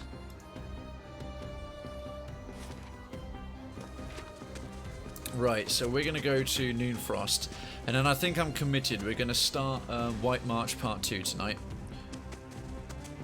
I'm actually going for a... Old Song.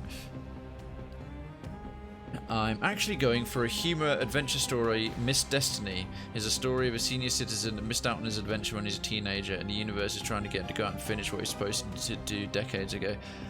So it's got a little bit of maybe influence from Up then, but as a personal adventure rather than... well, I suppose, yeah, it sounds a little bit like Up. Or the motivation behind the Pixar movie Up. That's cool though, it's a nice idea.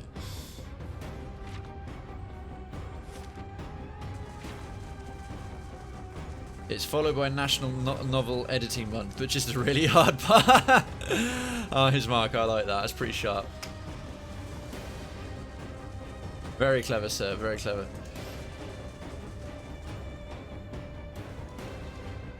Right, we did a bit of Moonfrost before, so we'll take off fast mode. So we've got two quests in here. Prison of Ice. A lake in Old Song has begun to freezing over ever since the arrival of the group of Pale Elves. Laha, a member of the Fangs, sent her sister Alwa to investigate.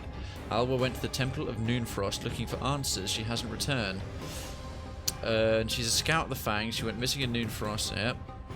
Laha believes the Pale Elves recently came to the temple may be the cause of this. Regardless, I may be able to find Alwa of evidence of her disappearance in Noonfrost. And then into the White Void. Rimogan showed me a vision of a gate. The frost-hewn breach and the Pale Elves trying to open it. In the vision, the elves crumbled into snow, and I sealed the gate with an ice crystal that I still had when the waking dream ended. I found Noonfrost, Rimogan's temple in Old Song. The frost-hewn breach must be here. When I found it, I can use the shard from the vision to close it according to Rimogan's wishes. Ooh. That's good. In Up, he wanted to go on the adventure for his last wife, and this Jay hates the idea of adventure and doesn't want to go. Oh, cool, yeah. I was thinking different motivations, but the general sort of principle, the reasoning behind it. No, that's good though. There's not too much stuff out like that. I was gonna say. Right then, let's head on into the Noonfrost. NaNoWriMo. That's very cool. That's really, really cool. Right, hopefully we won't have to wipe out everyone in this place. That would just be almost annoying. Bit more rum, powered by Twitch.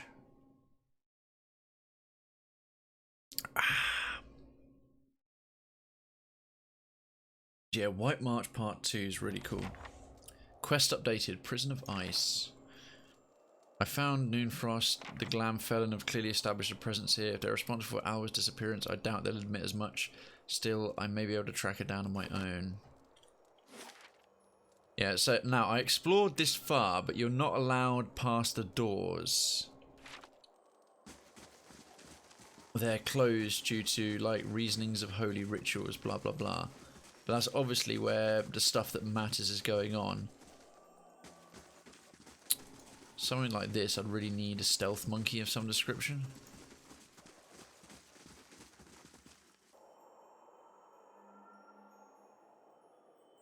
I can pick that one. There's door here.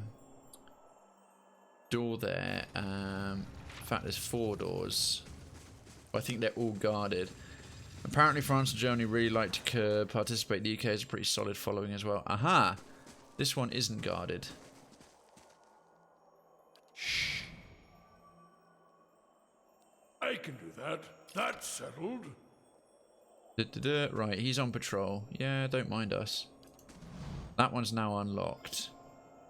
Hey there, friendly guy. The outline of an Aurochs skull is etched into this paladin's armor. Right, off you fuck.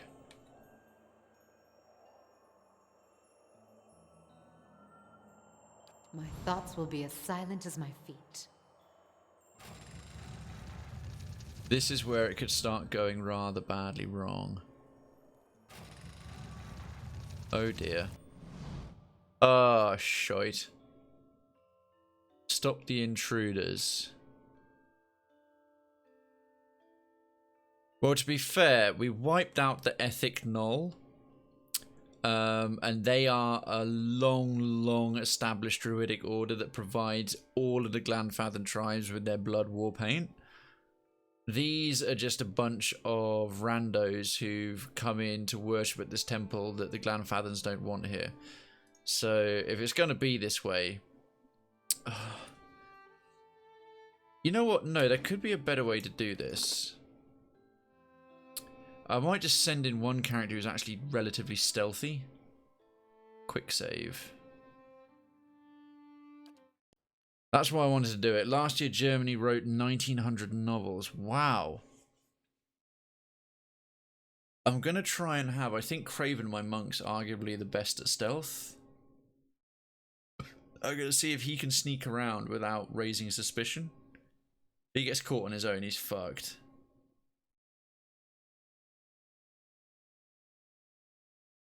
Because I don't have the Devil of Karok. Well, I do, but I don't have her available in the party right now. And she's the rogue that you can get, so... Thinking... Alright then. The rest of you just come down here. I'm here. Hey. I'm here. Krayven, what have you got that can boost your stealth? Anything at all? Like, the thing is, he can't wear a hat because he's a godlike, and I do have several footpads hoods. So, item type.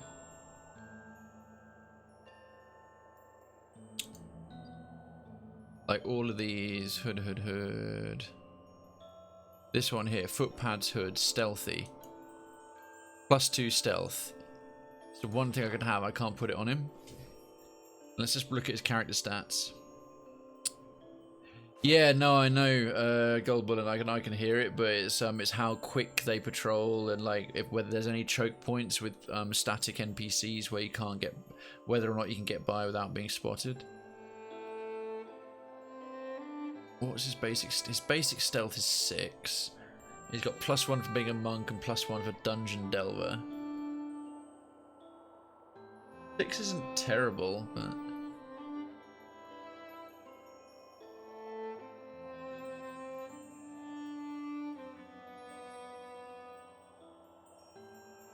Have I got any... I must be able to maybe make some scrolls. And... I'm sure if I go into the inventory... Especially my chest pieces. Ah, see, the 7 Skulder's worth is stealthy. That's got +2 on it. Wayfarer's hide. +1 move speed. I knew there's a reason I kept that. That looks pretty cool as well.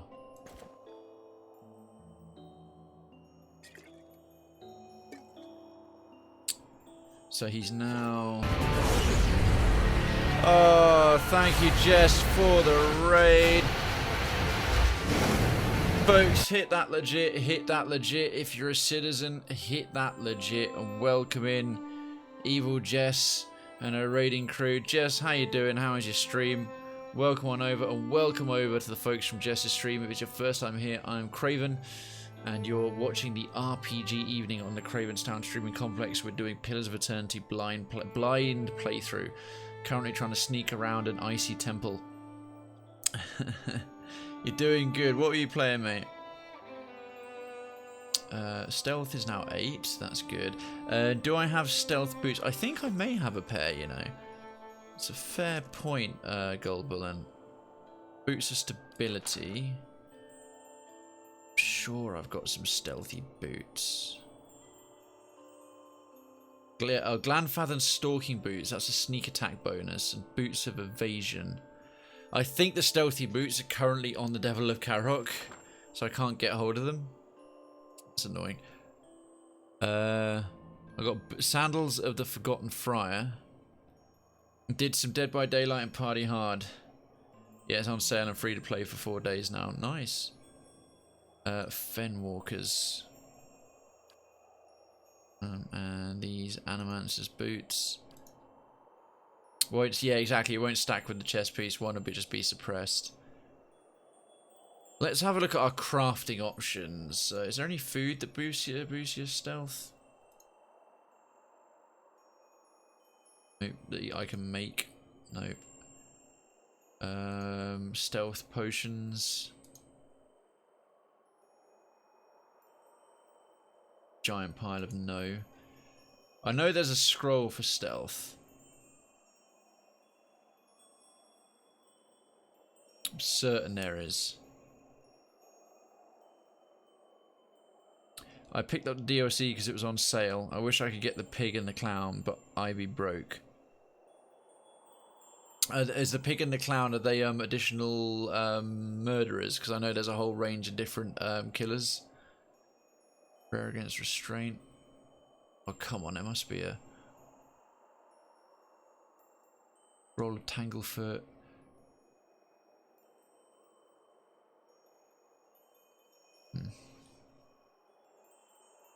Wouldn't be a level 5 or a level 6. No way. Sure, I had a scroll of stealth somewhere. Just hanging around doing nothing.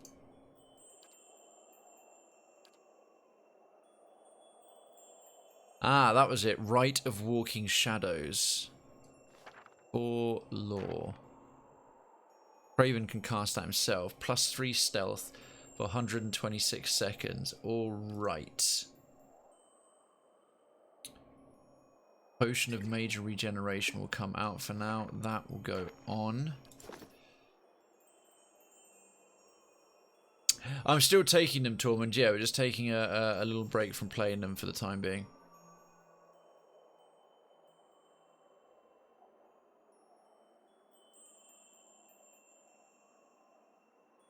Do that. Not a sound. Stealth. And...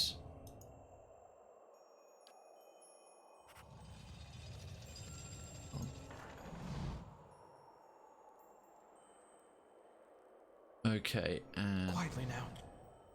If I just pause and just check where he's at currently. He's currently got stealth 11. That'll hopefully... Easy does it. Here we go.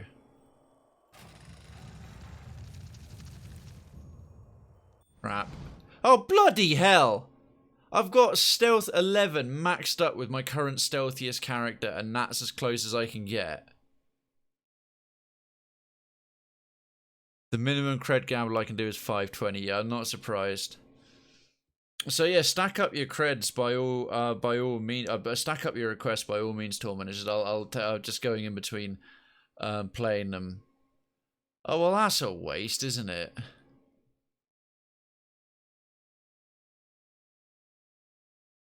The other party stomped into the hall. They're just down there, like minding their own business. But apparently,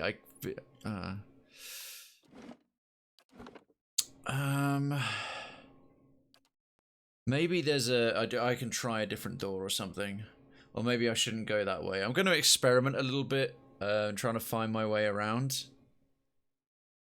Sure, there's a good way to do this. I really want to sort of try and pull off a little bit of stealth now. I've got a monk. Monks are naturally stealthy. They're basically ninjas.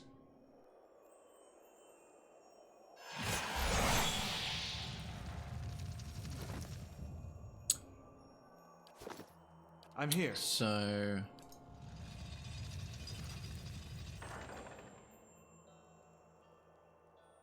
Hey, I shall be discreet. We'll all hide.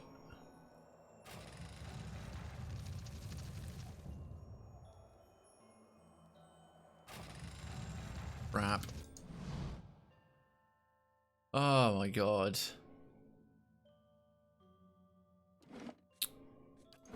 Right, I'm not going to try doing it from that side. I'm going to try going for another. Yeah, my tabletop groups always did that. There was me being stealthy and the others clanking away in their armor. So I'm just trying to send in him, but I'm thinking let's try a different door. So those bottom two are pretty useless. I'm normally a barbarian in my roleplay thing, so I just bashed things. Yeah, pretty much the way to go. Bash or go berserk or all that stuff. So let's try up here. Ah, crap.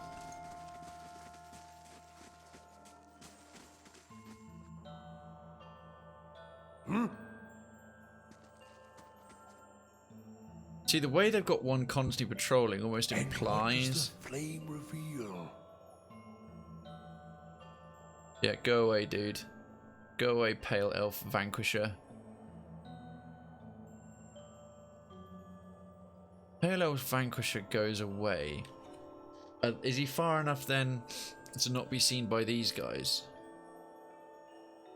Oh, he is, yes. Because the guarded doors we got... No, wait, I just heard a tail end of the Okay, I music. do actually feel really bad about this, but for some reason I keep doing it, Sue. So, yeah, I'm sure you feel terrible. A simple test.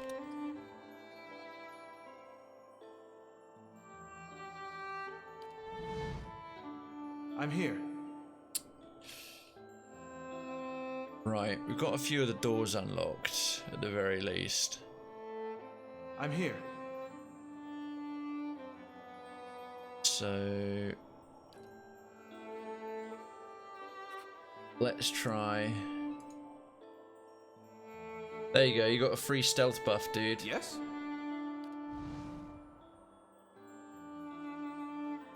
Absolutely. Can you walk to here at least so you can get in without being seen? Oh. That instantly made them hostile. Oh my god!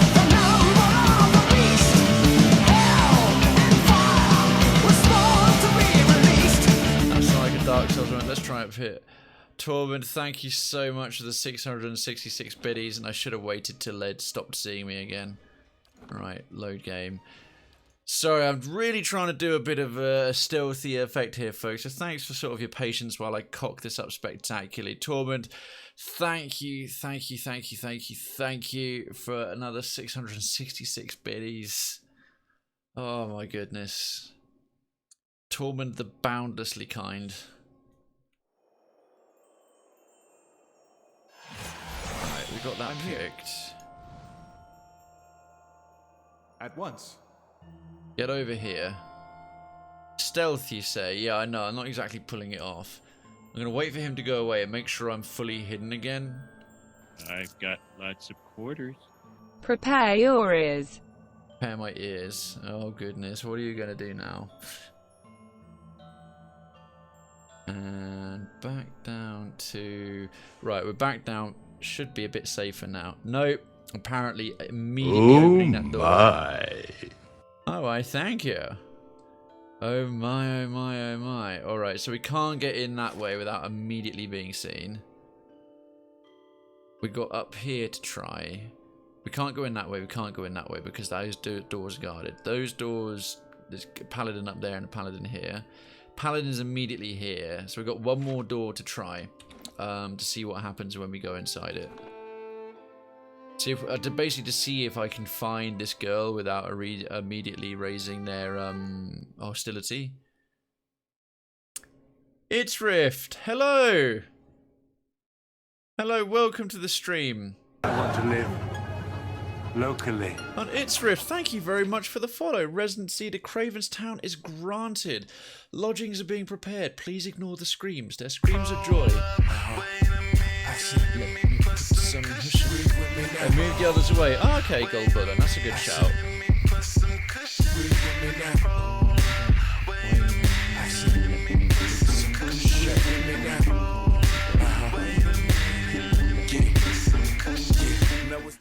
Tormund, thank you so much for the 420 biddies. I have no idea what the symbolism of that number is, but apparently it seems to be popular. And folks, please make It's Rift feel welcome. The newest member, Tormund's already on it. The newest resident here in Krayven's town, while the Kraybot servo droids take their belongings to their new habitation pod. Do make them feel at home, as you find folks always do. And and Rift, thank you once again for popping by and supporting the channel. I do sincerely appreciate it. Rite of Walking Shadows. We forgot that last time, right? I'm here. Bosh. Cheese it. Faster, goddammit. Not a sound. Gonna let that go away quickly. I knew you were trouble when you walked in. Get your Taylor Swift on, folks. Alright, guys.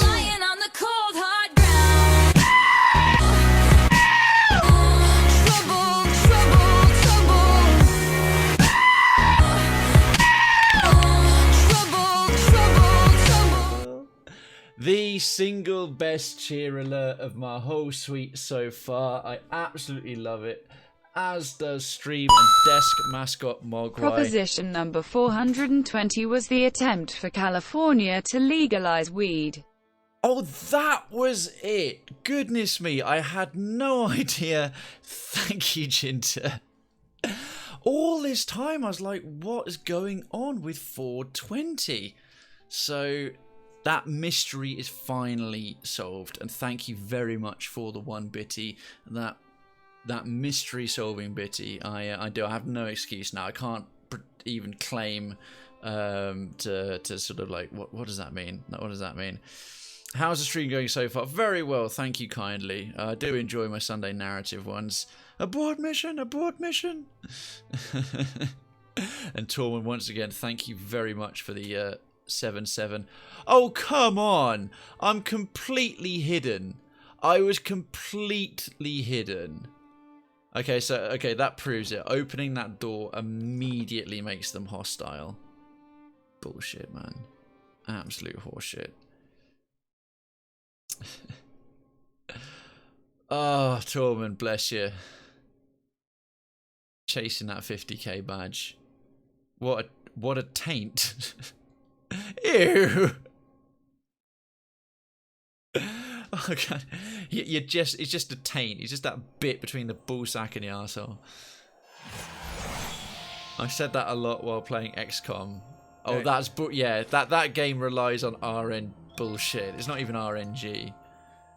Right, let's speed things up a bit. This is the last door we can try. If this one's got guards in front of it, then it doesn't. Okay. This is the only other door we can try where we don't immediately get absolutely shafted. Not a sound. By So let's once again cast the scrolls. You de-stealth yourself. Oh, quick. What? I can do that. That's settled. That's better. Right, you go away again. We've only got 127 seconds of stealth on this and counting down. Sorry, Rift. How long have I been streaming? Do you mean this evening or total, like since I started? Remember, we have to revisit Rusty Trombone sometime. That we do. No, not you. Yes? Okay. Alright, this is the shit. No! That was close. Alright, let's turn off fast mode at this point. Folks, we're sort of making progress, sort of. Not really, maybe, I don't know.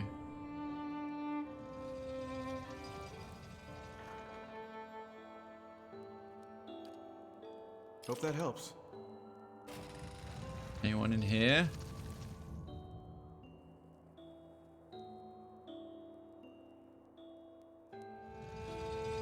Close that door.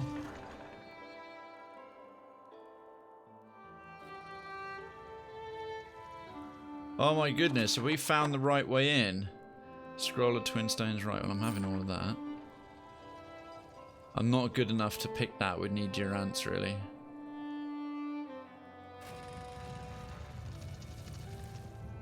It is to be your national anthem, the rusty trombone. It is hilarious. It is utterly messed up. I'm going to go put some work on my NaNoWriMo prep and then head out to work.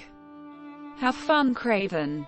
Thank you, Jinta. And Jinta, thank you as always for supporting the channel and hanging out and bringing all those sweet, sweet facts and awesome random knowledge. Oh, crap.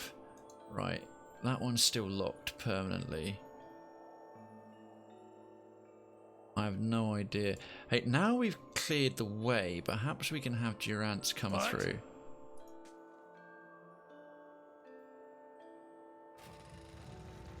He's not as stealthy, but he can pick the locks and this area is safer.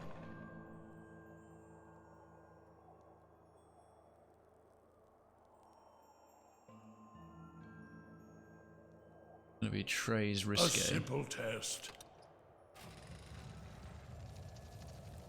Right, you move way back out the way. I'm here. I love it how we're just standing there casually, like, in front of completely unlocked doors that shouldn't be unlocked. Like, we haven't done anything. What are you talking about? What are you chatting about? Let me just check his character stats. Alright, his stealth has dropped back down to 8. So he's going to have to recast his...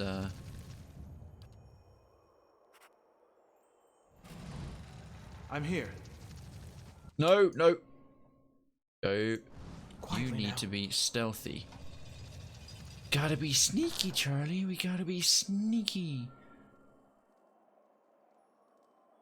Okay. Here. Crap. Stealth. Right, I triggered that trap and somehow didn't, like, set off that guy who's patrolling in the top corner. I found something. Secrets. Can I get near it? Yeah, there's a guy over there. Uh-huh.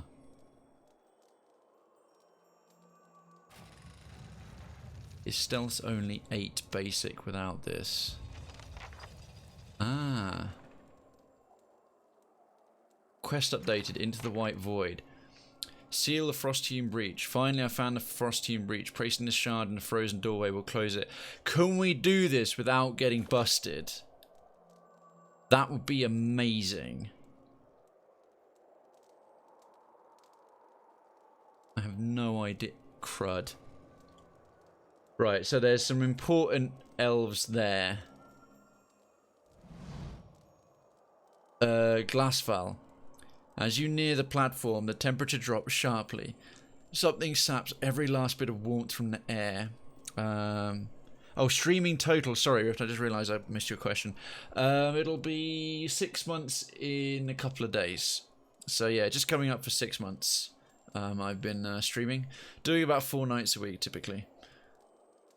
As you something saps every last bit of warmth from the air, leaving the breath of your lungs cold as it escapes your lips. You see a doorway filled in with glowing ice. Silhouetted against it is an elven man, his arms outstretched. Gods, it's gotten hard to concentrate. You shouldn't be here, traveler. And the others of my clan won't be so lenient if they find you sneaking around. And there was much rejoicing. Oh, Tormund, 6 months. Thank you so much for the 6-month 50 anniversary biddies. And others of my clan won't be so lenient if I find you here sneaking about. That's interesting. He's managed to have a dialogue with me. These others haven't technically spotted me yet, or I don't know how it's going to work, but can I get through this without being seen? What's going on here? We're reaching out to Sorry, I was late with cheering. Oh, don't worry, Riff. Don't worry. There's no obligation to cheer, but thank you so much for the 2 biddies. That is very kind. Appreciate it very much. We're reaching out to Rimagand the last way we know how. He turns his back. Please, I must continue. I'll go then. I totally won't. Right, so those ones are friendly. Kind of. Those ones won't be, though.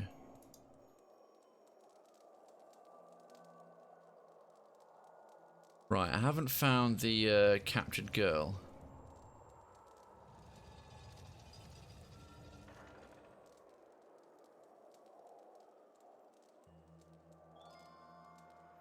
Oh, they can see me, but they're not hostile. Alright. He runs his hand over his neat beard, his frostbitten fingers black against his pale hair. Again, I must focus. Please leave quietly if you don't mind. Rimagand sent me to close the frost-hewn breach if you're trying to reach out to him. His red eyes widen. You are a man of compassion. Would you trap us here another 100 lifetimes? He shakes his head, weariness creeping back into his eyes. We can't continue like this. We've got to find a way into the White Void. The White Void? Rimagand's domain. Oh dear. A place where all things are mingled like snowflakes in a blizzard. It's a vortex of such chaos that even the Beast of Winter himself could not calculate the trajectory of the infinite particles of essence there. As souls are broken down over successive reincarnations, they become part of the White Void. It is a place where all things find perfect unity and freedom. You should play the new Call of Cthulhu game when it comes out in a couple of days. I didn't realise it was out in a couple of days. I'm a massive Cthulhu fan and Lovecraft fan. I love the whole lore and that kind of creeping void horror stuff. I've played and done a lot of Cthulhu-esque things. I'm not sure what of my current stream themes a Call of Cthulhu game would actually fit into, except maybe indie if it's being independently done. I definitely won't be able to put it into the roster in the next sort of couple of days, but it'll be added to the list for sure.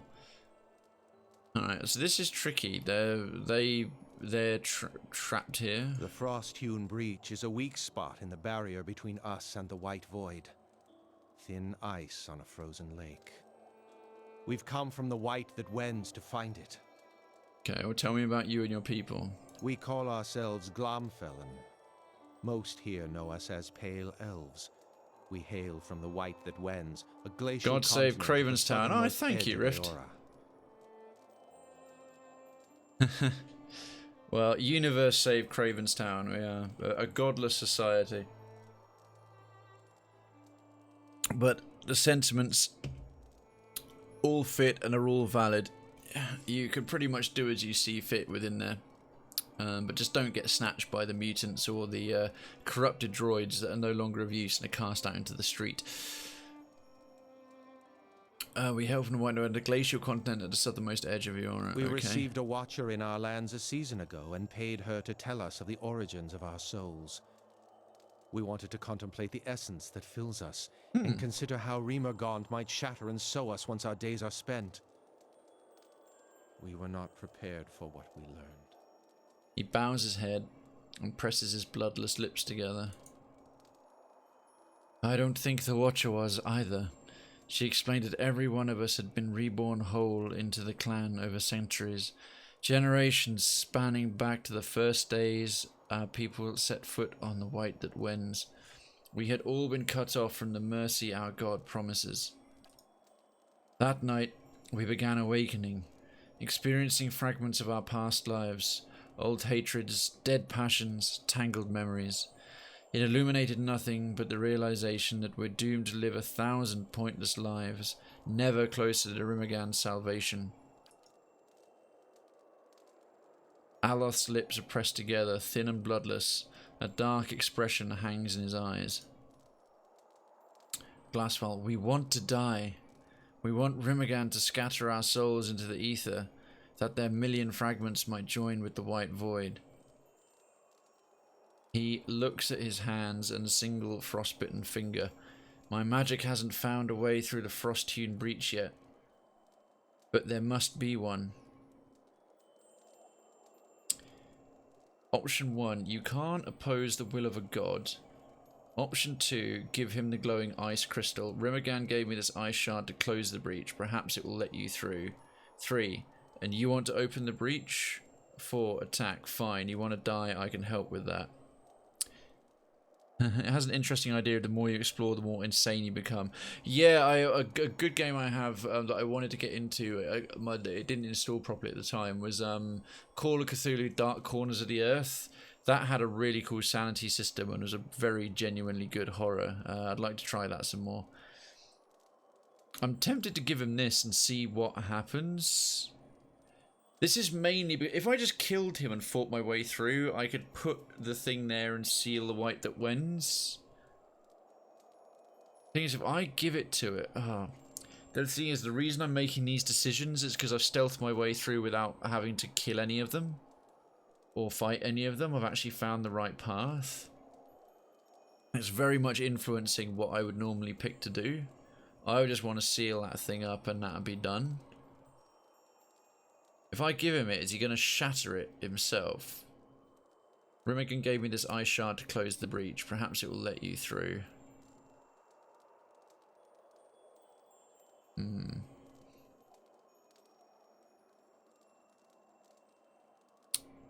Attacking or leaving fighting on his own for a while. Yeah, I want to try to see if I can get through this, having done it the sort of stealthy way. And saying you can't oppose the will of the god would probably just close the conversation.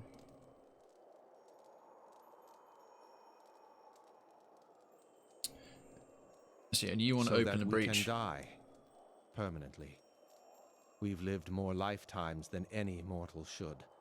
We've been faithful followers of Rimogan since our earliest incarnations. He's the god of entropy.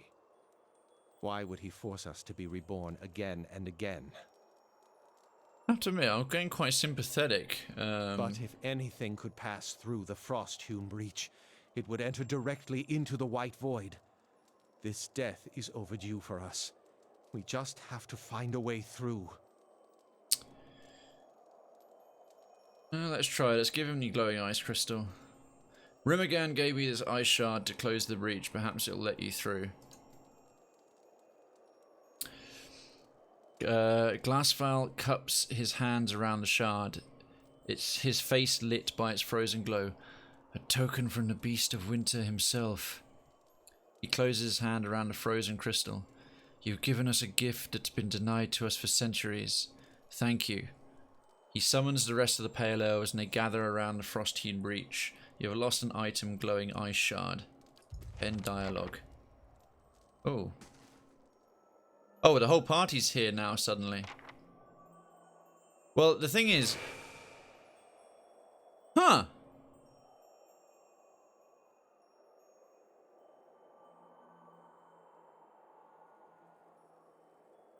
Oh, interesting. You've lost an item, glowing shard. Quest updated into the white void. You've lost reputation with the Twin Elms major. You've lost reputation with the Fangs moderate. Oh no. No, Twin Elms hero moderately good. The Fangs troublemaker faintly bad. Scoundrel and overeats the Golden Grove friend. I guess hero, I'm basically lowered down in the hero level. I'm going to have to do more stuff to become a hero again. What's the update to the quest? Into the White Void. Oh, crap. I gave Glassville the shard, which allowed him to pass into... See, my logic was that it would, if I've got to put it into the void, it would close it. They could put it in, it would close the void and let them pass through. It wasn't supposed to leave the frickin' void open. I gave Glassful the shard, which allowed him to pass into the white void. With the shard gone and the frost-hewn breach still open... Oh, crap. Well, that's not ideal, but... I did that because I was trying to find a pacifist way through. Are the rest of them still here, though? No, they've all gone.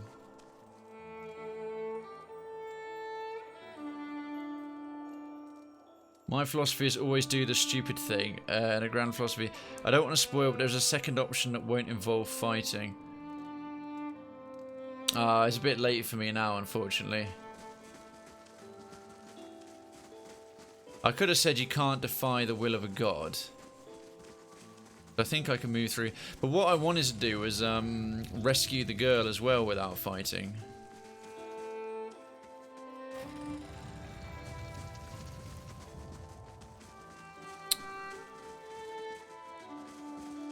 Right, the scoundrels are the fangs are moderately annoyed.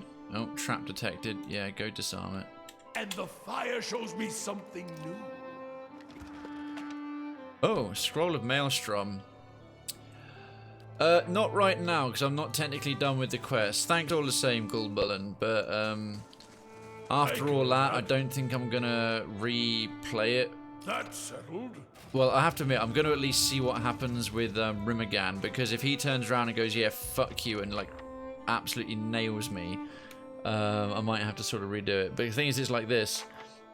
Alwa, a young Orlan, scrambles on the stone floor, pressing her back against the wall and baring her teeth at you. Her fur is patchy and matted. As you step into the room, she squints and turns her large ears toward you. A heavy sigh escapes her tiny body. Beasts take me. Eyes mistook you for one of them. Please get me out of here. Tell me about the people that captured you. She snarls, her pointed teeth flashing. A clan of pale elves from the white that wends, devotees of Rimogan, so they claim. Their actions suggest other intent. They've come ready to fight. Wizards, priests, and paladins. A wizard named Glassval leads them, a man obsessed with the frost-hewn breach.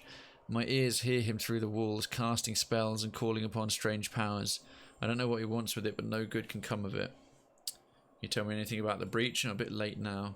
Not really. Something to do with Rimagand, the Beast of Winter. I followed Galloway myself. What happened to you? When Noonfrost began freezing the lake, my sister Laha sent me to seek out the cause. She scowls at the dingy room. The pale elf Estremoran seized me before I could report back. The pale elves are behind it. They showed up at Twin Elms not long ago, saying they wanted to see the upkeep of Noonfrost. I don't know how, but they opened the frost-hewn breach at the back of the temple. Sucks warmth and life straight into their god's frozen barren domain. They've got to be stopped. It's only a matter of time before the cold spread further as well. She can make a run for it. Go. She turns towards the hall, her large ears angled forward. As fast as my feet can carry me, she scrambles for an exit on emaciated arms and legs. At the door, she glances back at you. Thank you, Estremor, and be careful. And she melts into the shadows. Well, there's no one in the way anymore.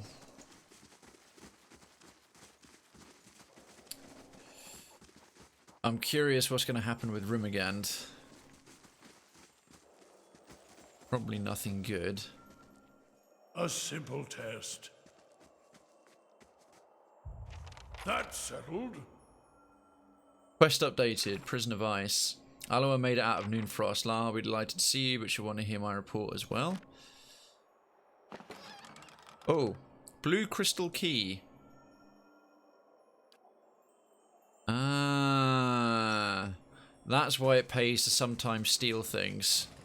That probably would have unlocked all the doors. I'm so pressured, like, oh no, can't steal that. That's not okay.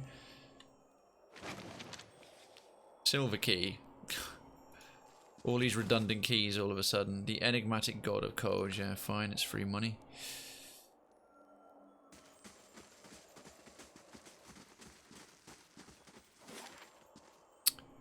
Okay, that's most of it. Let's go through the rest and at least pick up the stuff we didn't get to. Oh, hello, like that for example. Yoink!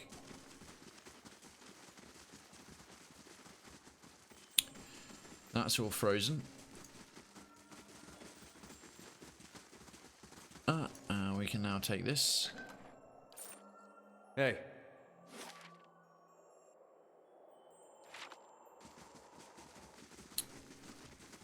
Now then, we got one more room in here. I think Krayven couldn't pick some of this stuff, so hopefully. Oh my goodness! King of the impossible. He's for every one of us. Stand for every one of us. He's saving the body. Tormund, thank you kindly for gifting citizenship to its Rift. Their Cravenstown visa is approved, and you are amazeballs. Hit that legit, folks. Citizens are already there because it's Rift. You are now officially legit. Not just legit, but Cravenstown legit. Do enjoy use of your Cravenstown legit emoji all over Twitch whenever someone says, does, has, bees, gets, pulls off, or simply is legit. And not only that, it plays very nicely for emphasis with other emotes. So someone has hype, GG, love hearts, progress. You can put legit in front of them for extra emphasis and get good value, extra value on your emoji. Second, wave your Cravenstown town flag loud and proud every time you want to chat, and the longer you're with us, the more it levels up. Third, you will be entered into the Cravenstown Citizens Only monthly giveaway for a chance to win a fantastic prize. The first stream of every month, we do a prize draw to win a decent game, or whether your citizenship was gifted or whether you got it yourself. Everyone has a chance, an equal chance to win. Fourth, should you choose to, the Discords, the full Cravenstown, because this is just the streaming complex. If you have Twitch integrated with your Discord and you choose to join the Cravenstown Discord, you will automatically receive the citizen role and have access to the subs only section of town, the Citizens Towers, which includes the lounge. There's a subs only chat room, and the Citizens Treasury, where I occasionally post free codes for things, including small games and other bits and pieces that are available on a first-come, first-served basis. And last but by no means least, you have my undying admiration and gratitude. Welcome, welcome, welcome. Legit wrecked. And Tormund, once again, thank you so much for that gifted sub to Rift. That is very, very kind of you indeed, and I sincerely appreciate the support as always. A simple test. Right, let's see what's in the chest. White crystal key. Thick patches of fur cling to the tent leather.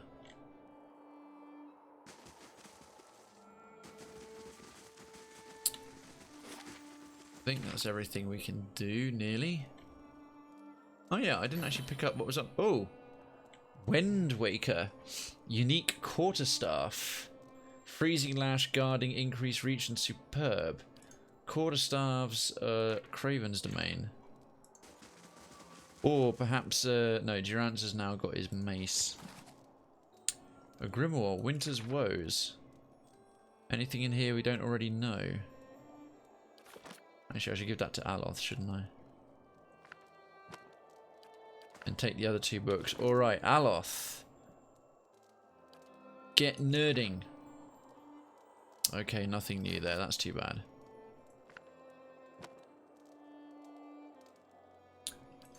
And lastly, I suppose we should probably face the music with the Rimmergand. Bit gutted to have lost that much rep, but I really thought the art is as hard. Ice is as hard as polished stone. The gleaming wall of ice seems to leach all the warmth from the room. The cold sears your skin and you draw back before touching it. Damn, I'm really surprised that it let him go through instead of sealing it. I figured you pass through and then the thing's sealed up. Okay, I've got to head out soon. Yeah, of course, the song requests don't ever get removed until they've actually been redeemed. Until they've been played and I can accept the redemption. So any that haven't been played yet, I leave them there in the list, ready for next time. Okay, Tormund, yeah, no worries. I'll be on for a bit longer, but I'll probably be done before you get back. So thank you. Thank you once again for the pile of biddies today, the gifted subs, and generally being here and hanging out. I really, really appreciate all the support as always. It is very, very kind of you. The lake isn't completely frozen, it's just around that part of it. So what are you whining about? Elms Reach.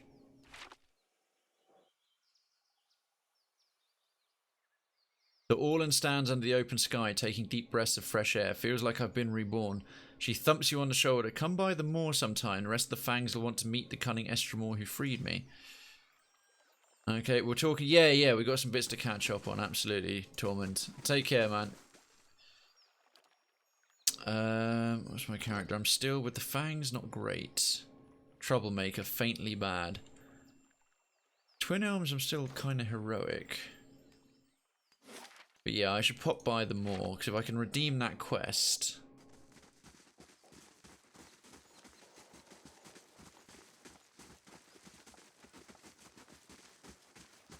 If I can redeem that quest, then perhaps it'll at least make me neutral with them again. I'm more worried about the... I don't think I'll get Rimagan's favour. I got all the other gods' favours, but that would suck. If it really is that bad, I might go through and do it again and check out what the other option is. Or like try and find the other option of my own volition.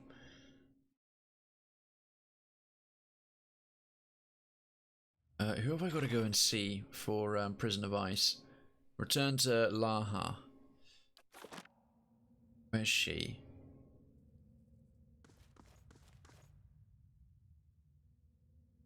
The blood dried up, sister. You think that resting... Hunter gives you a stiff nod. You aid trespassers while you walk our sacred ground. What? No? I didn't mean to.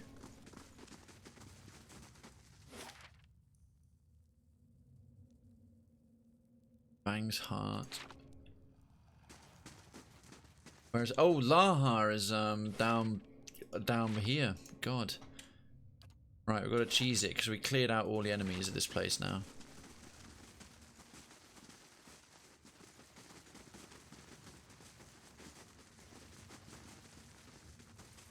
Okay, I think this is her. Oh, that's a Rensi. Where the hell's Laha? Turn to Laha in the moor. Where, woman? Oh, man, I can't remember.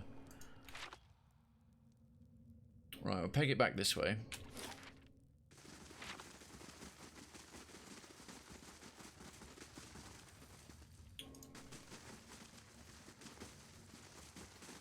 That her? More will not be the same, this I claim. Hunter of the Fangs moves with a cat-like grace.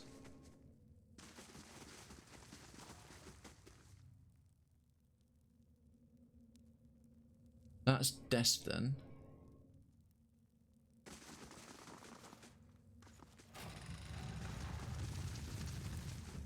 Alright, I'm seriously wondering. There's return to Laha at the moor, but where? It's not in here in the wild bit. Certain of that.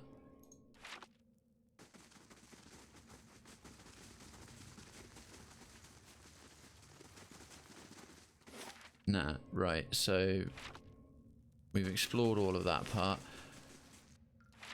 Gonna have to be back here.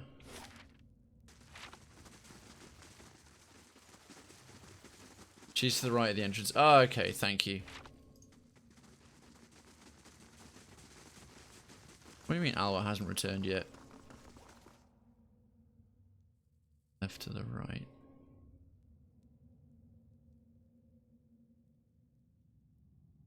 Oh, just outside. Oops.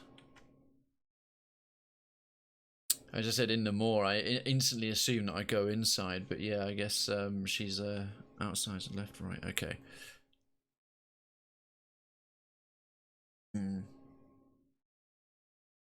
think I could have been doing a lot better off with the Fangs than I am right now. That's kind of a poor decision. Hang on, I'll piss off everyone in the town that I'm already kind of milking, and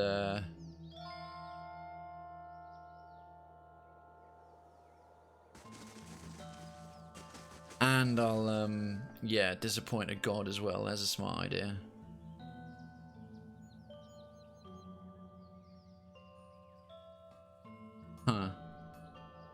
Not there, to the right on the inside. Oh! I didn't see her at all. Okay, sorry folks. Bit of a misunderstanding there.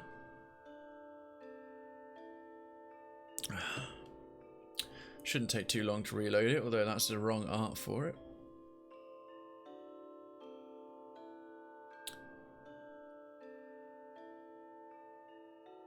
She should be there. I did this earlier today. Okay. Well, yeah. Bangs. Yeah, it says return to Lahar at the moor. Alwa made out of Noonfrost. Lahar will be delighted to see you, but also want to hear my report. And she even gave me the quest dialogue, like, come by the moor sometime.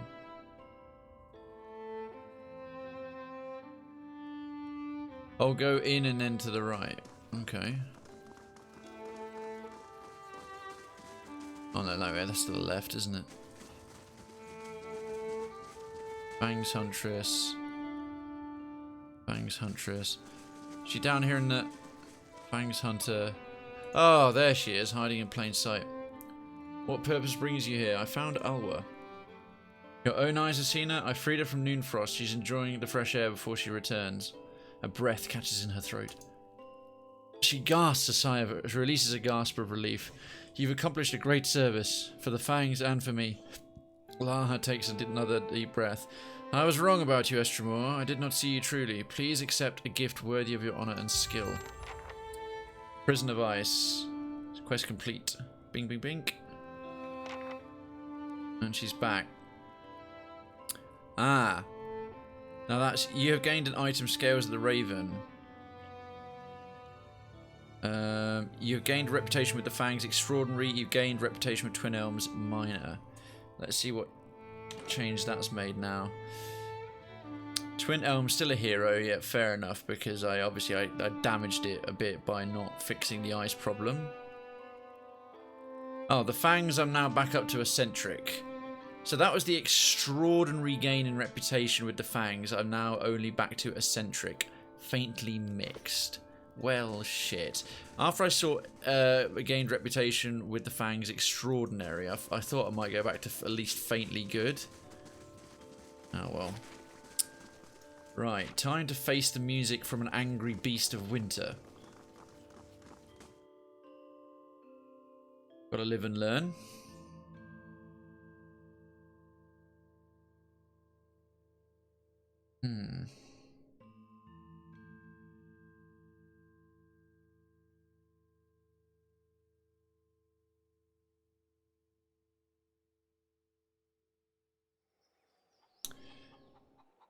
So, Elms Reach District. Get back there. In the meantime, what's going on? 8 days and... Okay, might actually get back to the stronghold in time for that one. Turn on fast mode. Get them all arriving here a bit faster. As the name would suggest. So, Elms Reach. So I have no... I mean, it wouldn't be the hardest thing in the world for him to just give me another icy finger. It's like, okay, well, I've solved the problem. There was no blood spilled. Your most faithful servants are fine. Although, unless he's going to be pissed off, like, yeah, now I've got no faithful servants in the world. I wanted to keep them alive because they give me power. It just suddenly dawned on him. It's like, they're like, yeah, we want to die. And he's like, yeah, but I didn't want them to die.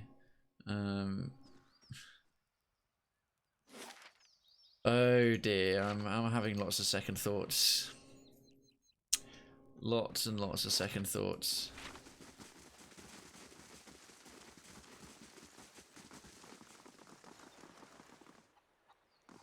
Let's see how this goes. I think that's probably as much as I can do for the Fangs. I could have had a reputation probably somewhat good or moderate hero with them, but I've kind of dicked them around.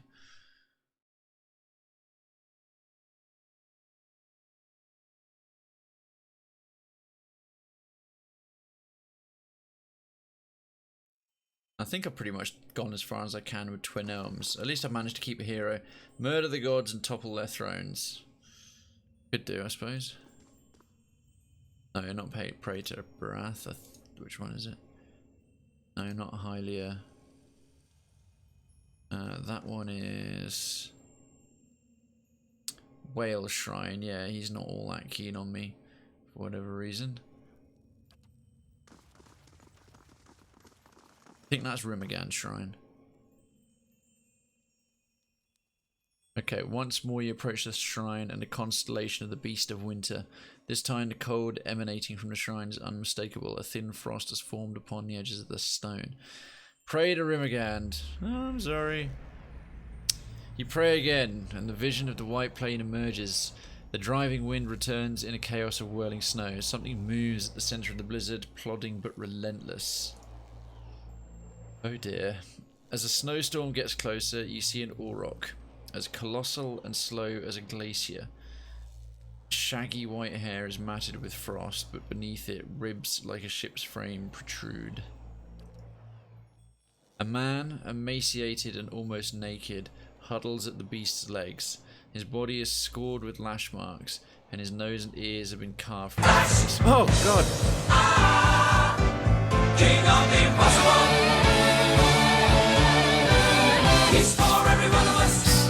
Stands for every one of us! He's saving the body and every man, every woman, every child, every body flash! Woot TV!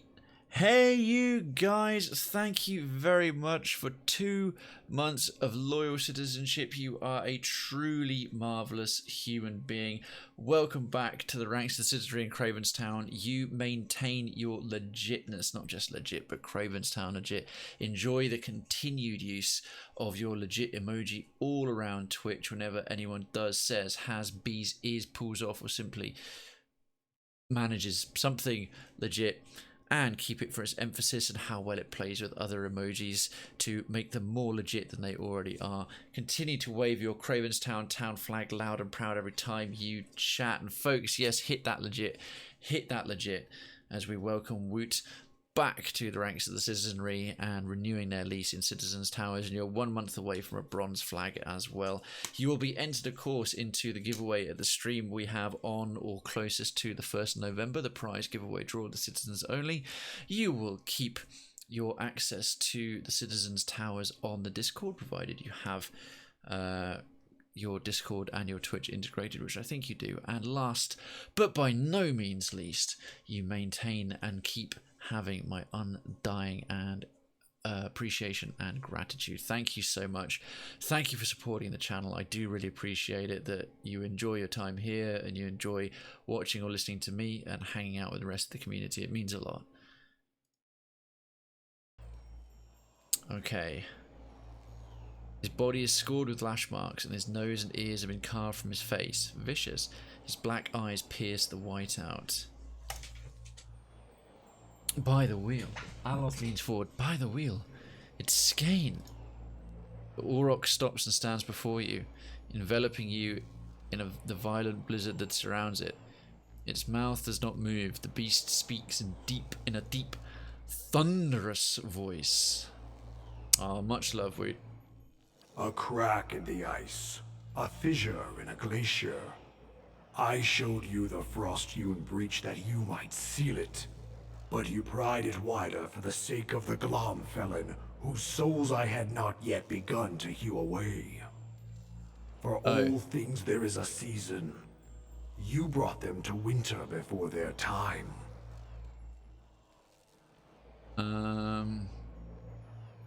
Let's see. I'm not... Oh, damn it. I don't have intellect 19 good enough for that. You're the god of entropy. I gave their souls entropy. They were your faithful followers. They deserved a resolution. I'm not going to whine at him, but... A faithful follower trusts the ways of his god. Mine are gradual and inexorable. Entropy is chiseling ice and hammering wind.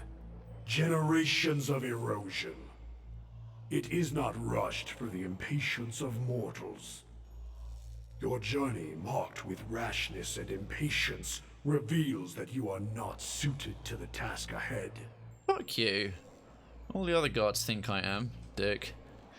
I'm going to bed though. I had a few tough weeks and couldn't tune in as much as I wanted to. My trip to the kingdom wasn't as nice as I expected. You mean the United Kingdom? Or...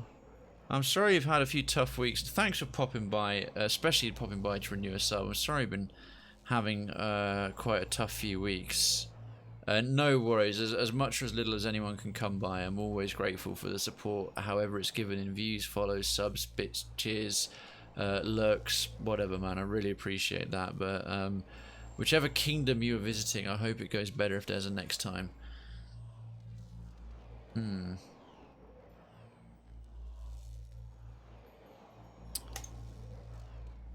Rimogan recedes and the whiteout follows him. The vision of snow phase disappears and leaves in its wake the flagstones of Tyr Everon. Quest failed?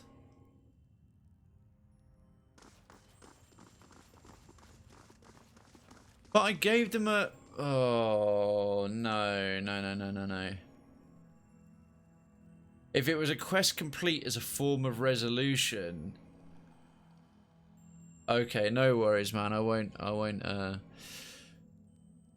ask any further. Yeah, I understand. Quest failed into the white void. Alright, I'm breaking with my normal pathos here. I'm going to reload. That's a lot to have to backtrack. That's about a good 45 minutes, but I know what I'm doing now. I'm still going to try and sneak through, but I'm not going to give them the crystal. I'm not going to give them the crystal.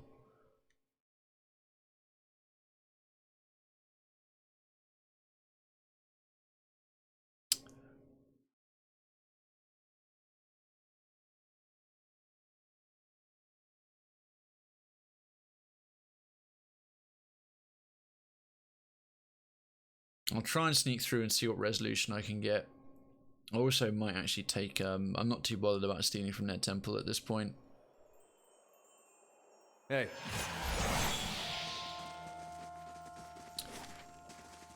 See if I can get a key or two.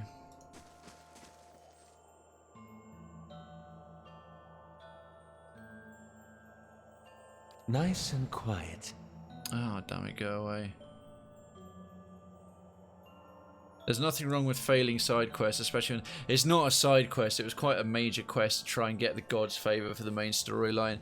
Nah, that's one. The thing is, I don't have an issue with I have an issue because I failed the quest, but I take an issue with the game's design. Like turning around and simply saying quest failed. It should have been like quest complete. That's settled. But like completed with that as the resolution. That whole, yeah, you just simply failed it by sort of sending them through. I didn't just sort of do something and then completely fail. I did an alternative pathway. The fact you go through all of that basically is almost kind of forcing my hand to play it a certain way, which is the very first time in this game that's ever happened. At once. Because no, I'm not okay with like, oh yeah.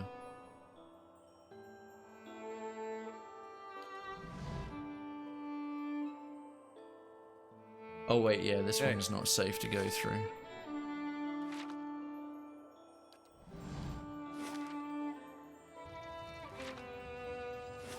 So we'll get the party here.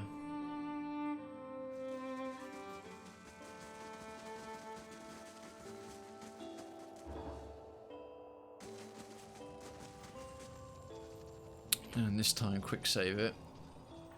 He's not an especially shitty or evil god or anything like that. You get mutually exclusive quests. Yeah, that's the thing. I don't have any mutually exclusive quests. I say fail some to complete others. Again, it's not his market. You don't fail them. You complete them in a different way. You might not get the reward, but the fact it just turns around and goes quest failed, rather than yes. What? It's a quest complete sort of thing, but that's just like, nah, straight up. There's one way to do it. I want to get the full 4 gods' blessings because it's for the main storyline. I don't like that I've kind of broken my normal rule of like not reloading and sticking with my decisions. I've only occasionally to explore dialogue options on pure side quests that are completely independent of the story, but this one's tied into the main thing, so it kind of has to force your hand more. But yeah, that not so much. That not so much. I want to see what the other resolution is without violence as well. But no, that's I won't say it's bad. I just don't agree with that type of game design and everything else the game has done so far. Yes. And the way it's sort of balanced and allowed you to play as you see fit, and then now it's sort of like, oh no, sorry, you failed. I'm here. Oh no. Absolutely. Can you fuck off, like, patrolling guard? Really getting on my nerves now.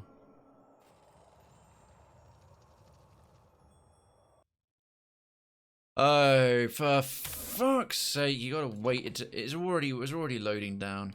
Oh, I'm getting frustrated now. I'm okay. I'm okay. It's just once that wheel starts counting down, it's like, oh, come on, really?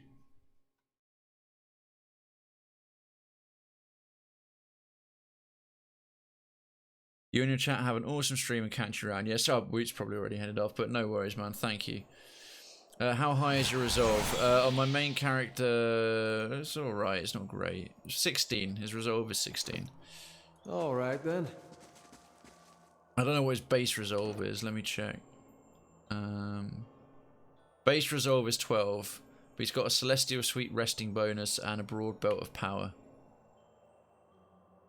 In with Buddha, Krayven, dear. Oh, okay. Yes? Yeah, I'm not really much for any gods, to be honest. I'm here.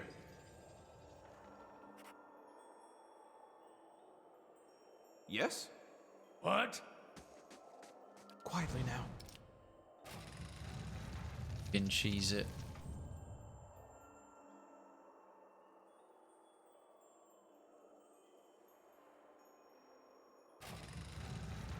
I can do that. No, the two of you just come straight through here. That's settled. Open the door. I'm here. Press on. A simple test. And now you can unlock this. Just know it's saying in with Buddha, out with rage. Rage? Nothing of the sort. Okay, so we've got the next key.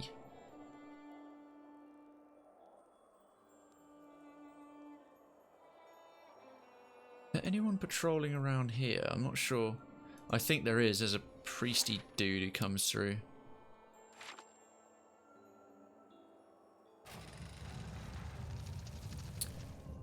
I know we can sort of more or less safely progress. Yeah, him.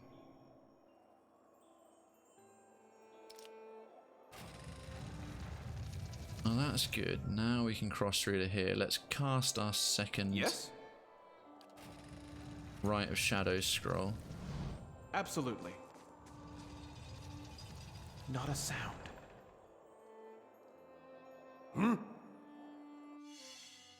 Yeah, he should detect Durance has discovered something. Okay, well Durance can stay out the way. I'm here. I'd be glad to. And I can trigger this. Yes? Right, oh. Into the White Void.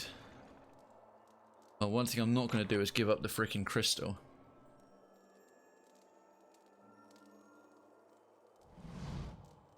Yep, so we read that before. Concentrate. You shouldn't be here, traveler.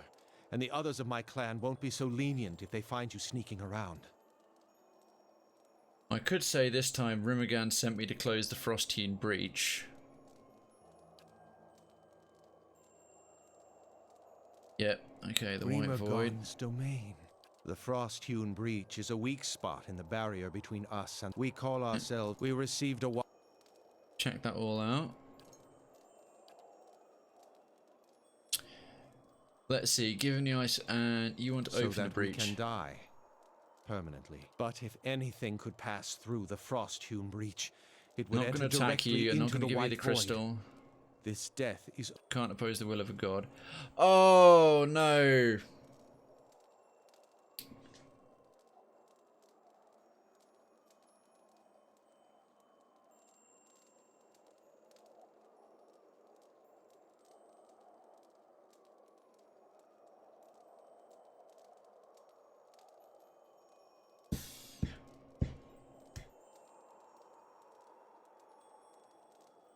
I'm curious if I can buff his resolve. One thing I've never tried to do. Yeah, the thing is, can you oh yeah, you live and learn. I thought 16 was high enough. That's alright, I can whip through that bit again pretty quickly. I can just put on a bit of kit, because I wasn't sure if it worked off your base resolve. Like your buffs aren't brought into consideration. If I can just buff it, then yeah, fine. If I can get them to leave me alone and just resolve the quest, then good. I'm here. Margaren's fire casts light in dark places. I'm here. Totally breaking tradition today with the whole frickin' I'll do a few reloads till I get the result I want, but screw it, I almost never do otherwise and live with the frickin' consequences. At once. What? And you. I'm here.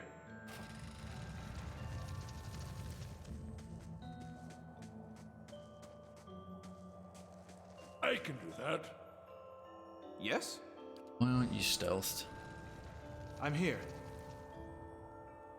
A simple test. That's settled. Okay. Get in here.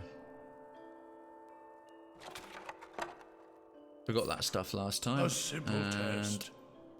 Get the key from there. That's settled.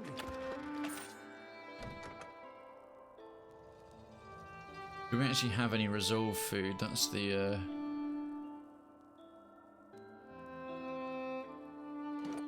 quick bit of crafting ought to do it. Food. Move speed, dragon edge. Dragon egg dish. That really wastes a dragon egg. Casita casserole. Anything else will do it.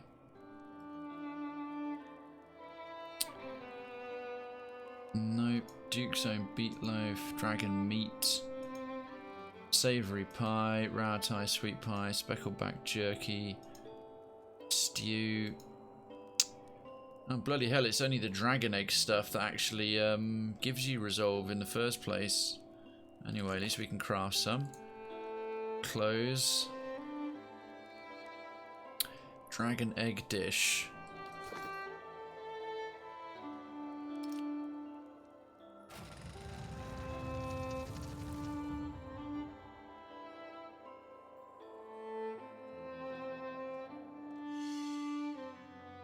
Something over there. Yeah, we spotted it. It's cool. I'm here. Yes? Quickly use the second scroll. I'm here.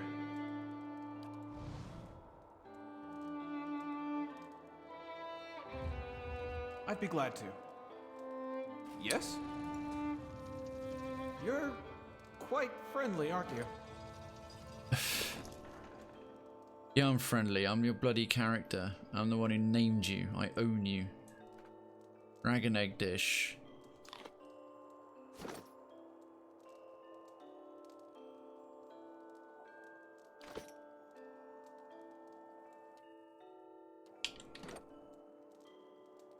Resolve 19. Certainly.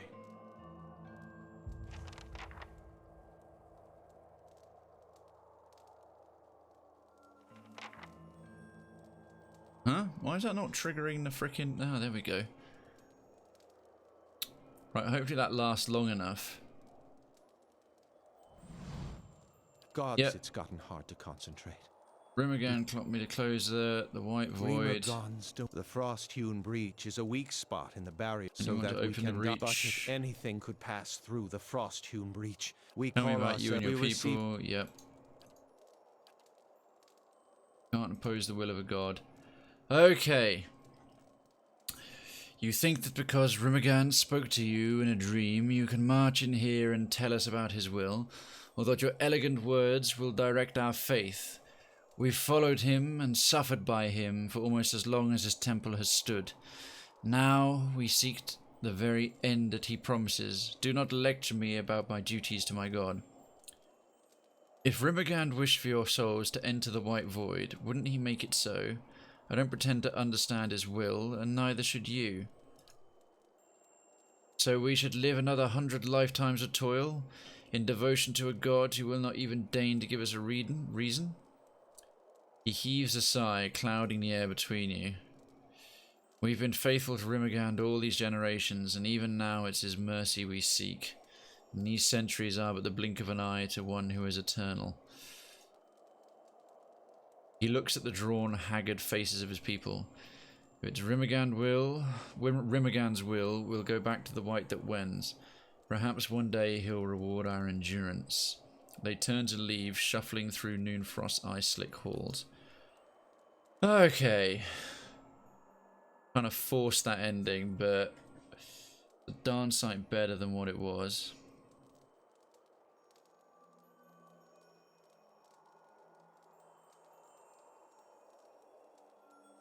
Right, that went a bit better. What about now? A pedestal of black ice rises from the floor, long finger-like ice crystals, as hard and clear as diamond, surround and pierce the altar. A hole has been gouged out of the middle of the altar, though it can't be more than a few inches deep. It sucks at the air around you. Plug the hole with Rimagand's shard. The shard fits perfectly. As it settles into place, the cold around the altar dissipates. Similarly, the portal before you seems to thicken, and the mysterious seepage tapers off. Quest updated. Good. Sucks it had to be forced to get the blessings of all four gods to do the main quest. Maybe you don't need all four, but I'd rather have them. Yeah, no, that was like obviously the sort of best possible ending, but yeah, I've kind of gone against my general blind playthrough rule of not backtracking to get the answer or result I want. But there we are. I'm just going to give myself a break for a change on that.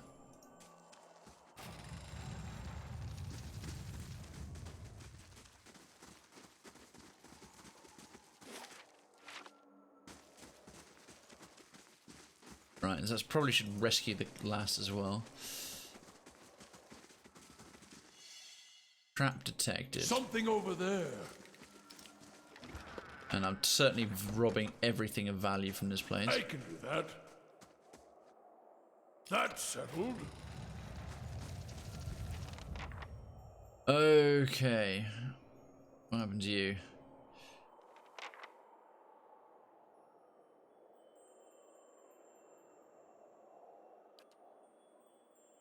Yep, you can make a run for it.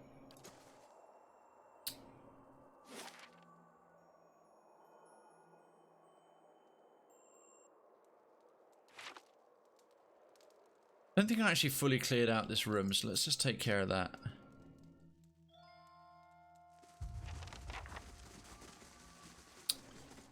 I had like 10 resolves, so I killed him instead. Didn't like it, but I had no choice. Yeah, I have to admit, it's nice with it, something like this to actually find a passive for a pleasant resolution for a change. Sometimes I manage it, but it's been a good long while.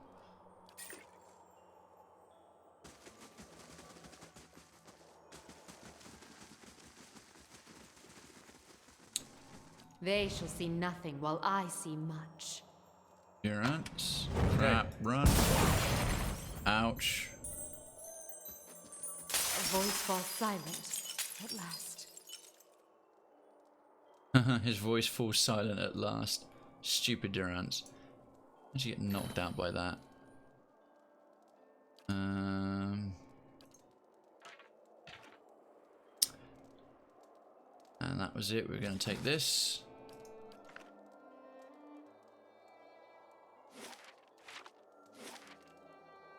I was going to read the... What is this anyway? The chair radiates an unnatural bone-chilling cold. I think we did those 3 rooms. We've done the stuff along in there, so it's just around the back here, really. Come down to here. Oh, what? God, Durant, you're so stupid.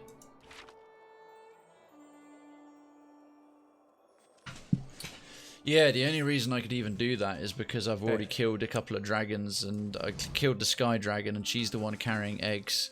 As, I think both of them actually carried eggs and meat. They're both female dragons. Two I've taken so far. The Adra dragon in the paths under Odd Nua, and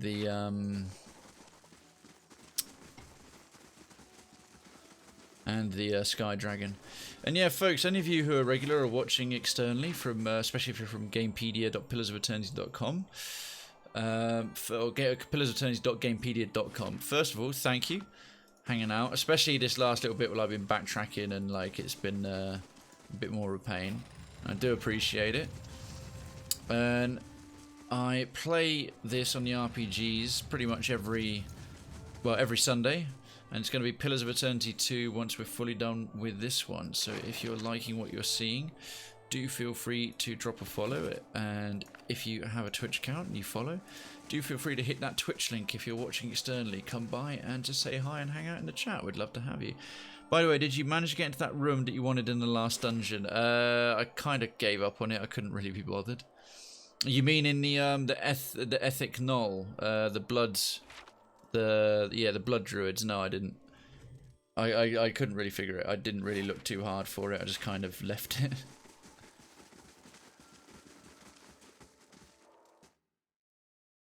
So you murdered a mother and ate her children so that you could talk these people into not... Huh? You could talk these people into not committing suicide so that their guard could slowly torture them. Apart from the whole murdered a mother and ate her children bit, yes. I'm trying to think at what point, metaphorically or otherwise, I murdered a mother and ate her children.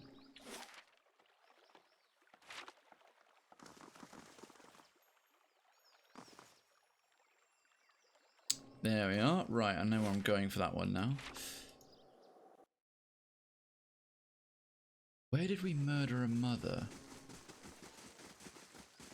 Well, I'm assuming it's possible to get into that room, Guldbullen. Oh, right, the dragon eggs. Yeah. There is actually, I think, probably a way to talk to that dragon to make sure you just, like, leave Hylia's temple alone, and then you'd probably end up failing Hylia's quest, but there was an achievement to kill the dragon, and her eggs give you awesome food buffs. Yeah, no, I get what you're saying now, his marker. Yeah, so everything you said in that context is exactly true. I did murder a mother, ate her unborn children, and then use that to, as you say, talk people into not committing suicide so their god could slowly torture them. Hey, dragon, so I wanted to make an omelette with your babies. Is that okay? I mean, just say yes, because otherwise I'm just going to do it anyway, but, you know, I figured I might ask you first. Found Alwa. Bish bash bosh. Job is good. And she's back.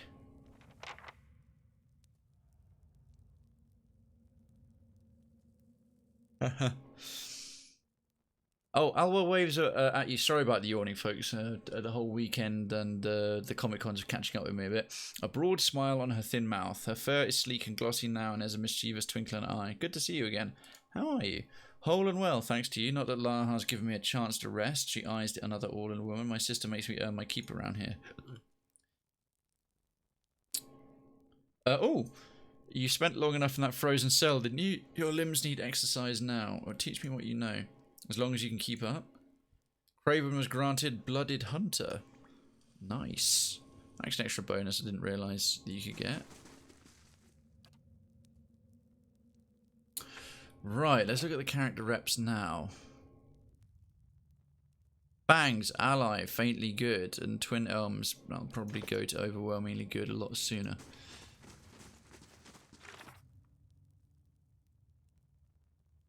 That one's done. Into the White Void. Return to Tear Averon. Love to see you play Tyranny. Yeah, I think a few folks would. It's on the list. It is on the list. I have to admit, when it comes to RPG Sundays, we've got a little while to wait yet. It's Pillars 2's after this one.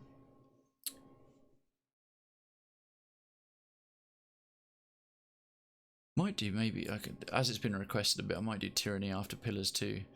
Because I'm not committed to necessarily doing Baldur's Gate or Icewind Dale Remastered directly next after Pillars 2. I'm a bit more open in what I can pick. And so that'll be based on the input of you fine folks from the community.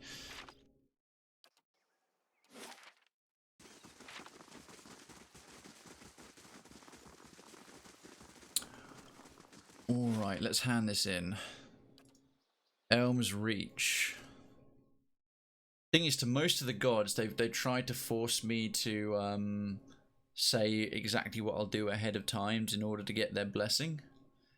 No, I've gotten their blessing to jump down the well safely, but not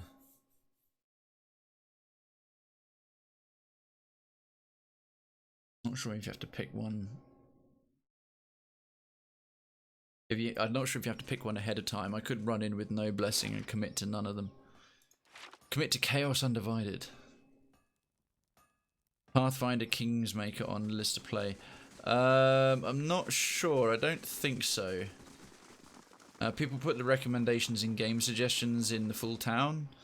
Krayven's town, which is on the Discord. And there's a channel in the streaming complex which is for game suggestions. If there's a game I don't already own, it goes into suggested games. If it's a game I do own, it goes into future games, and the future games is the higher priority for things that will be played subsequently. Suggested games is if they come up in Steam sales or so on and so forth, or some other manner in which I can get hold of them. Anyway, right, definitely going to quick save now. I think I've heard of Pathfinder Kingsmaker. Rimogan's up there.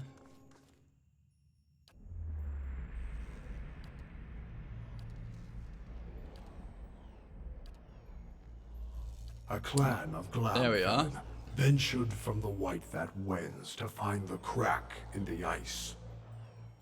When you sealed it, you damned their souls to a slow weathering here, one they had sought to escape. Well, you told me last time their souls will eventually break down, so... Entropy is not the sudden, violent combustion of heat and flame. It is a slow progression. Fragment by fragment, the elements wear even the mountains to dust. It's a CRPG. Pathfinder... I've heard Pathfinder Kingsmaker, I think. Someone's brought it up in the last few weeks.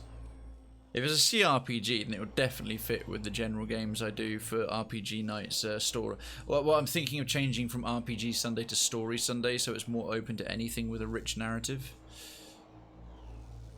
Plus something else I'm considering doing with part of Sunday streams, like way in the future. Okay. The Scarred Man Snickers. Skane, lovely. Ondra, the world shudders beneath you, and a great crack echoes across the white expanse. The ice splits at your feet, waves lapping through the rift. The Watcher seeks something long lost. What is it you search for? A low, melancholy voice rises from the depths. The thousands of souls that Theos has stolen from Wudica, or number 2, Theos Ix Arcanon, the man responsible for my current plight, or understanding of who I was and what my past means now. I'll just say the thousands of souls that Theos has stolen from Wudica. Theos has removed these souls from the cycle. They are ice melting in the sun. Let them fade. Of course, I've noticed all the gods are sort of whatever suits their needs. So Rimagand is like let them fade. He's the god of entropy. Barath is the god of death and rebirth. He's like put them back to the wheel so they can continue their cycle. You've got a god in charge of who's the goddess of midwives amongst a bunch of other things, and she's like returned the souls so the Hollowborn will be reborn and like they'll all grow up with souls again. And then you got another lot who are like the main gods of the Direwood, and they're like, yeah, pour them over the Direwood so they can invigorate those who remain. Every last one of them is like, yeah, serve the needs of me. They like take them from Boudica, she's getting too powerful, but then like dedicate them to me instead. Like, and every last one of them is just like out for themselves. So it's a tabletop game as well, Pathfinder Kingsmaker. Well, obviously Jess says she's played it. Let them forget this world and be forgotten by it. Waves crash an agreement, yeah. Take the souls she so desires and grind them into dust. Let her see her careful schemes thoroughly ruined. Bloody skein. That last one sounded a little nastier than the other two. Yeah, you're not wrong. Rimmergan, for several seconds the waves wash quietly against the ice and Uruk stands silently amid the churning flurries. It is the destiny of all things to crumble and join the chaos that follows this world. Some seek it willingly, as you have seen. To mingle, roiled and stirred by the tides of the universe. It is not an unkind fate. You would give the souls the very fate you sought to deny the Glamfallen pilgrims? Or, well, why do you oppose Boudica? She desires to order chaos and shackle the agents of change in the world. Under her, all things would remain static and frozen according to her laws. Even now, she only barely keeps the pact of the gods to leave the affairs of Kith in mortal hands. She moves in Theos where she cannot move directly. And so we call on you to do the same. Such are the schemes of the queen that was. So there's 3 of them here as well. This is the second group of 3 gods, and then the other 2 were just on their own. Would you give these souls the very fate you sought to deny the Glamfallen pilgrims? I am the beast of winter. I neither speed nor alter my path for the whims and desires of Kith. I take souls at the time of my choosing, be it mote by mote or in a sudden tempest of chaos. Oh, sorry, did that These offend you? souls, they have already forgotten their place in this world. They have been lost to existence. Let them be memorialized and mourned for an age, and then forgotten entirely. I'll seek Theos in Sun and Shadow. When you reach the Burial Isle, we will send lost souls to guide you through the pit. This is our gift to you. What you do after you face Theos will be your choice, but we would have you set the stolen essence adrift. Now, to be fair, they're the only ones giving me a choice. The rest of them are like, do this and we'll give you a mighty blessing. And they're like, do what you want, but that's our preference. And whether you would heed us or no, understand that our end comes to all things eventually. Help us achieve it, and we shall reward you now with a power to rival Theos's. Oh, there it is. But do not choose lightly. We forget nothing, least of all a betrayal. I need to think about this. Do not wait forever. We wait, but Theos does not. Rimmergan continues toward you, swallowing you in a blinding, deafening snowstorm. You experience a dizzying, exhilarating disorientation, oblivious to the landscape around you, and even the reality of your own body. You hear a noise that could be the shrieking winds or Skane's screeching cackle, and then it recedes with everything else. Rimmergan reappears in the distance, trudging away from you, and the whiteout follows him. As the vision of snow fades, it leaves in its wake the flagstones of Ter Everon.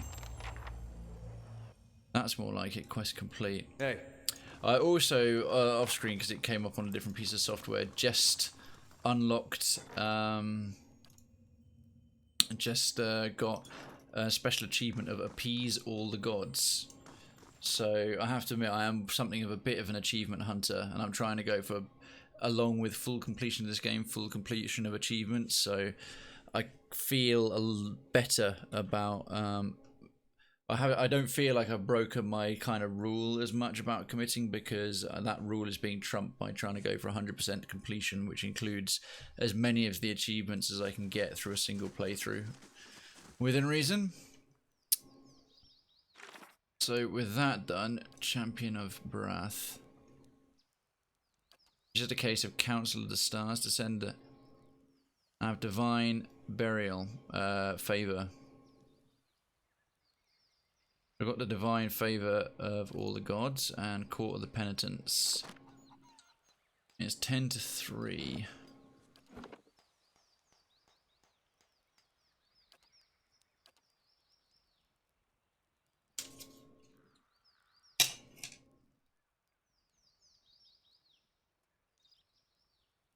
Excellent.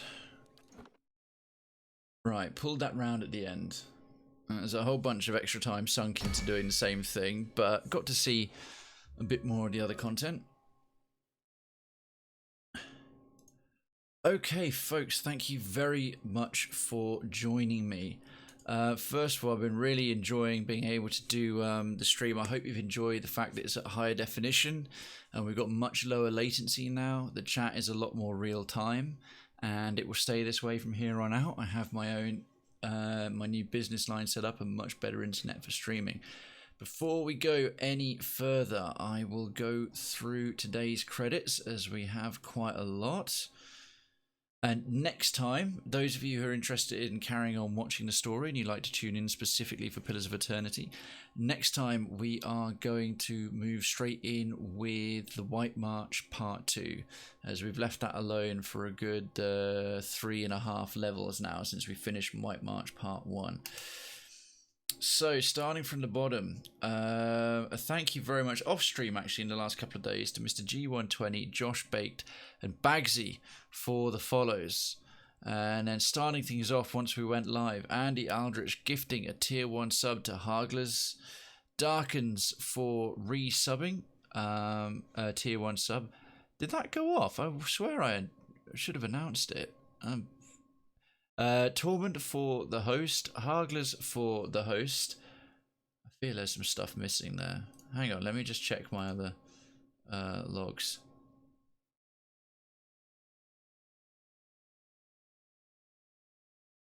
Yeah.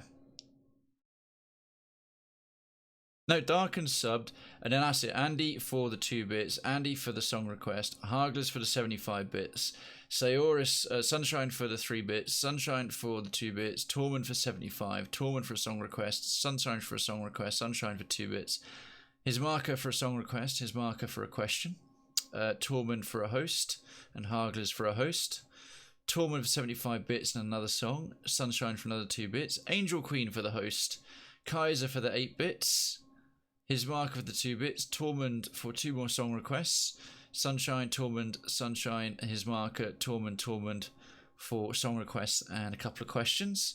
Then Tormund for 550 bits for the headshot and 900 bits for the holy shit. Jinter for the 1 bits and I am poor but you deserve it. Tormund for 912 bits and the real number for the emergency services and another song request. Tormund for 25 and 62 bits, Harringstone for the raid, Tormund for 75 and then 180, Evil Jess for the raid, Tormund for 75, 666, 25, 69, 420 and 777 for the Taylor Swift, Jinter for the 1 bit, Jinter for the 1 bit, Tormund for the 50, Rift for the 2 bits, and Tormund for gifting a sub to Rift, and Woot V for the 2-month resub. Thank you one and all for joining me. Should you care to, you can follow me at Krayven_Twitch on the Twitter, and the Discord information is there. That is the full Kravenstown. Our community is extremely friendly. It's entirely non-toxic. We treat people online the same way we would our close friends in real life. We have a small focus on mental health awareness, and mental illness, and we accommodate talking about that very openly. Should we choose to, there's no obligation to, but that's there. It's a very, very pleasant community, as those of you who've been here may have noticed if it's your first time here within the stream chat. I will be back. I'm back online. Tomorrow is the Catharsis stream. I'm going to try and get some more Darksiders collection stuff done, because we finished Warhammer 40,000 Space Marine last week, and I need to get back to Darksiders 2 and getting it done. So hopefully we're doing on that. We'll be doing Darksiders 2 for the action bloody side of the Catharsis stream, and then we'll be winding things down with more Magic the Gathering Arena. I look forward and hope that as many of you can join me as possible. Let's see who is online.